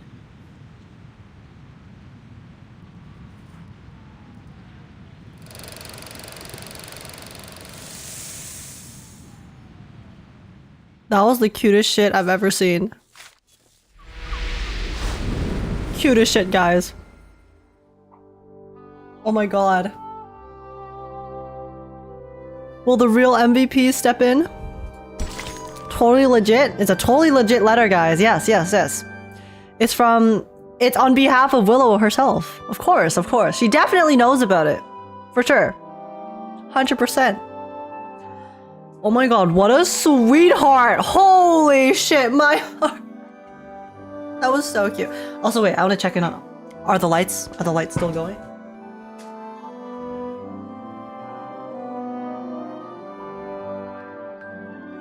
Guys, it's silent again. They're all gone. Looks like there wasn't an issue in the end. See, I told you everything was fine. No problem. I am still very curious as to what the incident was that caused so many emergency vehicles to arrive, but they're gone now, which means there wasn't actually an emergency. Easy peasy. Let's go.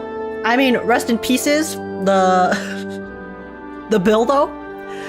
Because whenever emergency vehicles have to get dispatched to a location, the residents end up having to pay an extra fee because the emergency vehicles will charge an extra fee if it's a false alarm. So unlucky for them. Not my problem. But I'm glad that it seems like it's not like an actual serious thing. So very good. Some kid probably pulled a fire alarm or something. I don't think it was a fire alarm because I did hear a very large thump, which startled me. It startled me earlier on stream. So I wasn't sure what it was, but I thought that maybe someone just dropped, I don't know, like a container or something. Like one of those, like the really big like garbage containers, those ones. Because that's kind of what it sounded like. It sounded like there was a metal object that went boom a little bit. So something did happen, but it doesn't seem like it was irreversible or anything too serious. Maybe it's the black fog. Yeah, maybe. Maybe the black fog is coming for us too. IRL. Shit. But okay, letter of challenge has been issued. Clang, clang. Well, I know a lot of you guys like to say clang, clang. For different reasons from the chapter title, I'm sure. Out of the way! Out of the way! I found the perfect component for Mr. Fog's machine! The boy darts through the bustling alley, slipping between the hats and the smog, and landing among the crowd at the corner of the square. The machine, about half the size of a person, is at the center of everyone's attention. The crowd members whisper to each other in excited tones. This allows us to analyze the composition of the atmosphere. Oh? He lifts his head above the crowd, his voice cutting through the chatter. If the color of the filter paper meets that of the pollution stamp, it will determine that the air is polluted and start working automatically. Let me show you. Okay. Heads turn as the crowd stares intently at the measuring tool in Mr. Fogg's hands. Excuse me! Oi! Mr. Fog, look! I found a blast stopper! It's the one you were looking for, right? Guys, turns out Freddy the Rascal isn't so much of a rascal after all. He's trying to help. Stopper in hand, Freddy eagerly pushes through the crowd toward Mr. Fog. Oh, you found it. Yes, that's exactly what I need. Okay. He gratefully takes the stopper. Your attention, please. This glass stopper is one of the core components of this machine, which can harness the power of the sun to purify the air. Of course, this is only one component of many. Are you done talking? We've given you everything you need. Where's our purification machine? Quite right. We need to see the purification machine. Discontent and suspicion start to surface among the crowd. No need to worry, folks. Believe me, there is no one who wants this purification machine to work more than I. So, I've been doing some experiments. Arthur! Mate! Uh-oh. Brimley, please bring us good news. Mr. Fogg looks across the crowd, his eyes bright with intent, prompting the crowd to part a path along the line of his gaze. Brimley, Tooth Fairy, and 3 dock workers appear at the end of the path. They're hauling a cart carrying a heavy machine. Forgive me for not helping move it. I'm afraid I'm handless and horseless. Oh. I can't do a thing. What the bloody hell is that? Some kind of mechanical freak? Oh, Will, have some respect! Not to worry, Brimley. Now, folks, take a look at this. That was so insulting, Thanks to your you generous bastard. donations, What the my heck? experiments on smog removal have finally come to fruition. Oh? Introducing the London Air Pollution Auto-Detecting Purifier Mark II. A high-power, multifunctional air cleaning machine. Oh my god, guys, I want this to work so bad. Oh, we're only halfway through the story, but I want it to work so bad. The current model can only operate for 3 hours at a time. But I'll continue to improve its performance before the qualifiers begin. It's estimated to last a whole day by then. Okay. Wonderful. Simply wonderful. But does it work? A cheer erupts from the crowd. No more smog standing in our way! Oh, even Will, who's so grumpy. See, at the end of the day, they want to have the Uluru games, right? You know, they're very pessimistic, very upset, being a little bit combative, but you know, they're all going through a lot. Goodness. I can't remember the last time I saw the sun and breathed fresh air. I feel as though I've been rotting. This is so sad. Amidst the raucous celebration, Brimley takes a moment to glance at Tooth Fairy, who is standing silently off to one side. It's an honor to see that sweet smile of yours, doll. I think I'm inspired somehow. I've always felt like a bit of an outsider in London, but this festive atmosphere makes me feel a sense of belonging. I totally understand. Though I awakened in London, my true home is the land down under, thousands of miles from here. In some ways, I'm an immigrant. This sense of belonging is a treasure. Okay.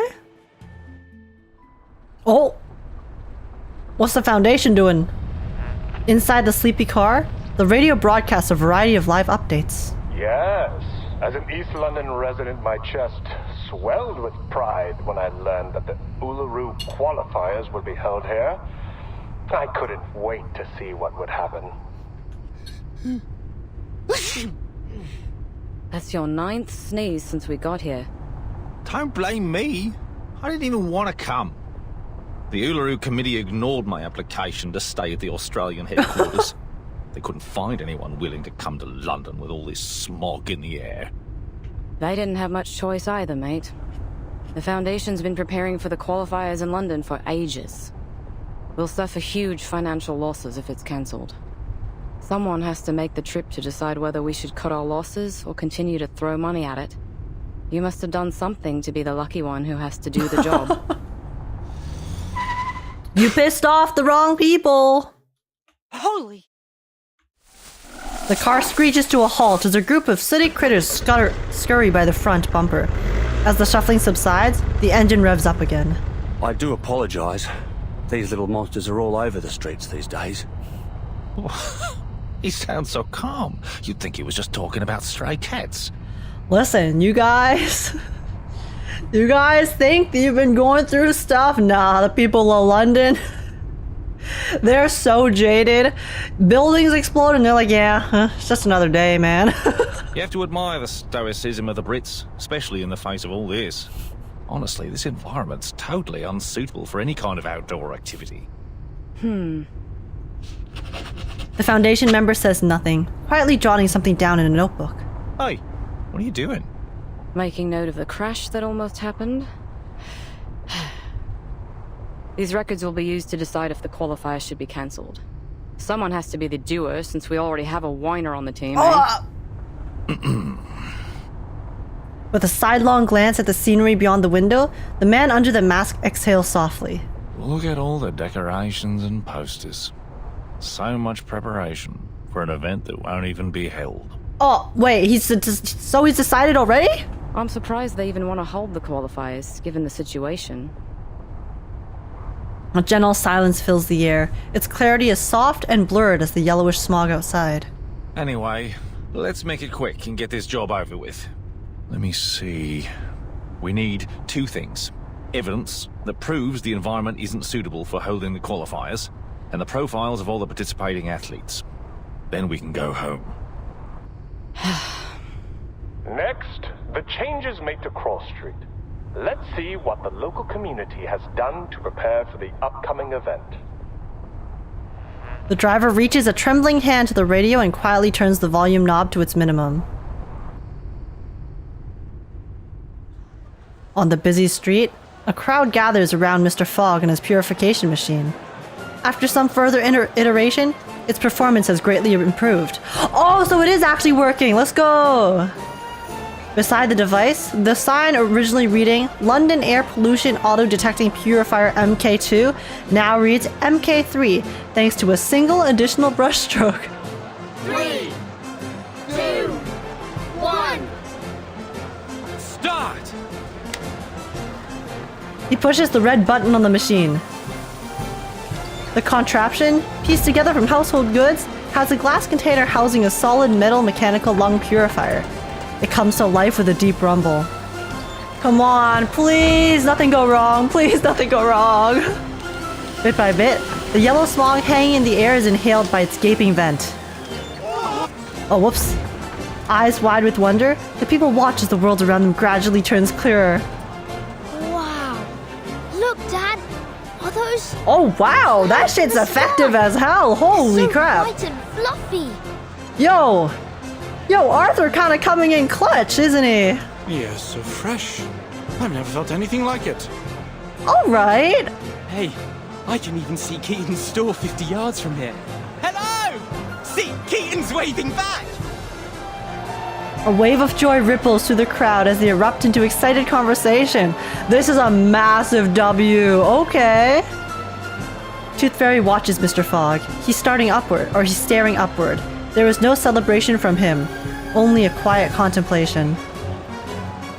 The first week is for planning, the second for execution, and the last for delivery and paperwork.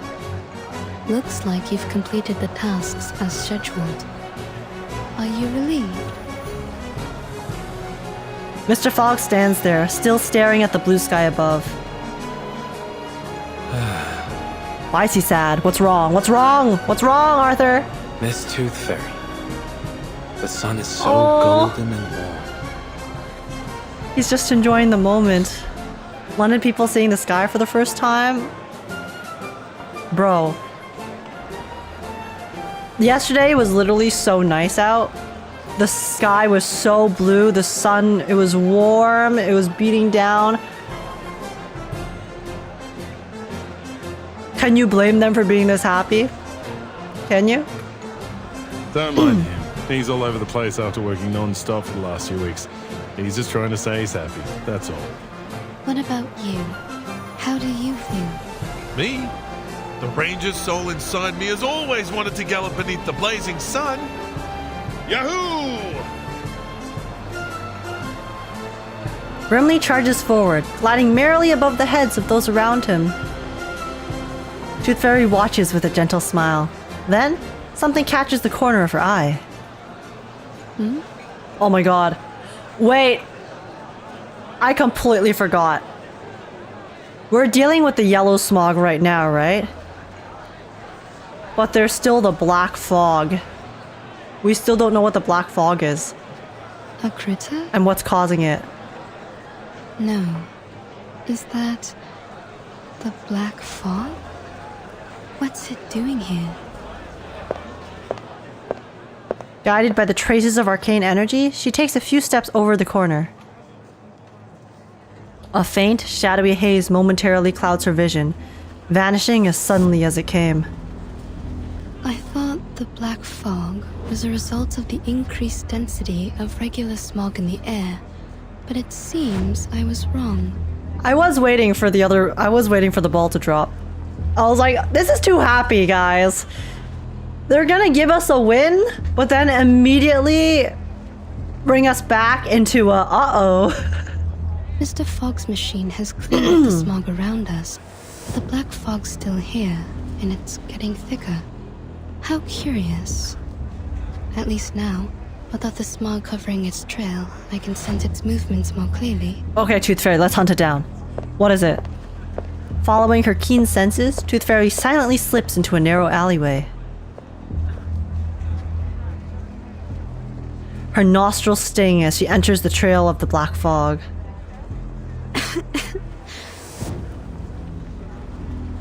Doing her best to wave it off with her hand, she continues to follow the trail of the enigmatic presence. Something tiny and black seems to shudder in a corner deep within the alley. Is it a result of a special critter? What's that? The black creature springs into motion, vanishing from her sight in the blink of an eye.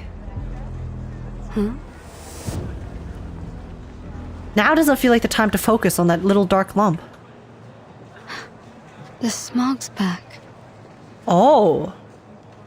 The smog rolls back in, but this time it has taken on a thick, blackened quality, and it's accompanied by a handful of unexpected intruders. I did hear that these little things tend to gather in the quiet alleys of Cross Street. Perhaps they like a visit from the Tooth Fairies. Oh my god, Tooth Fairy's about to pop off? Dude. Is Tooth Fairy aura farming this patch? She kind of is. Oh, also, the Alex, you asked which character this was before. This is Isolde. It's her new skin, the jazz one. Let us have a fair fight. So what is this black fog? Oh my god. Would you care to lie down? Of course we can't have only peace, okay? They give us a happy result for one thing, and then immediately bring us back to uh-oh. Something's wrong. The show must go on. Lotus charging. It's Isolde's super fancy skin, yeah. Target confirmed. Bang, bang.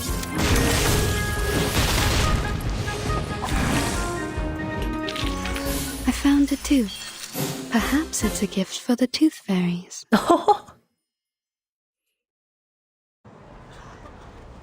Slipped away at the first opportunity.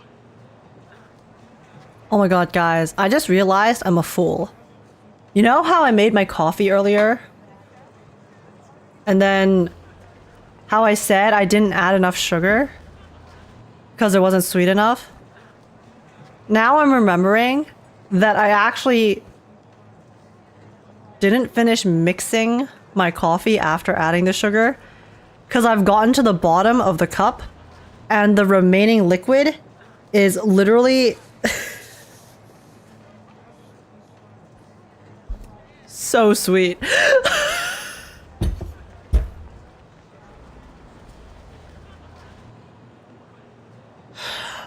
I forgot to mix it in.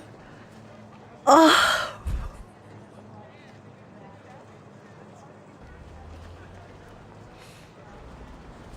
Listen.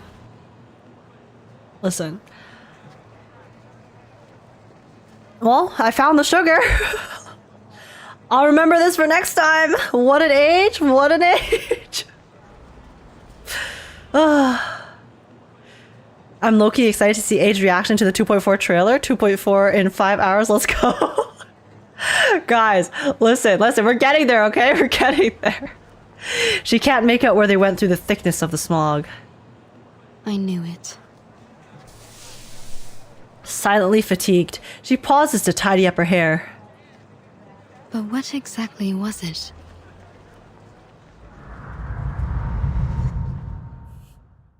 Oh my god, it's so sweet. You didn't stir it properly? I stirred it, but guys, listen, I was in a rush to start stream, okay? So I stirred it, but then I guess I didn't stir it enough before. Yeah, I didn't stir it enough before I, started, I guess. Unfortunately, I am an idiot. I am a fool. I am a big fool. Big fool. Big clown, okay? So leave me alone. Leave me alone. Alright. Old wood.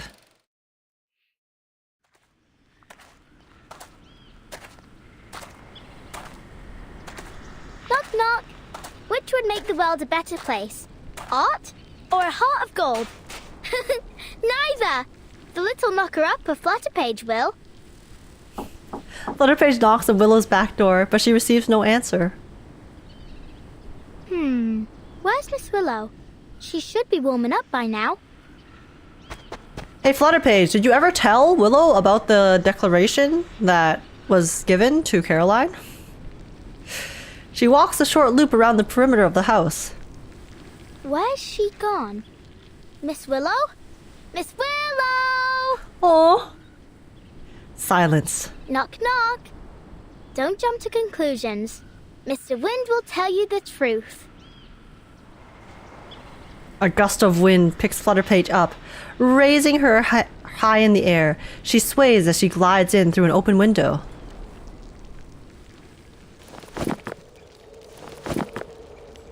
Knock, knock.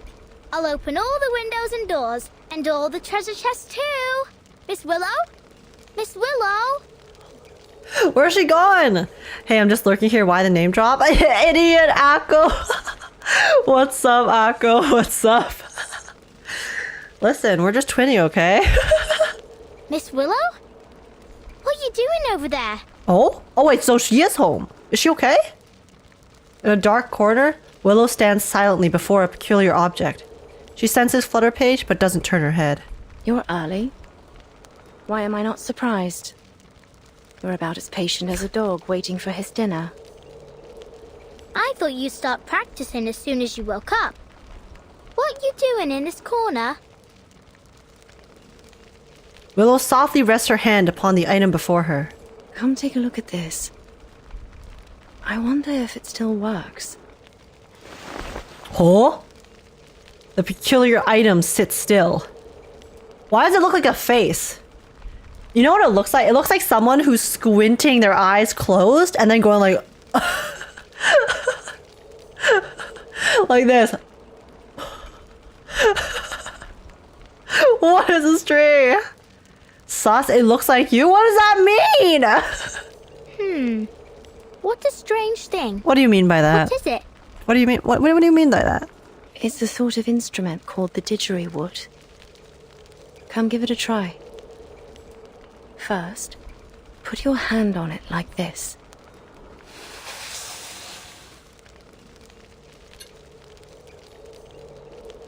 She lays her hand on it. Okay. Then what? I'll teach you how to play it.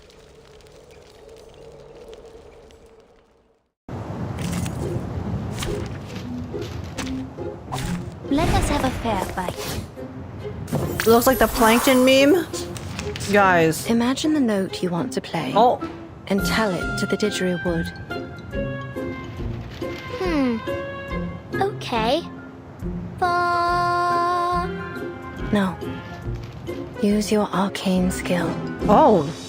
Not to use your words, but to harmonize with it. Observe it. Comprehend it. And then you can control it. Okay. Discharging. Loading. Hold on. Psychiatrist at work. So why are we trying to play a didgeridoo? That's what I would like to know.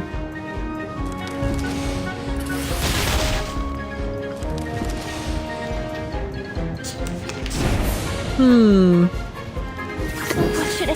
Oh, please. I know how to use it. Guys, the battle music is so cute. I will be watching you.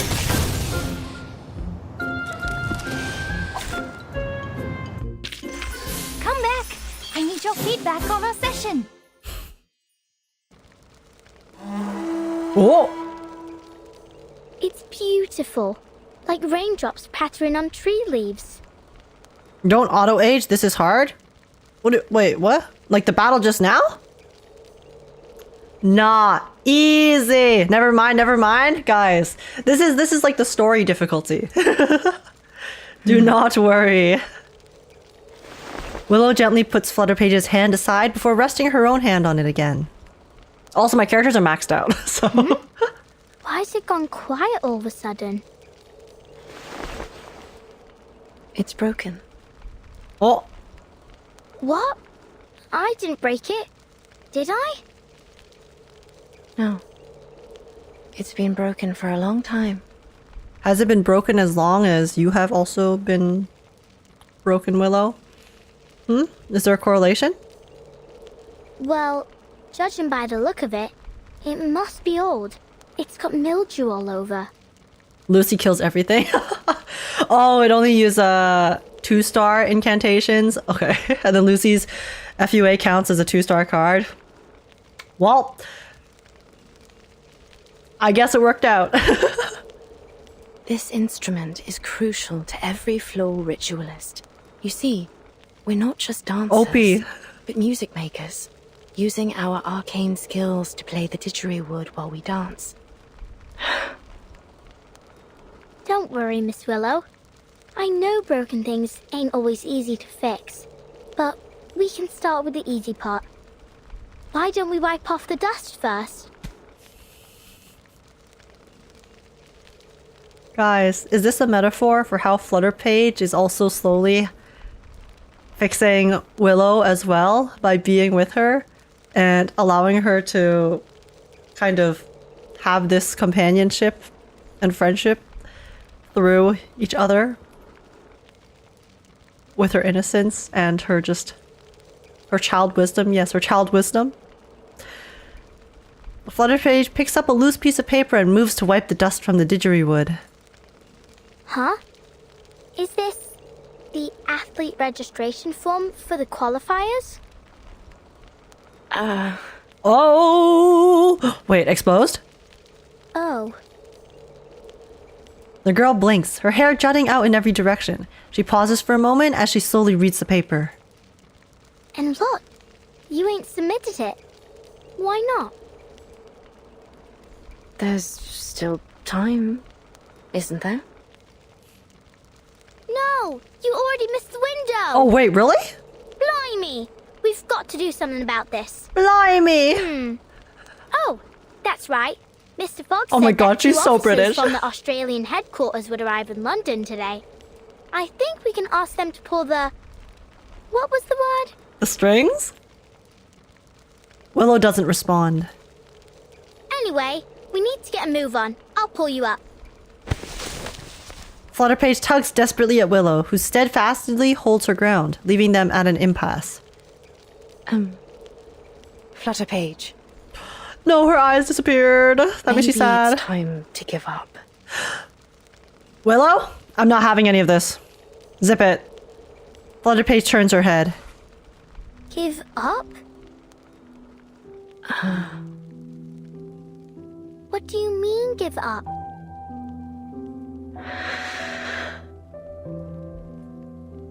I don't understand. Ain't this the Uluru games we've been talking about for ages? Think of all the effort you've made. You didn't jump up and down in the garden over and over again to dust it, did you? You're an athlete, not a feather duster. And you finished that move.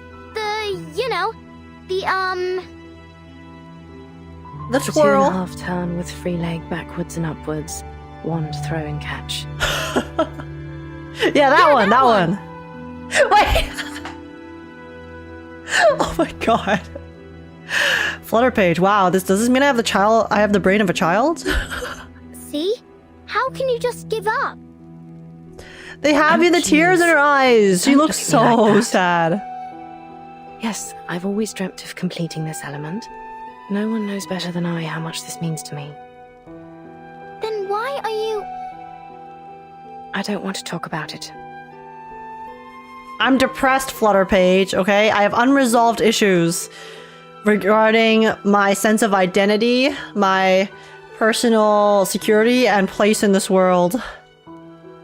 You should leave. I need to see what I can do to fix the didgeridoo. Don't forget to close the door behind you. Flutterpage stands frozen, staring at Willow for what feels like forever, before pouting angrily and crouching down, her arms firmly crossed. I ain't leaving! Oh. I'm angry! Oh my god, that's the cutest shit I've ever seen, man. She's angry! She's angry, guys! Flutterpage. Guys, you have Flutterpage in reverse 1999, and then you have Flutterpage on screen.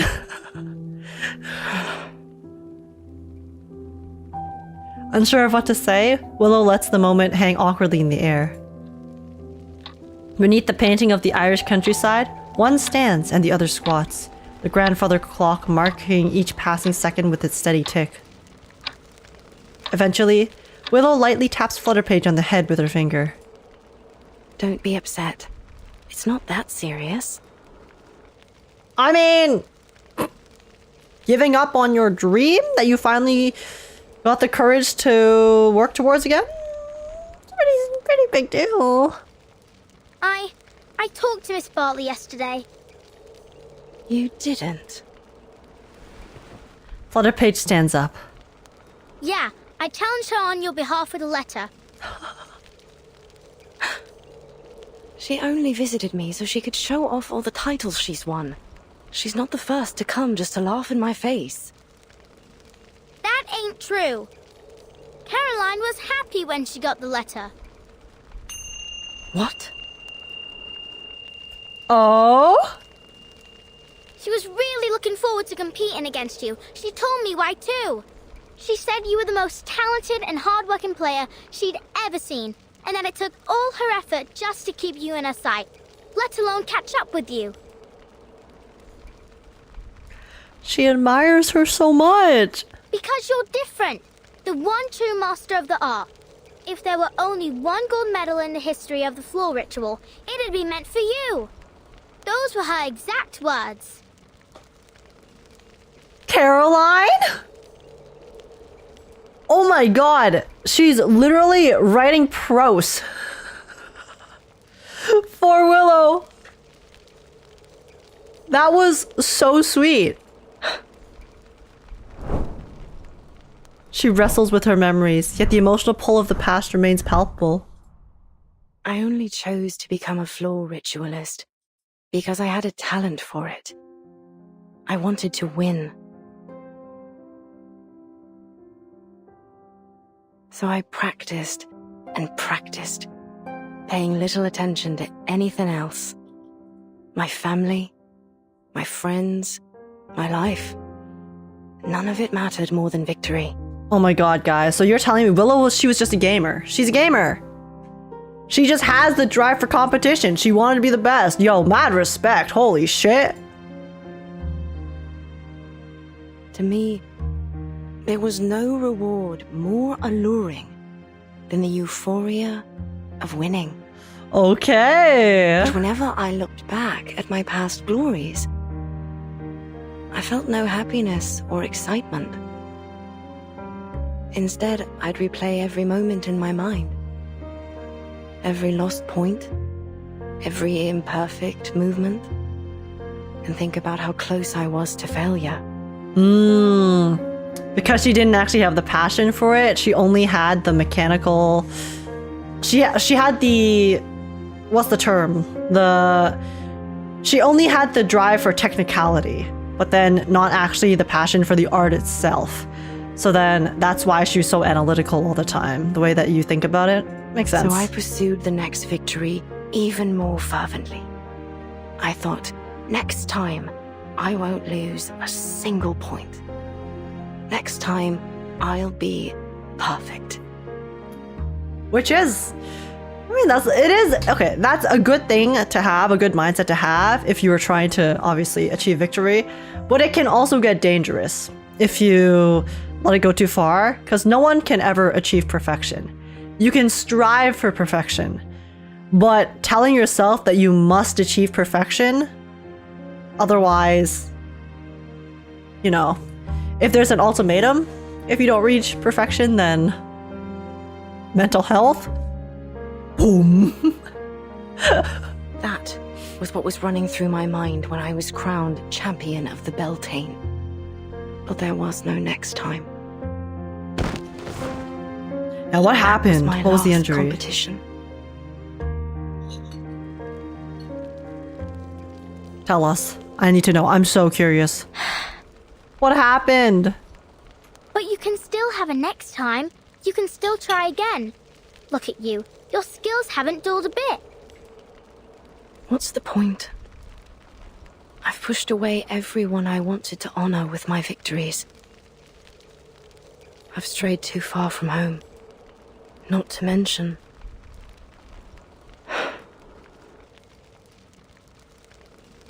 She glances at her leg. Okay, but are you happy when you do the floor ritual? Am I... happy? It's the happy music! See? I love being an upper. Every morning, I get to see all kinds of sleeping positions. Some people cuddle, others curl up in a ball, and some ain't even in bed at all. I like watching them wake up too, like newborn kittens learning to crawl. Okay, Flutterpage. Whatever makes you happy. And finally, when they completely open their eyes and stand on their feet, I feel a gust of fresh wind rushing out the window. It makes me happy. I think the reason was only mentioned in her story. Oh, really? Oh, well, My curiosity will get the best of me. I'll have to go look at that later. So what about you? Does the floor ritual make you happy? Flutterpage low-key just watching people sleep? Yo, Flutterpage is out Edward Cullen for real, for real. I don't know. The only thing that comes to mind is that after a game, me mam would take me to the old cake shop down the road and buy me a cheesecake. The same one every time. That was the only time I'd allow myself to eat dessert. I can't imagine not being able to eat my snacks when I want. I couldn't, guys. I need my sweets. I need my desserts. Otherwise, am I really aged? No self-control. It had raspberries and chocolate drizzled on top. I can still remember the taste. Sweet and tart, with a light bitterness. Oh!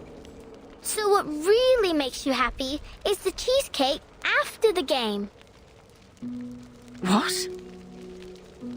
Right. Then let's get you registered for the qualifiers so you can have that post-game celebration cheesecake again. That's such an innocent way of looking at it, but also high-key kind of true. What are you... Flutterpage she's spitting.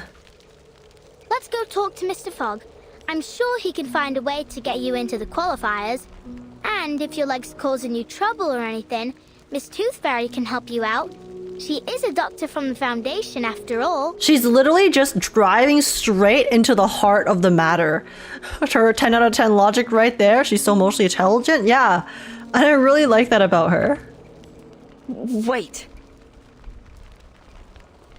A delicate wind brushes past, causing her legs to lose their earlier stubbornness and follow Flutterpage out of the house. Don't you want to eat that cheesecake? They walk beside the paintings of Ireland. Oh. They wind their way through the willow-bound torches and mysterious vessels. Don't you think it'll make you happy? They pass through the house's front door. That cheesecake.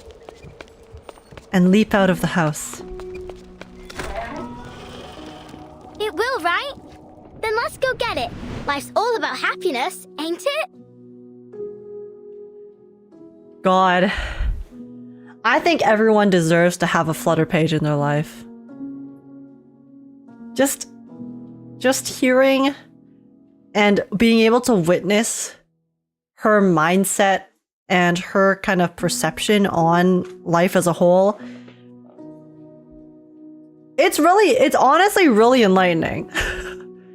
A surge of fresh air floods Willow's nostrils, hitting her like a full-on collision with the outside world. Like, it's refreshing and so optimistic and also so innocent, but at the same time, honestly really grounded in reality. Like, it's not just empty platitudes or optimism to a level that is unrealistic. Like, oh, just always be positive, right? But more so about chasing that happiness and positivity. And trying to find it in things that just happen, I guess. Because like she said, you know, like, kind of, you gotta look at the things that make you happy and then grab them for yourself, rather than just, you know, trying to force yourself to be happy about certain things. That's not necessarily how it works. It's just really wholesome. It offers a new perspective, because I do feel like, you know, in reality, a lot of the time, everyone's a little bit jaded. We all have our own thoughts and ways of thinking that are, you know, normal. But just having this kind of a literal breath of fresh air from Flutterpage it makes my heart also feel a lot more free too, which is the entire point of her character. I just think they did a very good job with her. They've written her so well. You silly little buzzy. Using a hand spared from Flutterpage's tugging, Willow softly flicks at the silky strand of hair. Like they utilize that childhood innocence. Why is everyone leaving the stadium? Uh-oh. Uh-oh. Okay, wait. Listen, we're about to encounter something bad. But just the way that they were able to utilize the idea of innocence that children usually have, and then present it in a way where even us as adults can just really see the wisdom from it, is Flutterpage. She's best girl, guys. She's too good for this world. She's too good for this world, honestly. Just like the bell curve meme, child wisdom can sometimes be as deep as the wisdom of a great philosopher.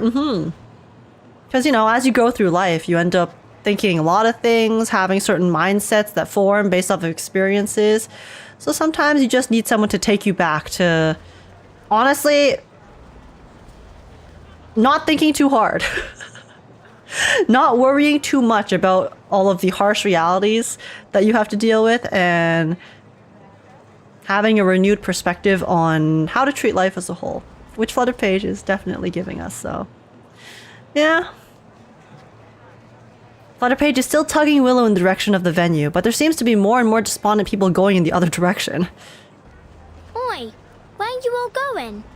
Home. Home? Why? Mr. Fog's holding the ribbon cutting ceremony for his machine in the stadium. Why aren't you going there? Did the machine break? It ain't happening. Pardon? I said it ain't happening. The ceremony. Why? The Foundation officers cancelled the qualifiers. Oh, right. Right, those two NPCs that were coming. Mr. Fog's so-called biggest air purifier ever doesn't work. Oh, wait, why? I thought it was literally working. They saw the sky, no? Oh no, it's because of the black fog. It was working on the regular smog, and then the black fog is coming and then brought in even more smog, so then now they think it doesn't work because there's still smog at the end of the day. The crowd waited and then it began with a single spark.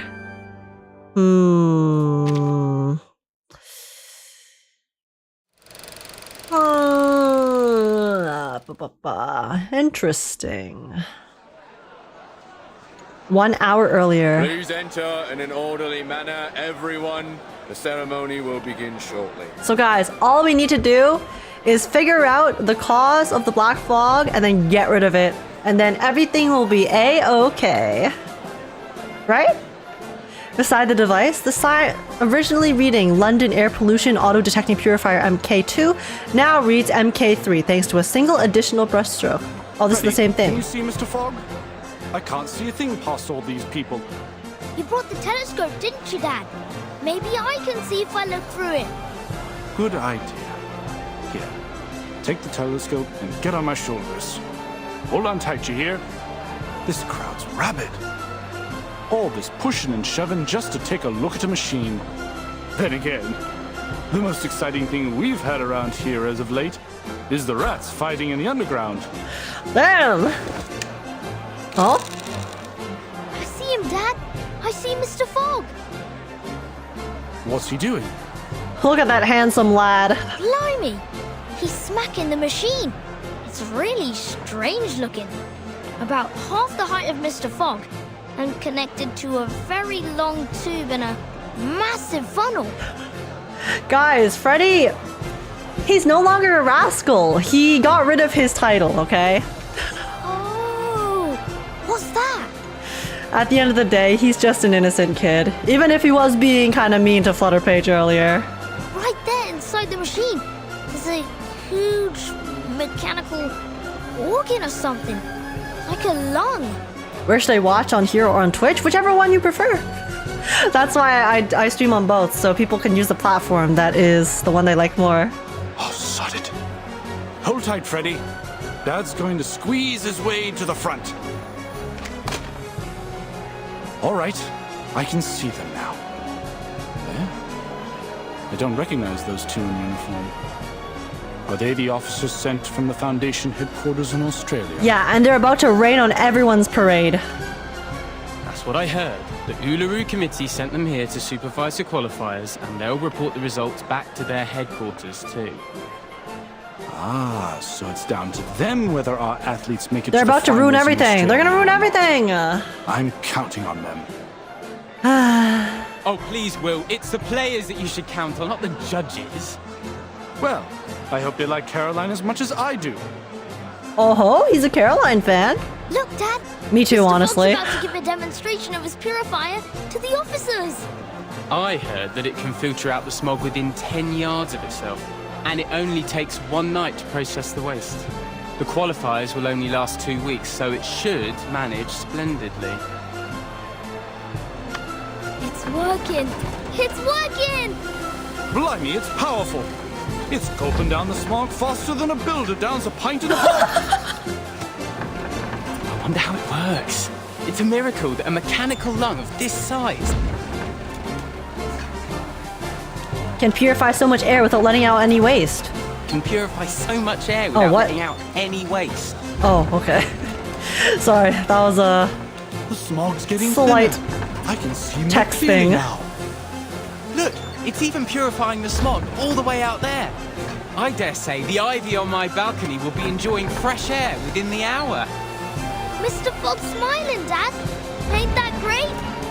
It is. We ain't seen him smile for ages. The hat looks happy too. It's dancing.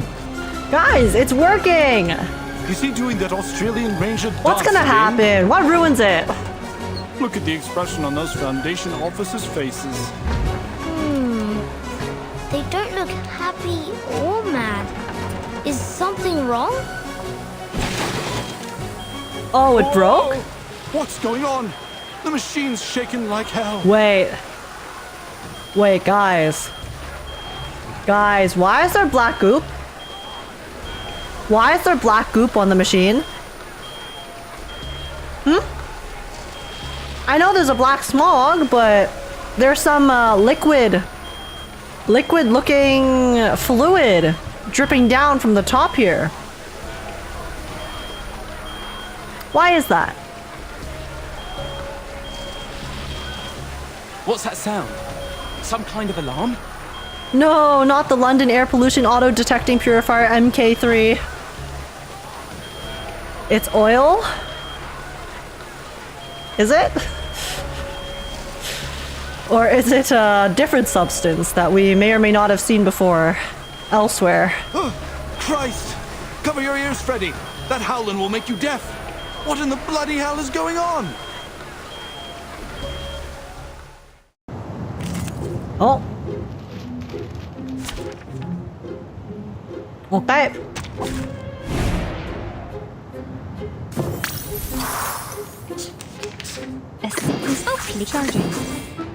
Oh, don't stare at it for too long.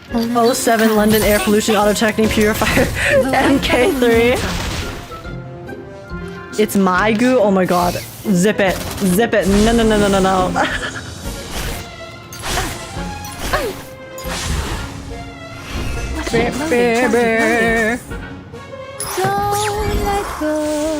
Time to fix the machine. I guess so. We fix the machine by attacking it, you know? That's usually how it goes. Barrage. In the end. Wait, I just realized there's 16 monsters. Jesus Christ. Under attack. How long is this stage? Oh my god. Jeez. Loading. Robot, child of science. Well, I'm gonna let Otto cook while I finish my dinner then.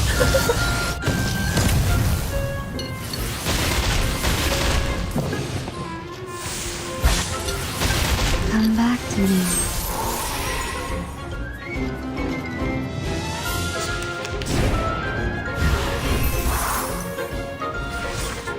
Which would have been so easier to fire from Be careful, the machine. traditional treatment.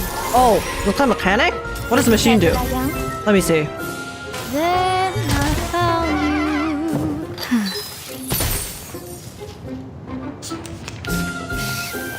you. What does this machine do? Let's see.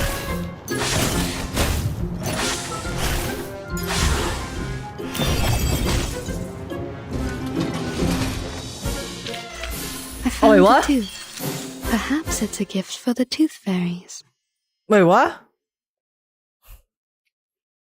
Never mind. Auto finished. The objective is to refill the machine's Eureka. Oh, okay. Oh, what? Dad?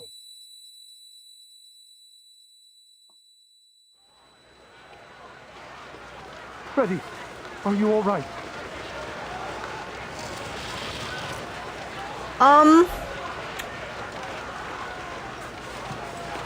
Everyone? 07's in the chat for the London Air Pollution Auto Detecting Purifier MK3. It lived a good life. It was useful for the time that it was around. Damn. Well, I guess I understand why the qualifiers got cancelled now. First the pipe blew open, then its glass belly shattered, and the mechanical lung rolled out from inside. It's vomiting up black blood. There's no way. And Mr. Fog. Wait. He was standing beside it. Is he okay? What happened to him? He's coughing and coughing.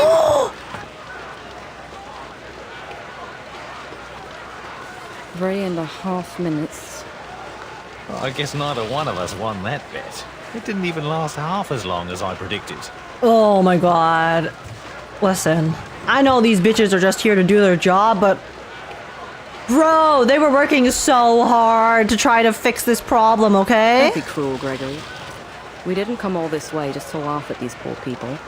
Yeah, thank you, Foundation Branch Member 2. But they did do even worse than predicted. Shut up, Gregory. No one cares. Who asked? It proves Zip it. that the London Climate Management Agency is nothing but a joke. Gregory, how about you shut your mouth before I shut it for you?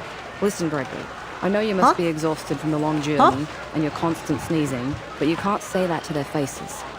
Let's just do our job and give them the news. Listen to her. She's so much more intelligent than you. What news? She flips through the athlete roster in her hand. We have to tell them. She verifies the list, ensuring that all the names of the Arcanist athletes are accounted for. When she's done, she lightly pats Mr. Fogg on the shoulder. Mr. Fogg? Mr. Fogg? Oh my god, I hope he's okay. Mr. Fogg turns his head, his eyes vacant. It seems he hasn't yet got over the shock of the series of events.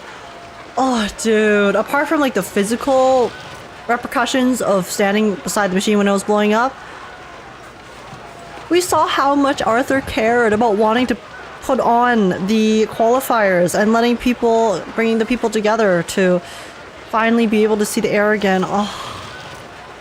Please move aside. I need to use the microphone.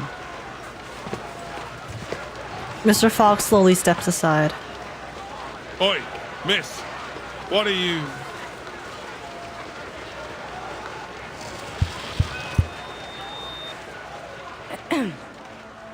Ladies and gentlemen, thank you all for coming to the ceremony today. We greatly appreciate your hospitality, and it heartens us to see you thriving despite the difficulties caused by the smog. However, it is clear to us that the London Air Pollution Auto-Detecting Purifier Mark III is not able to fulfill its duty.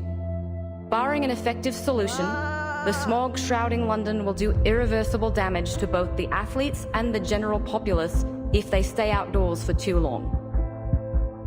In light of this, and after much consideration, the Uluru International Committee has decided to cancel the London qualifiers for the Uluru Games. Man. Your Cantarella fun. Also, oh my gosh, Scarecrow, thank you so much for the super chat. I really appreciate the Cantarella funds. Very kind of you. Thank you so much. Listen, we're having a sad moment right now. I do really appreciate the super chat though. Thank you.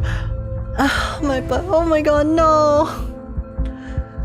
I mean, we knew this was the outcome, obviously, because they went back in time, but still sucks. It still sucks to see in person. Also, Penguin Data Palho, thank you so much for the Twitch follow. Welcome in. We will announce arrangements for the affected players once internal discussions are over. Yay, it's depression time again. Yay, depression 1999. Woo! Behind her cold mask, the woman methodically scans the crowd. The previously raucous energy of the crowd has been replaced by uniform disappointment. Thank you all for your hard work.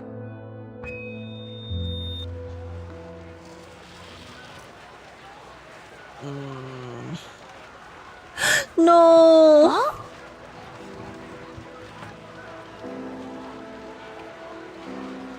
Stop! She looks so sad. She looks so sad.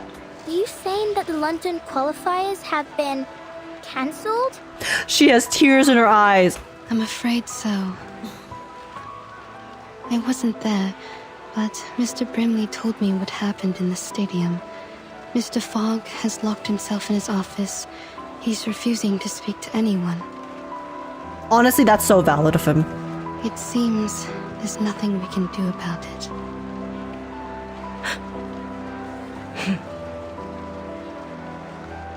Willow pulls her hand away from Flutterpage's and gives her a solemn look. Without a word, she turns around and leaves. Miss Willow? Where are you going? Miss Willow! Miss Willow! She tries to chase after her, but a flood of workers sent to take down the site blocks her way. Miss Willow! Flutterpage, fly! You can fly, girl! Willow turns her head and gives her one last glance, before slipping away into the bustling crowd. I feel bad for Mr. Fogg. Yeah, me too. Feel bad for all of them, but especially Mr. Fogg, because he literally was trying so hard, and he clearly was so passionate about wanting to help everyone experience the qualifiers, only for it to fail at the pivotal moment, and then now everything that he was working so hard to accomplish has been completely obliterated and crushed. And he feels the weight of disappointment, not just from himself, but from everyone else too. Flutterpage lifts her head, her eyes meeting Tooth Fairy's. Miss Tooth Fairy, why? Why do they have to draw the tears in her eyes, guys? Guys!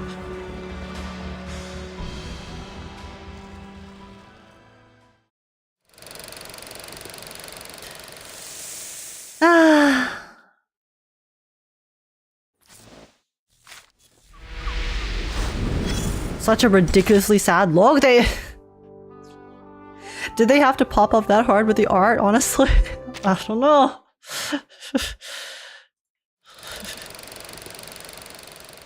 Man.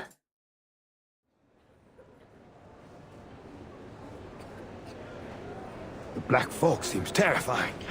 If I'd been there, I'd have buried myself in the garden or jumped in the sewer before it reached me. Thankfully, all the patients and nurses were fine. Only Leonard's daughter got a few bruises. But what a shame it is that the building was ruined. It was 300 years old, you know. The stained glass alone was a masterwork. Bugger! I just can't seem to spit it out. I feel like my chest's on fire.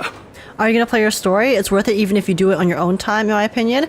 I probably won't have time to play it because the event goes away in 3 days. But I'll probably go watch a run through of it later because I am very curious, and I like Flutterpage a lot, guys. They've written her so well. Take this medicine 3 times a day, and you'll feel better tomorrow. Tooth Fairy hands over the medicine, then takes out a small notebook to jot something down. Tooth Fairy, you got any medicine for reverse 1999 players who can't catch a break in this game when reading the story? Anything for us? Case 132. Clinical symptoms. Burning sensation in chest, blackening of ears. Quite different from a regular tuberculosis patient. Maybe this is a different disease altogether. Damn this black fog. Qualifiers are cancelled, fairs closed down, even Cross Street's been cordoned off. To see the posters of the athletes all covered up with fires, it's utterly hopeless. Workers are striking again, just like the old days. They seem to be the only ones who dare to go outdoors. Although, since so many have lost their jobs, I suppose they don't have any reason to go out anymore. Tooth Fairy definitely carries copium. Yeah, and I need her to give me some. Boss, our medicine was already given. It's the free stuff. I need more for the emotional damage that I've received from playing this game, okay? What are you doing, Miss Tooth Fairy? Collecting saliva samples to put in petri dishes. I want to see what will grow. The sample I collected 2 days ago has already grown something unusual. Oh? Something unusual? What do you mean by that? Oh my! Black fog, weaker than the one I met in the alley. Its existence is unstable. Its form changes daily. The saliva? So the black fog... Is it an organism? Is it like an organism that's kind of... It requires the human body to reproduce or multiply?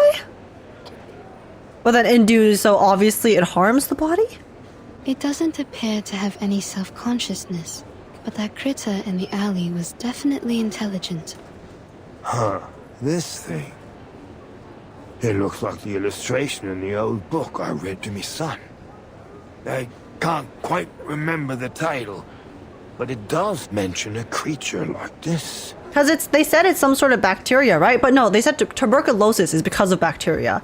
But then this is similar to tuberculosis, but not the exact same. A creature like this? Oi, Miss Tooth Fairy! The startled hat hurtles towards them, wobbling as he goes. It's an emergency, doll. The little tacker's in danger. Please, Oh, Mr. Flutterpage? Hat, keep your voice down in the hospital. Wait, The Flutterpage is in patients need danger? rest. Sorry about that, but this can't wait. Miss Tooth Fairy, they said a girl's climbed to the top of the old bell tower, and she's planning to jump off. I mean, she can fly, she's fine, but... Excuse me? Girl? You mean... Yeah, Flutterpage. No normal girl could climb all the way up there. What's Flutterpage trying to do right now? I'm not worried for her safety, but... What are we doing here? Boy, girl! Get down! It's dangerous up there! Not even the noise of the carriages in the crowd can reach as high as the bell tower, let alone the shout of one passerby. At the top of the tower, Flutterpage is contently airing out her linens. Knock, knock. The little knocker-upper loves hanging sheets. Every one of them brings back a sweet memory. The first sheet smells like cucumber and tobacco. The second, night dew and stars. The third, mummy's cuddles. Guys, everyone's worried so hard for Flutterpage's safety, and she's literally just sitting up there bing chilling. She's so fine. Knock, knock. Who's there? You know, you didn't need to come up so high just to hang your sheets. Miss Tooth Fairy, well, what are you doing here? Having finally reached the top of the tower, Tooth Fairy exhales heavily. It's arcane bacteria? Yeah, I'm thinking maybe the black fog is something like that, arcane bacteria. I wanted to ask you the same thing. I'm having some quiet time in my secret base. Off you pop. We'll meet up later. Flutterpage, I hate to break it to you, but your base is not so secret. She gently shoos the canary fluttering near her feet. I understand your need for privacy, but given that almost everyone in London is talking about a girl who's about to jump off the bell tower, I'd say this isn't the spot for it. Jump off the bell tower? Oh, like I might fall? Don't worry. I'll be fine as long as the wind's blowing. I'll ride it all the way to, Australia? Oh? Yeah, Australia. They must be preparing for the finals there. The girl still fidgets nervously with a clip haphazardly tucked into her hair. Come here, Miss Tooth Fairy. Have a seat. Tooth Fairy gracefully swings her leg over the railing, and the two sit quietly side by side, their feet swinging among the clouds. Come on, Liberty! Quickly! It's dangerous up there! Don't listen to him, Liberty! Oh, you! Watch your words! She might jump right off the bloody thing! Do none of them know that she has arcane power? Oh, I guess maybe the arcane power thing is new, because she was training her powers with Willow in secret at Willow's house where no one else went. So I guess to the passerbys or the everyday residents that she encounters, they probably think she's just a regular girl and doesn't have the wind. So it would make sense why they would be so concerned. The clamor of the streets below continues. Why? Why what? First, they told me to get down, and then they told me not to. Why'd they change their minds so quickly? Not just them. It's like all of a sudden, everything's changed. People said they wanted the qualifiers, but then they cancelled them. They said they'd find a solution, but then they just completely gave up on solving the problem. She brings up a good point. Why can't they just keep at it until they achieve something? Oh. It's like climbing this bell tower. You've got to push through and keep going until you reach the top. Oh my god. Otherwise, you'll never get to enjoy the view. Here comes Flutterpage, dropping more bangers of wisdom, just like it's another Tuesday. Maybe they... Flutterpage just said, never give up, never what? After a quick moment of reflection, Tooth Fairy shakes her head. Well, I don't know.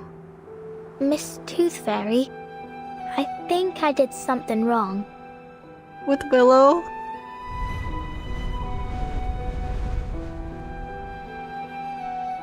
Oh! I can cut my own hair, cook my own meals, and do my own laundry. No one taught me. I just figured it out myself. Damn, okay. I used to think the world was like the fish tank I had at home. No matter how many questions I had, the answers were all inside, just like the fish swimming in there. Flutterpage is actually a philosopher, no lie, having played her character story. I was patient She's wise beyond her years. I take the fish one by one and carefully look them over. And I wouldn't stop until I checked every scale. Yep, every single one. Well, unless Mum and Dad scolded me. Actually, sometimes I couldn't figure out why they hit me. I just had a lot of questions, and I wanted to know the answers. Wait, so is this actually a bruise? I noticed her cheek looked like, it kind of like she has a lump here, right? I wasn't sure. I thought that, okay, maybe it's like just a stylistic thing. But it's like there's clearly a bump, and then it's also redder than the rest of her are. And then now she's talking about her parents hitting her. Is Flutterpage being abused?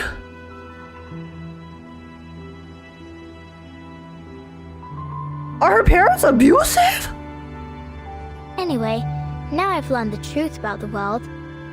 It's different from what I imagined. I thought it was a round tank, but it was actually square. I thought there were goldfish swimming inside, but actually they were pinching crabs and chomping sharks. Sometimes even just pieces of rubbish. The round tank only existed in my mind, and all the answers I found were nothing. Just my imagination. I would ask Flutterpage if she's okay, but Flutterpage is actually more jaded than I am. Flutterpage is more jaded than all of us by pure osmosis of experiences of living in the reverse 1999 universe. Holy shit. And what's worse is that I hurt others with my imaginary answers. A gentle breeze rustles their hair. You mean Miss O'Hagan? I let her down. Oh, she sounds so sad. Oh, the way the voice actor delivered that line. Oh, that hurt. A faint scent of lemon floats by. Tooth Fairy gives an unexpected smile. I spent my entire youth learning how to get along with others. And you know what I realized? People will change as long as the result benefits them. Once things are going well, whether expected or not, people often forget the goals they set before they reach that point. What I'm trying to say is, we need to remember who we really are and what we really want. Flutterpage turns her head to look at Tooth Fairy, curiosity in her eyes. Tooth Fairy tilts her head to the side, as though deep in thought. Miss Willow must have known what she really wanted. Otherwise, she wouldn't have become the youngest floor ritual record holder of the century. To achieve that kind of greatness at that age is very impressive. She pauses. Even if, like, I don't know about Willow's specific history, like the details of it, but even if her mom is the one who pushed her to, you know, do it, Willow's clearly, you know, told us herself that she strove for that perfection, to be the number one, so not everyone's capable of doing that, for sure. I'm sure she understands that it wasn't your fault. You didn't hurt her. In fact, you didn't hurt anyone. You just need to look at the fish tank in a new way.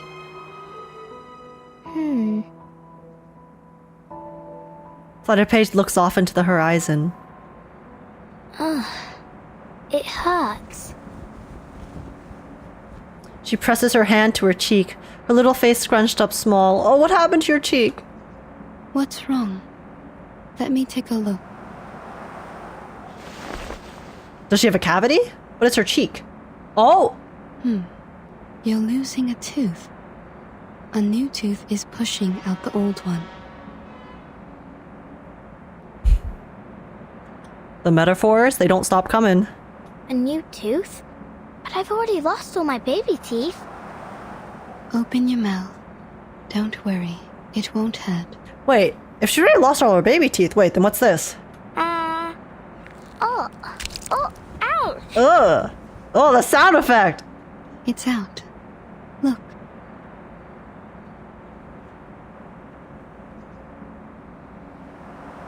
She opens her hand, revealing a perfectly intact tooth. I thought I didn't have any baby teeth left. Well, you don't anymore.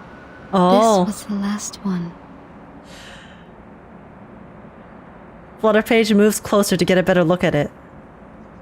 Ew, it stinks. Oh? It does. I suppose I'll keep this then. Tooth Fairy produces a handkerchief, contentedly wraps the tooth, and sews it in her pocket. Wait, the tooth stinks? Is Flutterpage's tooth related to the Black Fog? Sorry, that's such a leap. But like, why else would they have Flutterpage say that her tooth stinks if it doesn't have a plot significance? You know? Or is it just like a metaphor for Flutterpage essentially kind of starting to, I don't know, I guess grow and become a fully fledged adult mentally, like moving past some of her childhood innocence and learning more of the truths of the world? Or, and also, so like Tooth Fairy can, you know, get another tooth to her collection? I don't know, guys. Age got the conspiracy wall. I respect it though. I don't like, listen, anything's possible. But okay, we'll see. Back in the game, a torch burns brightly in the hearts of the people. Back in the game, wait, does that, okay. We obviously, the Uluru games have to come back. There has to be a way for us to bring it back, okay? The games have to be back on. How are we gonna get there? Listen again to the interview she had all those years ago. As the youngest floor ritual record holder of the century, You're just Oh, this is the one step interview. away from becoming the world champion. What else do you wish to achieve in your career? My ultimate goal is to win the finals of the Uluru Games. But I'll also register for as many events as possible. I have a lot I want to achieve, but I'm patient, and I'm sure I can do it all eventually. Clink, clonk. The sound of metal cuts through the darkness. Oh? Oh, is she working on her leg? Old friend. Willow removes her prosthetic leg, her long fingers stretching out toward the machine lubricant resting on the shelf. Imagine if this event actually ended with Flutterpage jumping off the bell tower to her death. Holy dude, they wouldn't do that. They would never do that to a child. They might do that to an adult, but they wouldn't do that to my girl. At least they better not. Old teeth stink, do they? I never noticed it. That was her therapy session fee. Okay, yeah, I guess Flutterpage's final baby tooth was Tooth Fairy's therapy therapy wage. It's just you and me, isn't it? As she gropes for the lubricant, she comes across a piece of crumpled paper.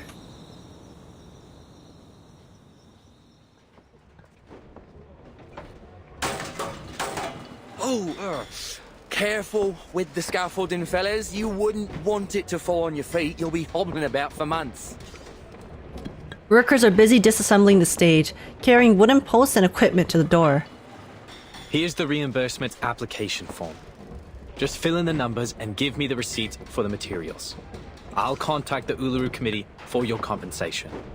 Is there really no hope, Mr. Fogg? We didn't build all this just to tear it all down. I'm sorry. To be honest, we'd rather not do this, even if we're getting paid for it. We were over the moon when we got this job. I mean, just look at this place. The huge billboards and that lovely stage background. How could we not be? It's been yonks since we last had an event like this. And who knows when we'll have another? Is there really nothing we can do? Just seeing the excitement from the regular citizens and how much joy, you know, it is to be able to come together to have these types of gatherings. It's like the euphoria of, you know, going to a concert or going to just a big event as a whole, where you can be filled with so much energy of everyone around cheering on, whether it's like a sports team or enjoying like a musician. It's just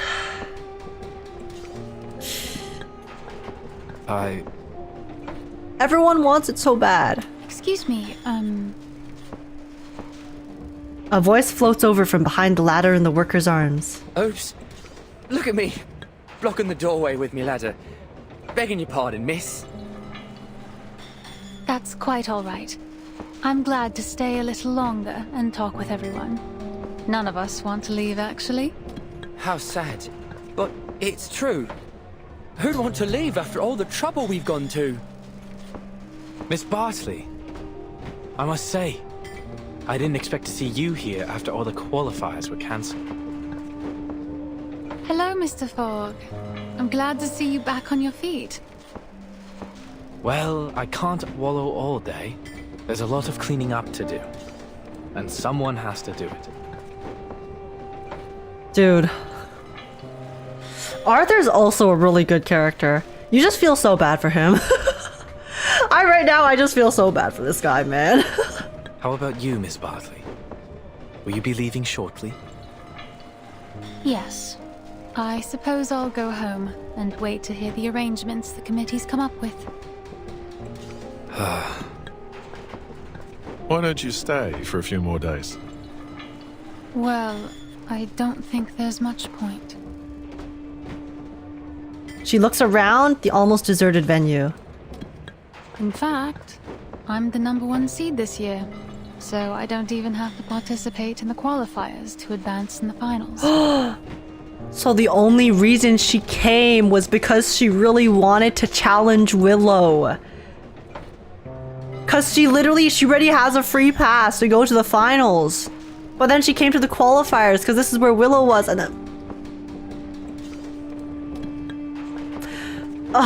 It's a new system they introduced to get a step closer to the standardization of human sporting events. I only joined because I couldn't pass up the opportunity to compete in my hometown. This was going to be the last competition of my career. And she wanted the last competition of her career to be against the person who probably helped start it all. She sighs. Then after a moment's hesitation, she speaks again. And I thought... No, never mind. Caroline, we know what you were gonna say. We all know what you're gonna say. I wasn't surprised when the news came out, to be honest. We were just fooling ourselves before. And now it's time to face the fact Just confess already, please. I know, right? Sorry to interrupt you, but ain't it too early to be getting this dark, Mr. Fog? Yes? The three of them look up at the sky as the world is plunged into darkness. What the hell is this fog, guys? Crikey. What time is it, mate? I don't have to look at my watch to know it isn't night yet. Then what's going on? Well, there's only one explanation, Brimley. The thick black and yellow smog surges upward, like a massive arm poised to sweep them away. Whoa, what the bloody hell is happening? Guys, we need My Day up in here. My Day has to help fight off the black tide. Step into the fairy ring. Where are our Chrysos heirs when we need them? Huh? Which charging? Oh, don't stare at it for too long. I'm genuinely so curious what this fog is. Is it Manus Vindictae? Is it something else? I don't know. I don't got a single clue. Off my mirror.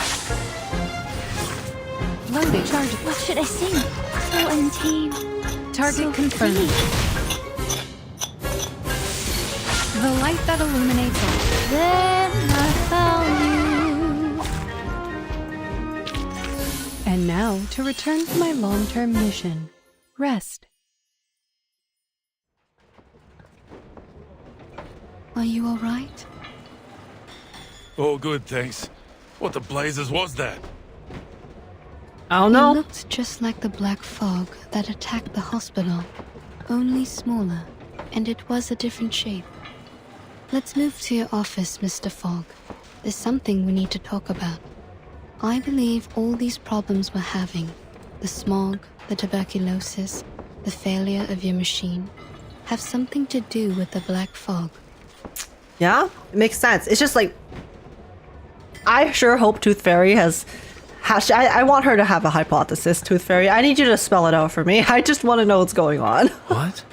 But first, we need to get everyone out of the stadium in case it attacks again.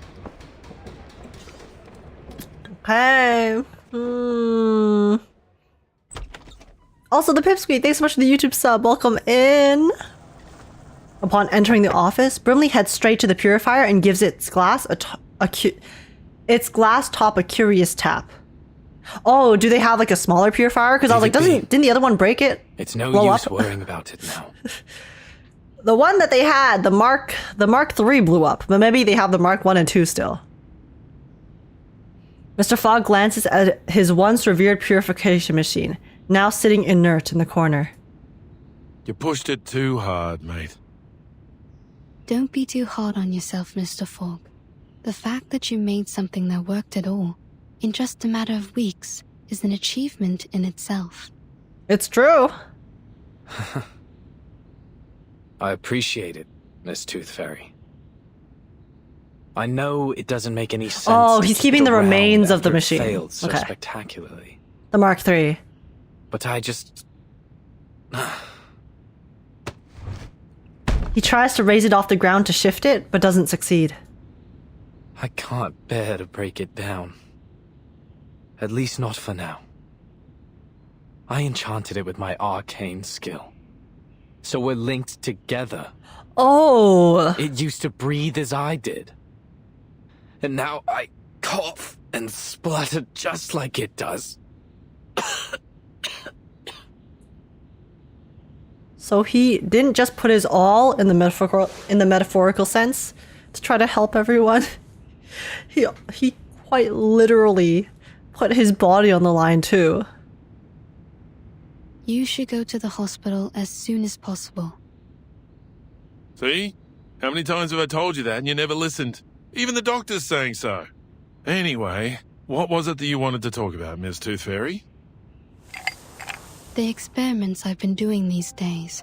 Here's a sample of the black fog. I collected it from the alley after it attacked me. As for the tuberculosis, I analyzed the black fog's composition and found some components very similar to those in the patient's saliva. I've concluded that this fog critter is the root cause of the disease. Oh, it's a fog critter. This critter is fog-soluble, can change its form, and is indestructible. It feeds on smog and, most interestingly, sensitive emotions, which it seems to absorb to nourish itself. Bro, that's terrifying. In conclusion, the answer to our problems lies in capturing and containing these critters. How can we possibly contain a critter that can travel with the air? Also, in one of my experiments, I cultured 2 samples under the same conditions and put one of them in the sun, like this. Okay, I'm assuming the one in the sun couldn't survive. Tooth Fairy delicately places the bottle containing the black critter on the windowsill. See? Even in today's dim sunlight, it shrinks very quickly. Just wait a moment, and you'll see. Its true being. Oh? Sunlight is their weakness. That's why you never see them in areas with clear skies. She pauses, as if to add gravity to her point. As you can see, London provides the perfect conditions for it to survive and multiply. Heavy smog, and the anxiety and depression caused by the cancellation of the qualifiers. So actually unlucky? A thoughtful silence falls in the office. I do believe you're right. But it won't be easy to capture these things. No, definitely not. I'm still trying to figure that one out. We may be able to lure them into a trap, but we need to make a specific plan so that the process is controllable and the results predictable. A specific plan? The only plan I can think of is to pray to God. I mean... that's what I do whenever I try to win my 50-50s, you know? I pray to RNGesus, beg it to have some mercy on me, let me win my 50-50 so I don't have to spend all the way to hard pity, especially for characters I really want, but alas, is there any effective solution to actually making my wishes come true? I don't know. You be the judge of that. Some people may seek answers from the divine, but whether that works or not is another matter. Oi! Oh. Hello! Is that Flutterpage's voice? Where did she come from? Where did you go? Where did you come from, Cotton Eye Joe? Sure is. Over there, mate. Outside the window. Oh? Oh my god, she's doing it again. Wait, this is the same one that we saw earlier when she was peeking. There's a tap at the window. Outside, Flutterpage drifts in the air, a white bedsheet clutched in her hands. Below her, a crowd of all ages makes their way along Cross Street, all heading for the sports stadium. Miss Tooth Fairy, Mr. Fog, Mr. Brimley, would you like to join us? What? The residents of Cross Street have got together to petition for the reopening of the qualifiers. Oh? Flutterpage uses one hand to steady the bedsheet and the other to point excitedly at the crowd congregating below. Why, folks, how about this iron? It's a family heirloom, but it'll be perfect for the floating shock sling. And I'll be the top one. I'm an excellent timekeeper. I can keep time down to the millisecond. Oh, so even though the foundation that usually hosts it has pulled out of actually helping with the qualifiers. The neighborhood, the people of Cross Street, they want the event to happen so bad that they're willing to essentially run it themselves. Oh. We also need a fair judge, right? Then I'll put myself forward. Everyone on Cross Street knows I'm an excellent mediator. Bro thinks he's a timekeeper. Different kind of timekeeper. Everyone's brought things from their homes. Ladders, hanging rods, clotheslines, anything that might be useful. We're going to rebuild the stadium together. Oh. So, will you join us? What? Are you serious? Truth. I don't know what to say. This is unbelievable. The crowd pushes on the stadium, a few individuals joining the throng as they pass by their homes. There's a resolute happiness in the air, as though no force could diminish their fervent hope. Since the qualifiers have been cancelled, we'll just have to hold our own games.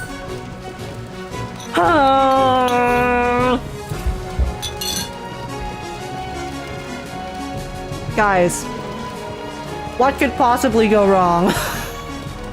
This Tooth Fairy, I found the right way to look at the fish tank.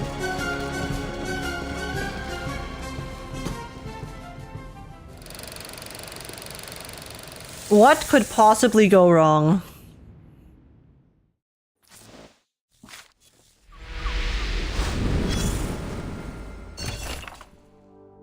Sending out long, dull letters is just a small part of his job.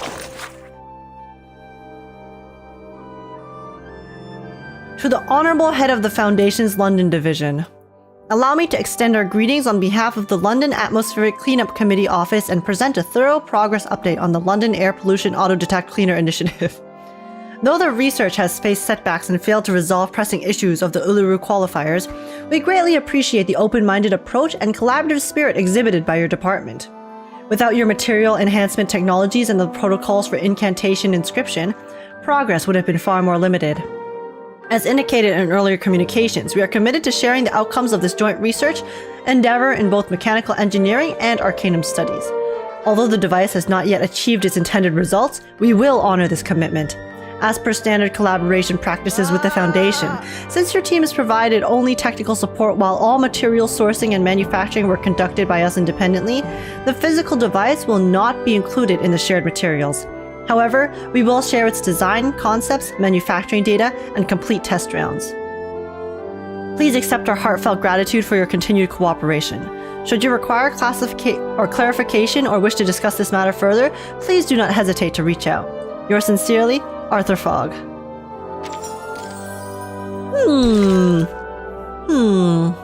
Also, Yogurt, thanks so much for the YouTube sub. Welcome in. Our Uluru Games. Oh, that's wholesome. And now, we are both host and participant.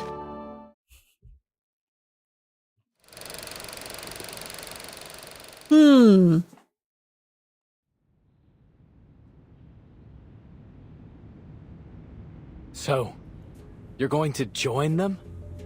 You know me. I'll always jump brim first into the unknown. Brim first? But the Foundation's already pulled their funding. The workers are already awaiting their reimbursement. And some players have already left. How could we possibly hold it? Mate, listen up. There is an unfamiliar tension in the office. This may be the first real disagreement between the two old friends. Oh?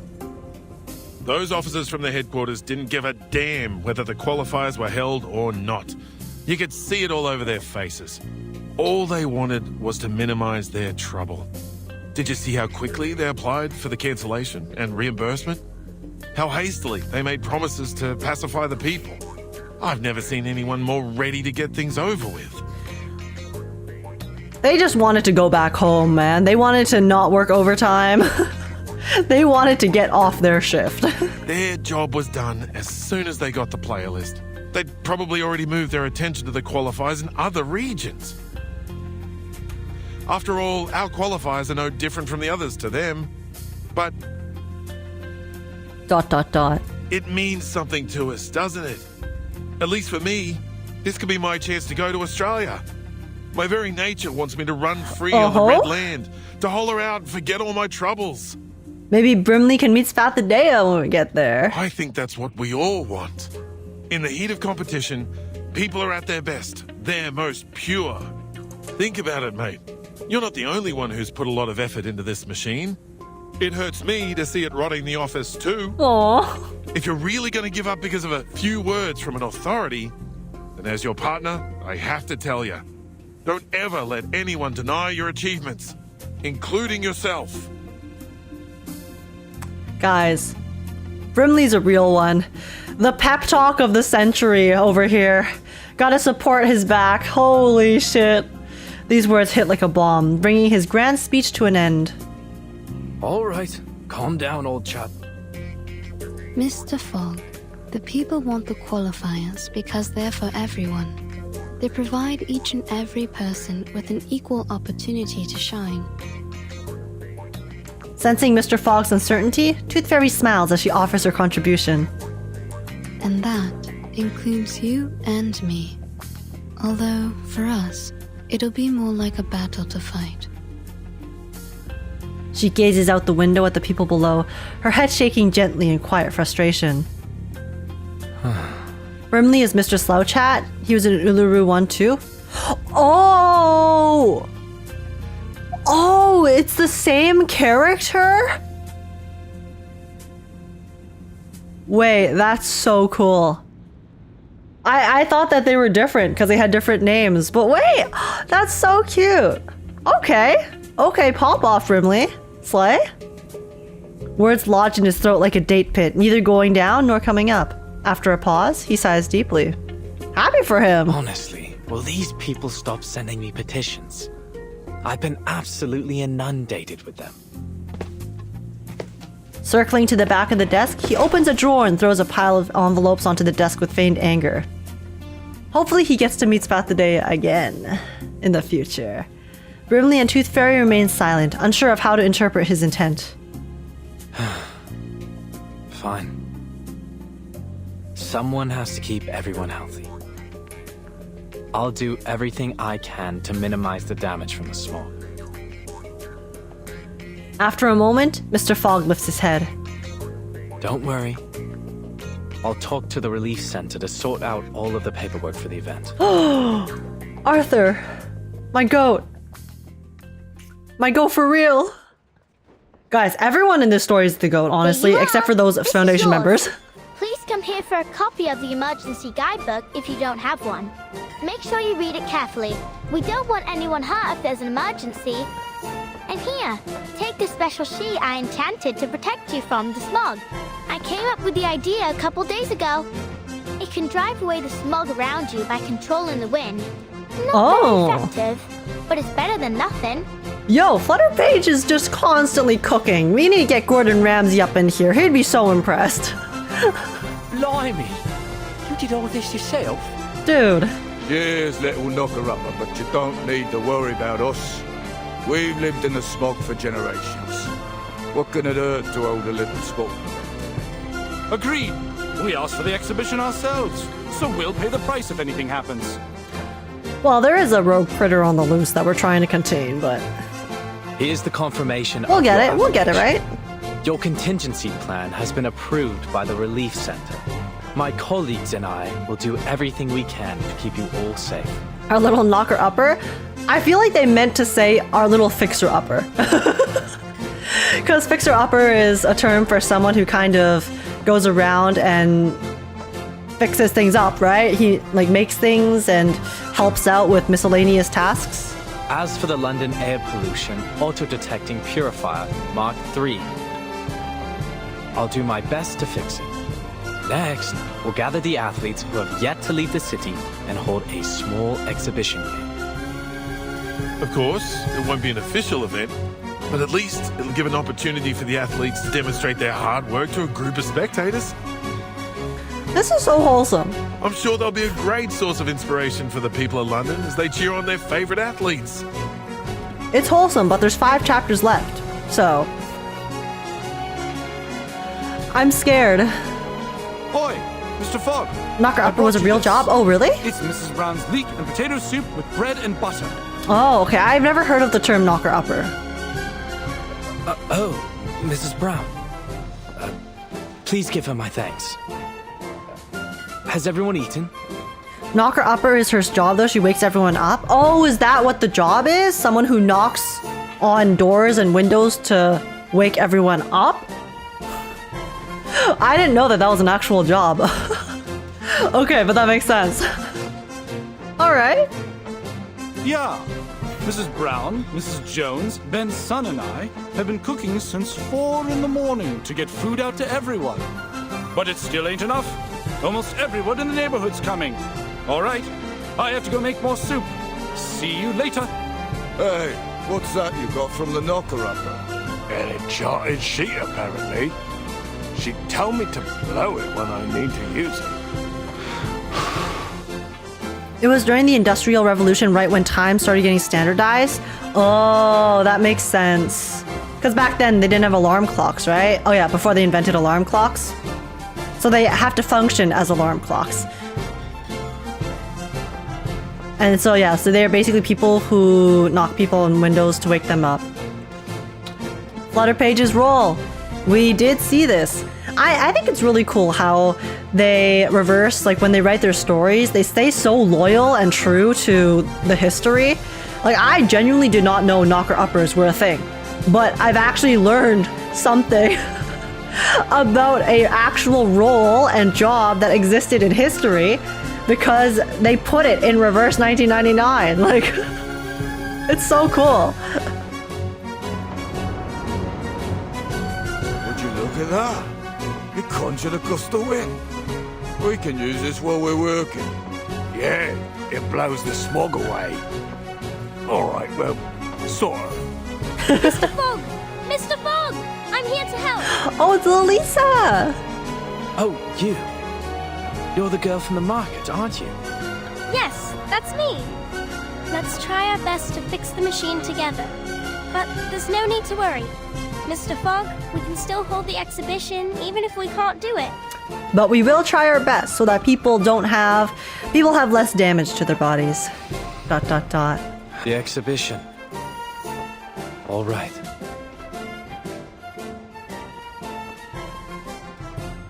Okay. Next, introducing the London Uluru Exhibition Games. So far, 28 players have registered for the 6-day event, which will host one sport per day. All right, everyone, let's Oh, push whoa. together. 3, 2, 1. The residents of Cross Street have taken it upon themselves to rebuild the stadium. Oh, so then they run up these steps, so then this is where the flame goes, because, okay. Your painting's totally off theme. Look, mine's a mockingbird with a gold Mockingbird? medal. It just won first place in the singing competition. Wait, is this a Hunger Games reference, guys? I know 100% this is... Hunger Games has Mockingbird theme with gold medals, but I also don't know like if that was based off of history, so maybe they're just based off of the same thing. Hugo Vlad, let's go. Because in the Hunger Games they have Mockingjay, right? But then here we have Mockingbird. And then when I think of gold medal, I just think of the pin. But hey, Mockingbird! There is a Mockingbird that we are very familiar with that is in another specific gacha game that we have been playing as of late. Any people who signed up for this competition go by the name of Vivian or Hugo, maybe? The Uluru Games ain't got a singing competition. You should have drawn something more athletic. Like my sailfish. It's the fastest swimmer in the world. How exciting! Our very own Uluru Games, without any interference from the Foundation. Yeah, eh? The Foundation would like to have a word. It's Tooth Fairy. I've made a list of all the athletes who signed up for the qualifiers. A lot of them have left, but some would like to stay for our exhibition. Good. And I've made a list of the daily attendees based on the tickets they bought for the qualifiers. Mr. Fogg and Mr. Brimley are discussing the possible security issues of the event with the Relief Center staff and the police. We may actually start the games on the day the qualifiers were originally scheduled. Oh! But since this is all improvised, we'll probably encounter some unexpected problems as the games continue. We need to be prepared. It makes sense, you know, they obviously have to kind of do a workaround for a previously very big planned event without missing most of the resources that they had beforehand, so. Yeah, I know. But it's okay, you know, as long as they prep as much as they can, even if it doesn't go super swimmingly. As long as nothing super tragic happens, it should be fine, right? Right, guys? The girl's enthusiasm dims as she looks over the sports venue, eyes tinged with quiet regret. Where's Willow? Where's Willow, guys? Thank you, Flutterpage. It must puffed have her taken cheeks a just lot now, of that's effort right. to make the athlete list. You've done an excellent job. But there's one that's missing. The one that she wants on there the most. She continues to scan the venue as if searching for something. So, you saw the whole athlete list. Did you see the name you were hoping for? Ah! How did you... Clearly not. Miss Tooth Fairy, She hesitates, her brow furrowed. Her lips are barely moving. Flutterpage! Flutterpage! Come here! We need you to explain to the relief center how your little sheets work. The girl hesitates as she looks towards the somber officials. Just go. They need you more than I do. Your explanation may decide whether the games can be held. Alright, I'll talk to you later. Where's Willow? She skips excitedly towards the door of the venue, where Brimley and Mr. Fogg await her arrival. As a worker carrying a wooden frame passes, she disappears from view. You've got yourself a new outfit. It looks great on you. Who? Who is she talking to? A tall, slim woman emerges from the shadows, her pointed leather shoes gliding along the floor with poised restraint. Is this Caroline? Or Willow? Oh, I like your coat too. Thank you. Oh, I was like, wait, but we've seen this outfit, but Tooth Fairy hasn't seen this outfit. Tooth Fairy's only seen her in her like hat and dress outfit, so then we only saw her games outfit because we were in her house with Flutterpage. Wait, but if Willow's here, that means she's signing up, right? She's signing up? My grandmother had one just like it. She died 2 years ago. Had a proper sweet tooth too. I wonder realistically, would a qualifier from an unofficial event like this be allowed to join the Uluru Games? I don't think so. I think they're hosting this event knowing that it's not going to be allowed to join the Uluru Games, but it's just that they want to host the event anyways. That's why they're calling it an exhibition match, because they understand that they're not part of the official games, but they still want to host the event for their own sake in London. We'd have got along well. How did you know I was here? Oh, I didn't until my tooth fairies found you. So you have a whole jar of scapegoats who can take all the blame for you? How convenient. I also think Flutterpage is a reference to children in the past who jump off from buildings thinking they can fly. Oh, really? Actually, I think I do remember hearing something like that. And that would make a lot of sense. And especially giving her the power to essentially actually fly, which is completely, you know, it's what those kids thought themselves in the past. You've pulled yourself together, haven't you? Even your sarcasm has become bitter again. So, why are you here? Just getting some fresh air. The two of them remain silent as they observe the mayhem of the sports ground, workers shouting and children running back and forth. Look at them. They're all so happy. What do you think? I've never seen such a rudimentary, disorderly, and poorly prepared event in my life. Yo guys, Willow's back to normal! It's totally amateur. Let's go! But but it's built on enthusiasm and sportsmanship. Athletes will go head-to-head, spectators will cheer, and the stadium will be lit up by the energy they release together. It's imperfect, yes, but it's inclusive and unstoppable, and that's what makes it special. Let's go. ...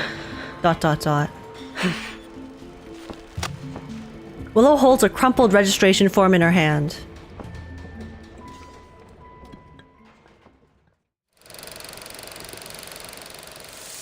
She brought it, guys. She's here. Opening ceremony. You are positively luminous, darling.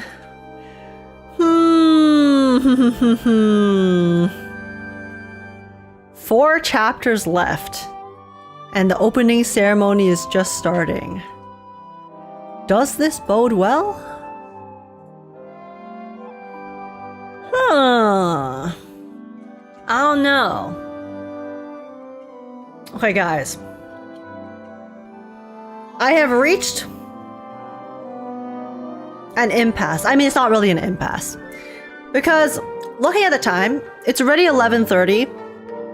We have finished most of it, okay? We are almost done. However, looking at the full length of the story, the last 4 chapters seem to be an hour long. I mean, it seems to be an hour long total left.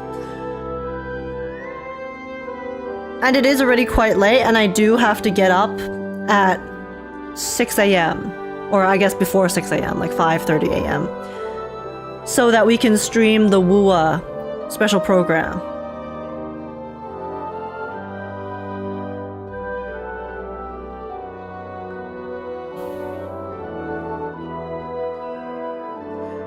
Since we're at the opening ceremony and it's about to start, like the final arc, should we play tomorrow so that we can take our time finishing the last part of it? Since 1 hour left of no yap is probably gonna take, let's be honest, okay? It's gonna take at least 2 hours if we want to fully enjoy it without speed running through super hard. So yeah, it's a good place to rest, sleep, or honor. We can do the pulls though. We definitely can do. Guys, I want to pull a bit for Flutterpage. Okay, I don't know if I'll pull all the way to the 5-star, but I do want to pull a little bit at least because I love her very much. I think it's a pretty good stopping point. Yeah, that's what I'm thinking too. Like, because it says opening ceremony, which means I think this is the start of the Uluru games, and then the last 4 chapters will be like the Uluru games, and then whatever happens that concludes it. But that's those are my thoughts. Okay, so I really did want to finish it today, but yeah, again, I'm sorry. I did start late. I started a lot later today than I expected because yeah, I woke up a bit late, and then I had an impromptu meeting earlier for a project with others, so that ended up taking quite a bit. So that's why I started honestly around like the regular time when I wanted to start in the afternoon. But okay, that sounds like a plan then. So yeah, for the story, we'll pause here. This is a good stopping point. We'll finish the last hour tomorrow. So my plan for tomorrow, guys, okay, is we're gonna do the WUA special program in the morning. I will probably only stream the special program in the morning, and then so after we finish that, I'll probably go offline and then work on some stuff during the day. And then in the evening, or maybe like the early afternoon / evening, okay, we will finish the rest of the reverse story. And then after we finish the reverse story, since that'll be approximately like 2 hours, I'm guessing, and then we can watch the trailers, we can watch all the stuff after, and then after that we could maybe play some WUA like I originally intended, because I wanted to play some WUA tomorrow as well. So that sounds like a good plan. Plus you definitely need energy for tomorrow. Yeah. Like my sleep schedule is still pretty cooked, but I don't want to like completely mess it up. So I do want to actually try to attempt to get a decent amount of hours before the special program. So I think it would be good. And as, again, like for me, the biggest part is I don't want to feel like I have to rush through the story usually, which is why I like to allocate lots of time. I mean, we literally already spent 6.5 hours just playing through the first 3/4 of it, right? Like in terms of how much we've played already, we've played 3.5 hours in double the time. The amount of story we completed was 3.5 hours, no yap. It's been a 6-hour stream, so. I think especially with Reverse, compared to some of the other stories for the games, because the Reverse story is usually so complex, I like to talk about it extra and analyze what's going on, because there's just so much. I like taking the time to fully just absorb the moment in Reverse, because the story is so touching usually and has so many just really well written aspects to it. So yeah, okay. Sounds like a plan. We're gonna do polls though. We'll do some polls. I'll do some polls, guys. Okay, I've been saving for a long time. I have not been. I don't look at the new banners for upcoming characters from CN, so I don't know. I really might not need Flutterpage. I don't think I do, honestly. I don't know what she does, but I just really like her a lot. I think, in my opinion, of all of the characters so far in Reverse, I genuinely feel like Flutterpage is one of the most well-written, just as a whole. I love how philosophical some of her thoughts are, her perspective on life. Just the way she's been written has made me think so much about my own philosophies, about life, existence, happiness, and what constitutes it. And I just love her. She's also so cute. It's just, anyways, I want to pull for her, okay? I want to pull for her a bit. Flutterpage is OP you won't regret. Oh, really? Yeah, I don't know what she does, guys. To be real, I probably don't really need her. I mean, I have so many 6 stars, guys.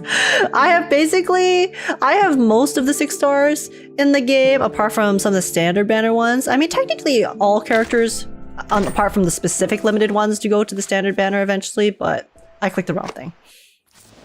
Yeah, 2.4, the reviews for the story are very good. Ooh. Really hit on the sweet spot. Okay, yeah, that I'm fine with hearing, because yeah, I honestly, guys, I'll be so real. You know how I have been a lot more into the other games lately?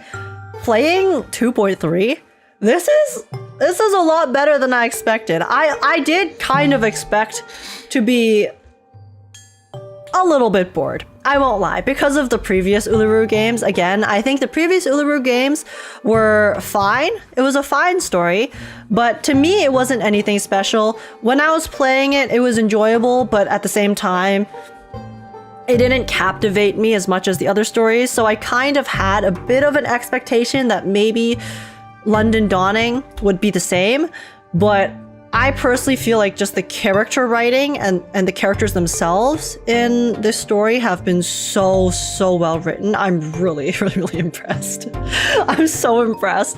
I think this is actually genuinely kind of reignited. It has brought back to the forefront my love for Reverse 1999, so I really want to play the 2.4 story when it comes out fresh. So I'm not gonna wait till the end of the patch to play 2.4. We'll probably play it at the beginning. So yeah, that's my.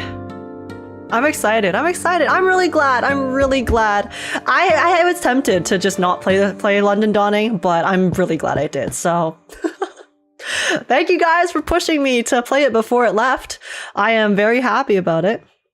Well, yeah, the real question is, can Age auto the reversaries? Lamau? Oh wait, what do you mean? Reverse tourist era is over, let's go. Guys, I will always be a tourist in every game I play, okay? That's just the role I embrace. That is how I like to live my life. Flutterpage is like Robin, supports follow-up attacks, except singing she flies though. I also just think, look at her art. Her art here is so cute.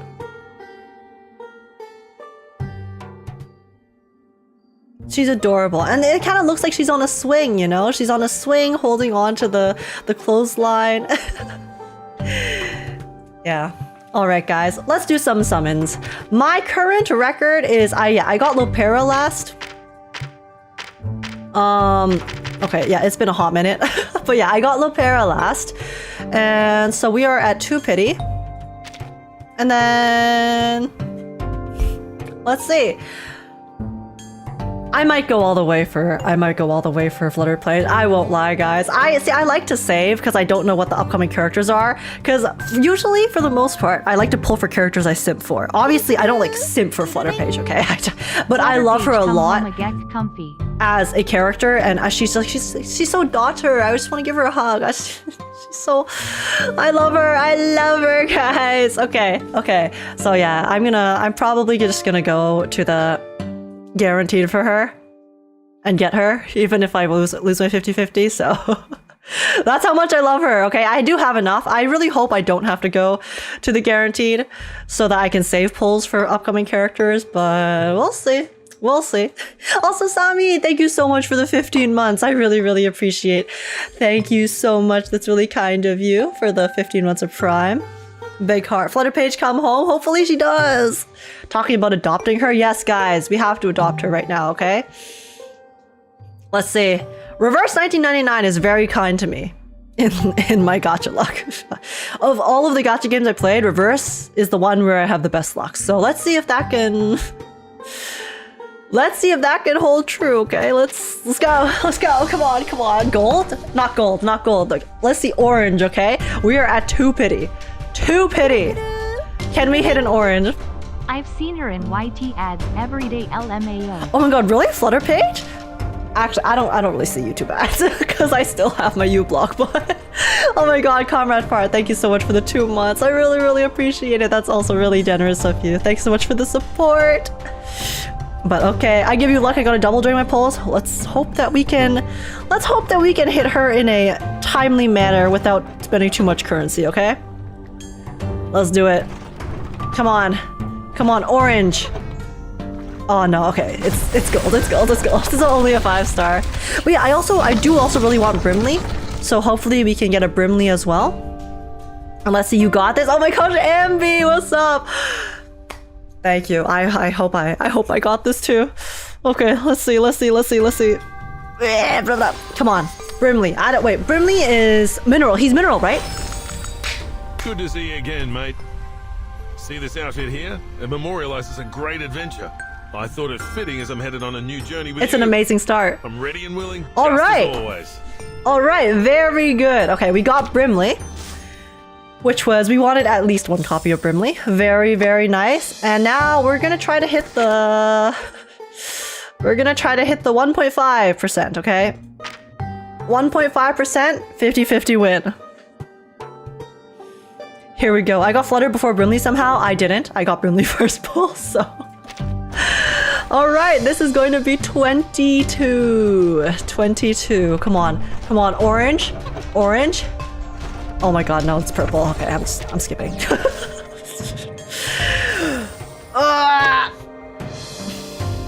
My luck is not looking. It's not looking amazing. It's not looking amazing right now, but you know, hopefully it's just a start. 30 is still pretty early, okay? 32 is still pretty early. Orange? Yes, we are orange, okay? We want orange today. Even though oranges are very sad in reverse, but... okay. 5 stars. Okay, 1. Maybe we can get another Brimley? If we get some Brimley copies, it would be... Oh! Balloons. Who needs some balloons here? I mean, okay, listen. I still use Balloon Party sometimes, so that's not the worst. My Balloon Party does have usage. She is semi-built. She is mostly built. Because she was my first healer before I got Tooth Fairy, so... Okay, guys, we're just warming up, okay? That was 32. Come on, 42. I'm fine even if I win my 50-50 soft pity, okay? Come on, orange. It's a 1.5 chance. Let's hit early. Come on. Oh my gosh, okay, nope. Just a 5-star. I keep getting the 5-star on this spot. Mineral?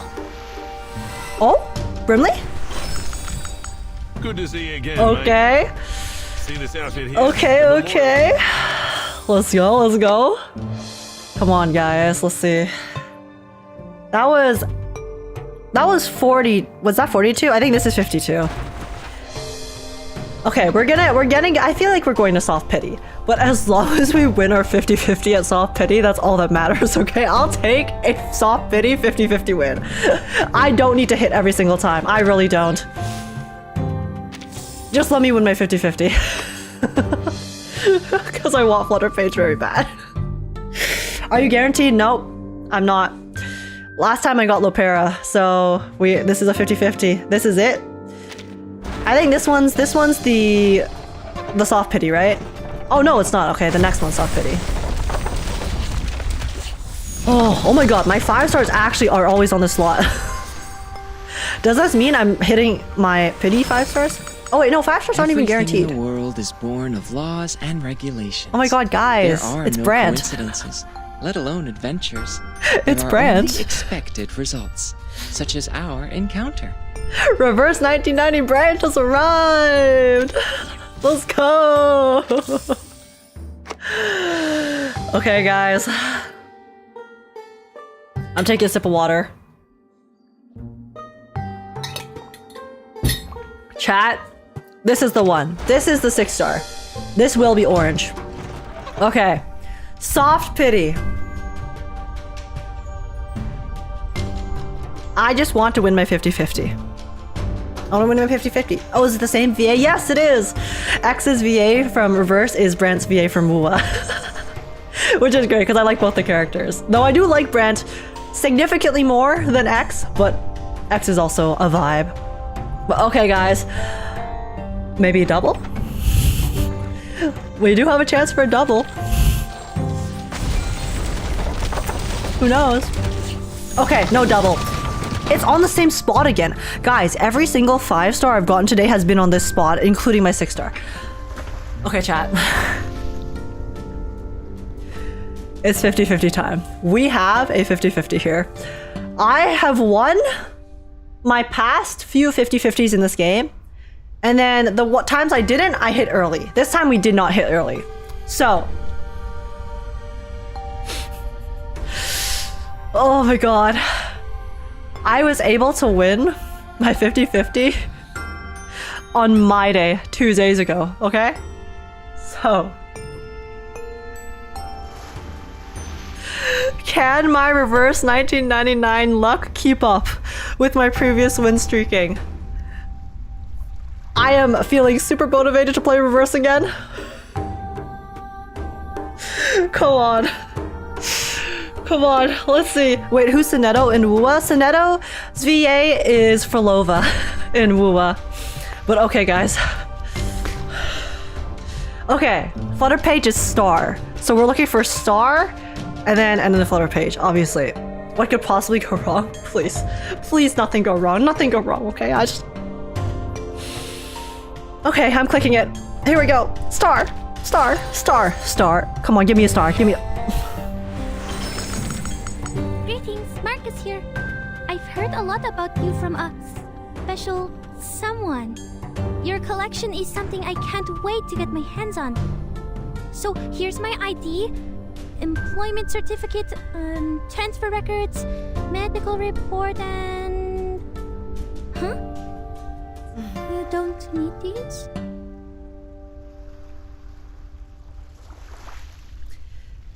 You got a different kid?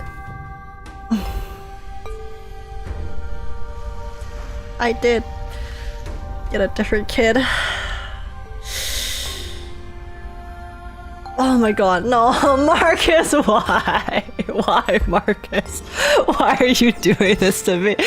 No! Guys! Guys! No! Is my reverse 1999 luck streak over? Oh no! Wait, this doesn't bode well. This bodes so poorly, actually. Wait, this is so bad. We adopted the wrong child? Hey, next 10? Usually next 10. Next 10, orange. Orange right here. Right? Oh my god, I thought it was orange. I thought it was orange. It's the same spot. It's the same spot. Come on, Brimley. Okay, very nice. +1 Brimley, we'll take that. Oh, I don't want to use up all my currency, guys. I don't want to use it all up. Okay. It's a 1.5. We still have lots of chances. We have lots of chances. We do.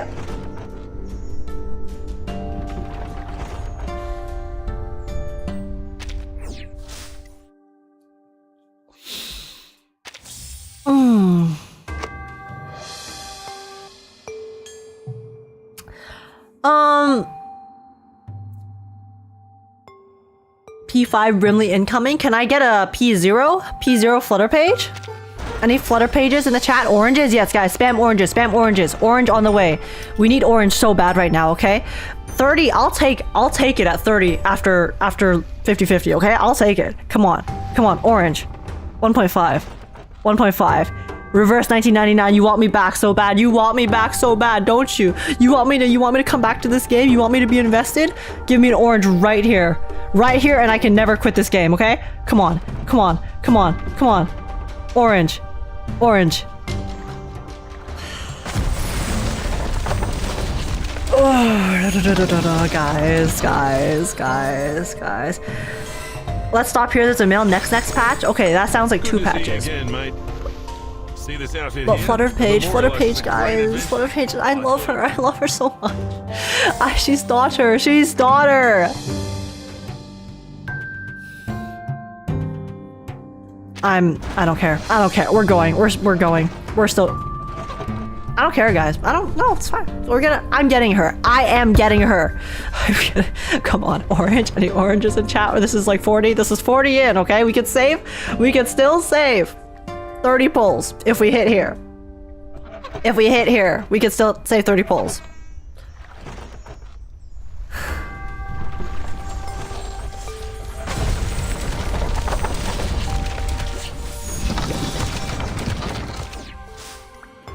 We can still save 20 pulls. We can still save 20 pulls, guys. We can still save 20 pulls if we hit right here. Right here.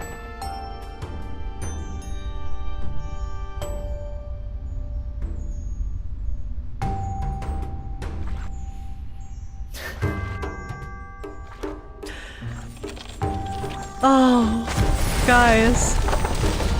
Hard pity hurts so bad. Hard pity hurts so bad. Oh no. Oh no. Oh my god, Brimley. I think that's my 4th Brimley. See this outfit here? A memorialized.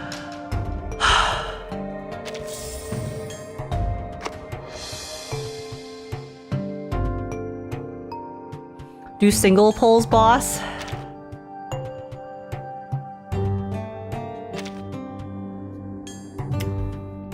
I mean, single pulls, 10 pull, it doesn't really make a difference. To be honest.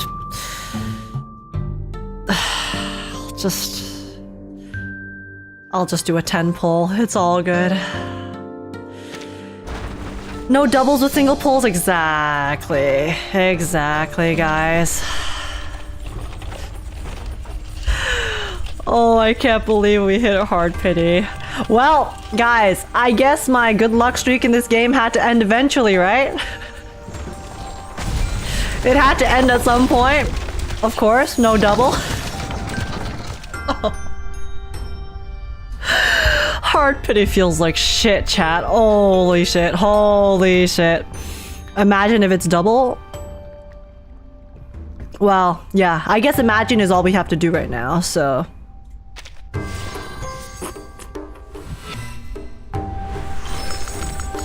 Hello, call me Flutterpage. It's all good. I live in Millwall with my mum and It's dad all and good. sister. Sorry to hear your Flutter pulls went That don't matter sideways no at more, first. does Hope it? this helps you for 2.4. Oh my gosh, Ryan! Thank you so much! Thank you so much for the super chat. That's really kind of you. It's okay. It's okay, Orion. I have had very good luck in this game up until now. So, you know, I gotta be a relatable streamer, okay? I gotta lose sometimes, be relatable streamer for chat. You know, that's how it goes. That's just how it goes. So... Hey, I think you got her? Yeah, I think so too. I think I also got her. It's pretty lit. Let's go, let's go. Perfectly balanced as all things should be. Exactly. Exactly, guys. So do not worry about a thing. But yeah, I really appreciate it though, Orion. That's really, really kind of you. And hopefully 2.4 will go better. Yeah, I mean, because the thing is, right now, I actually haven't spent any money on Reverse 1999 outside of skins. So I am technically free to play in the game. I don't count skins as a pay to play because it's cosmetics. I want to support Bluepock, but my account is at the moment free to play, so I haven't broken that yet, which is why I think the skins are perfect. They're perfect for me to allow me to support Bluepock and the game while still being able to remain not like... still being able to remain free to play in terms of my account itself, but we'll see. We'll see. I'm sure it'll be broken eventually, but for now, I spend all of my saved up currency on Flutterpage because she's worth it, okay? She's worth it. They wrote her too well, okay? I couldn't resist. She's too cute. She's too adorable. And it's fine. It's fine if I go to hard pity once in a while. I thought it was my game skill. I have to be relatable for chat, so it's all good. It's all good, right? Holy, not coping. Can't wait for you to see 2.4. Yeah, we'll watch the 2.4 trailer tomorrow after we finish the story, since we will finish the rest of the story tomorrow. We have about an hour left, which will take us at least 2 hours. But yeah, I'm excited. I am really excited. You guys keep saying that 2.4, like you guys want me to see the trailer for 2.4. So I'm expecting that it's probably going to be totally up my alley. So I am excited for that. But yeah, relatable. If you're talking about spending large sums of money, then yes. Relatable by going to hard pity. But yeah, I can't relate. I have 300 plus rolls. I'm a broke ass bitch right now, okay?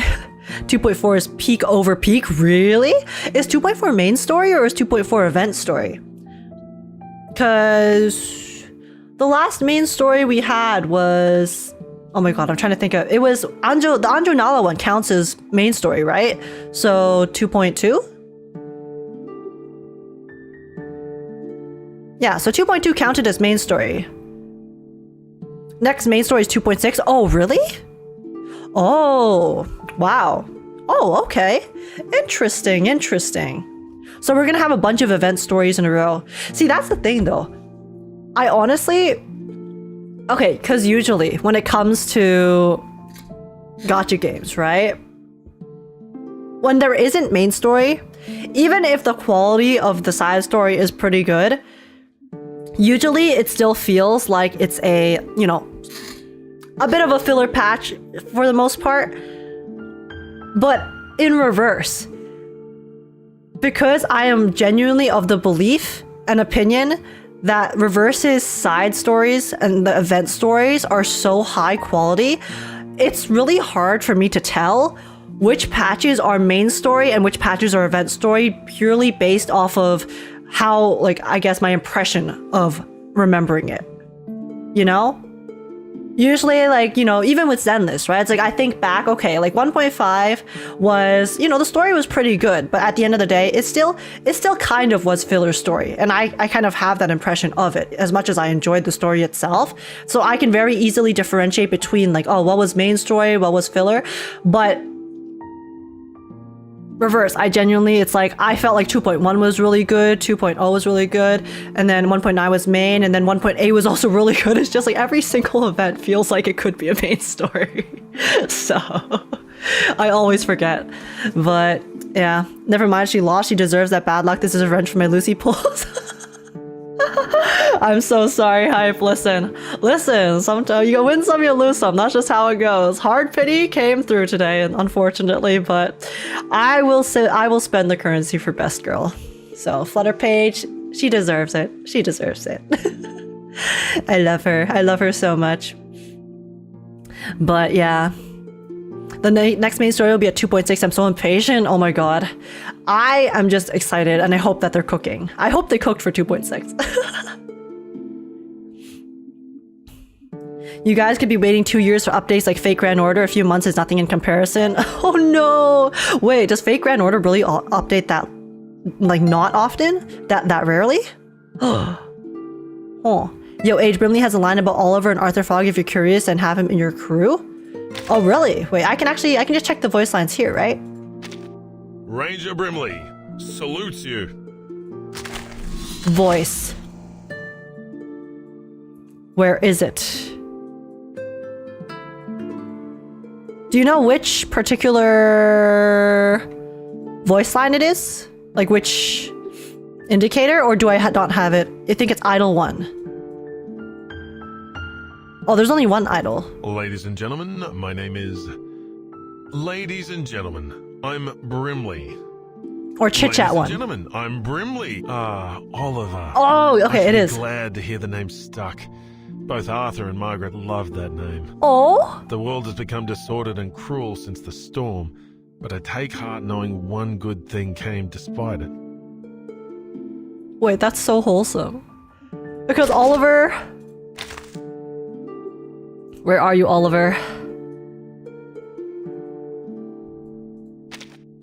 You're here. Hey, maybe you can help me with my homework? I wonder if I'm gonna... I wonder if we're gonna meet Oliver in the story. Because we met his dad, but was Oliver born yet at this point in time? I actually don't know, because I don't know the timeline for stuff, so... I guess we'll see. I guess we'll see once we finish the story tomorrow. But that's so cute. Brimley's like his godfather, his uncle. Dude, my heart. NA is behind Japanese or JP by 2 years. We started ARC 2.5, but JP is near the end of it. Oh my god, really? Wait, 2 years is nuts. 2 years would be rough, dude. Because at most, the biggest one I played was, I think, probably Pro Sekai, in which Pro Sekai is ahead by 1 year, exactly, I believe. So I downloaded the Japanese app so I could play the songs that were on the JP app when I was playing Pro Sekai actively. But yeah, if you haven't played it, you should do his anecdote sometime. It's a really good one. I think I like skipped through it just to claim the rewards when it was out, but I do want to read it eventually. Because I know you guys did say Oliver Fogg specifically is a really good anecdote, so. Also, what's up, Phoebe? How you doing? Also, hello, Super. What's up as well? Hey, don't forget we have Wua live stream. Yes. That's actually why I am stopping the story for today, so I can go to sleep and wake up for the Booba live stream. So, yeah, actually, guys, so that good note, good little reminder for me to not over yap too long. And yeah, so I'll probably be off for now. Give me a second. Let me find someone to raid before we go. Ooh, Ida's streaming right now. Let's go raid Ida, guys.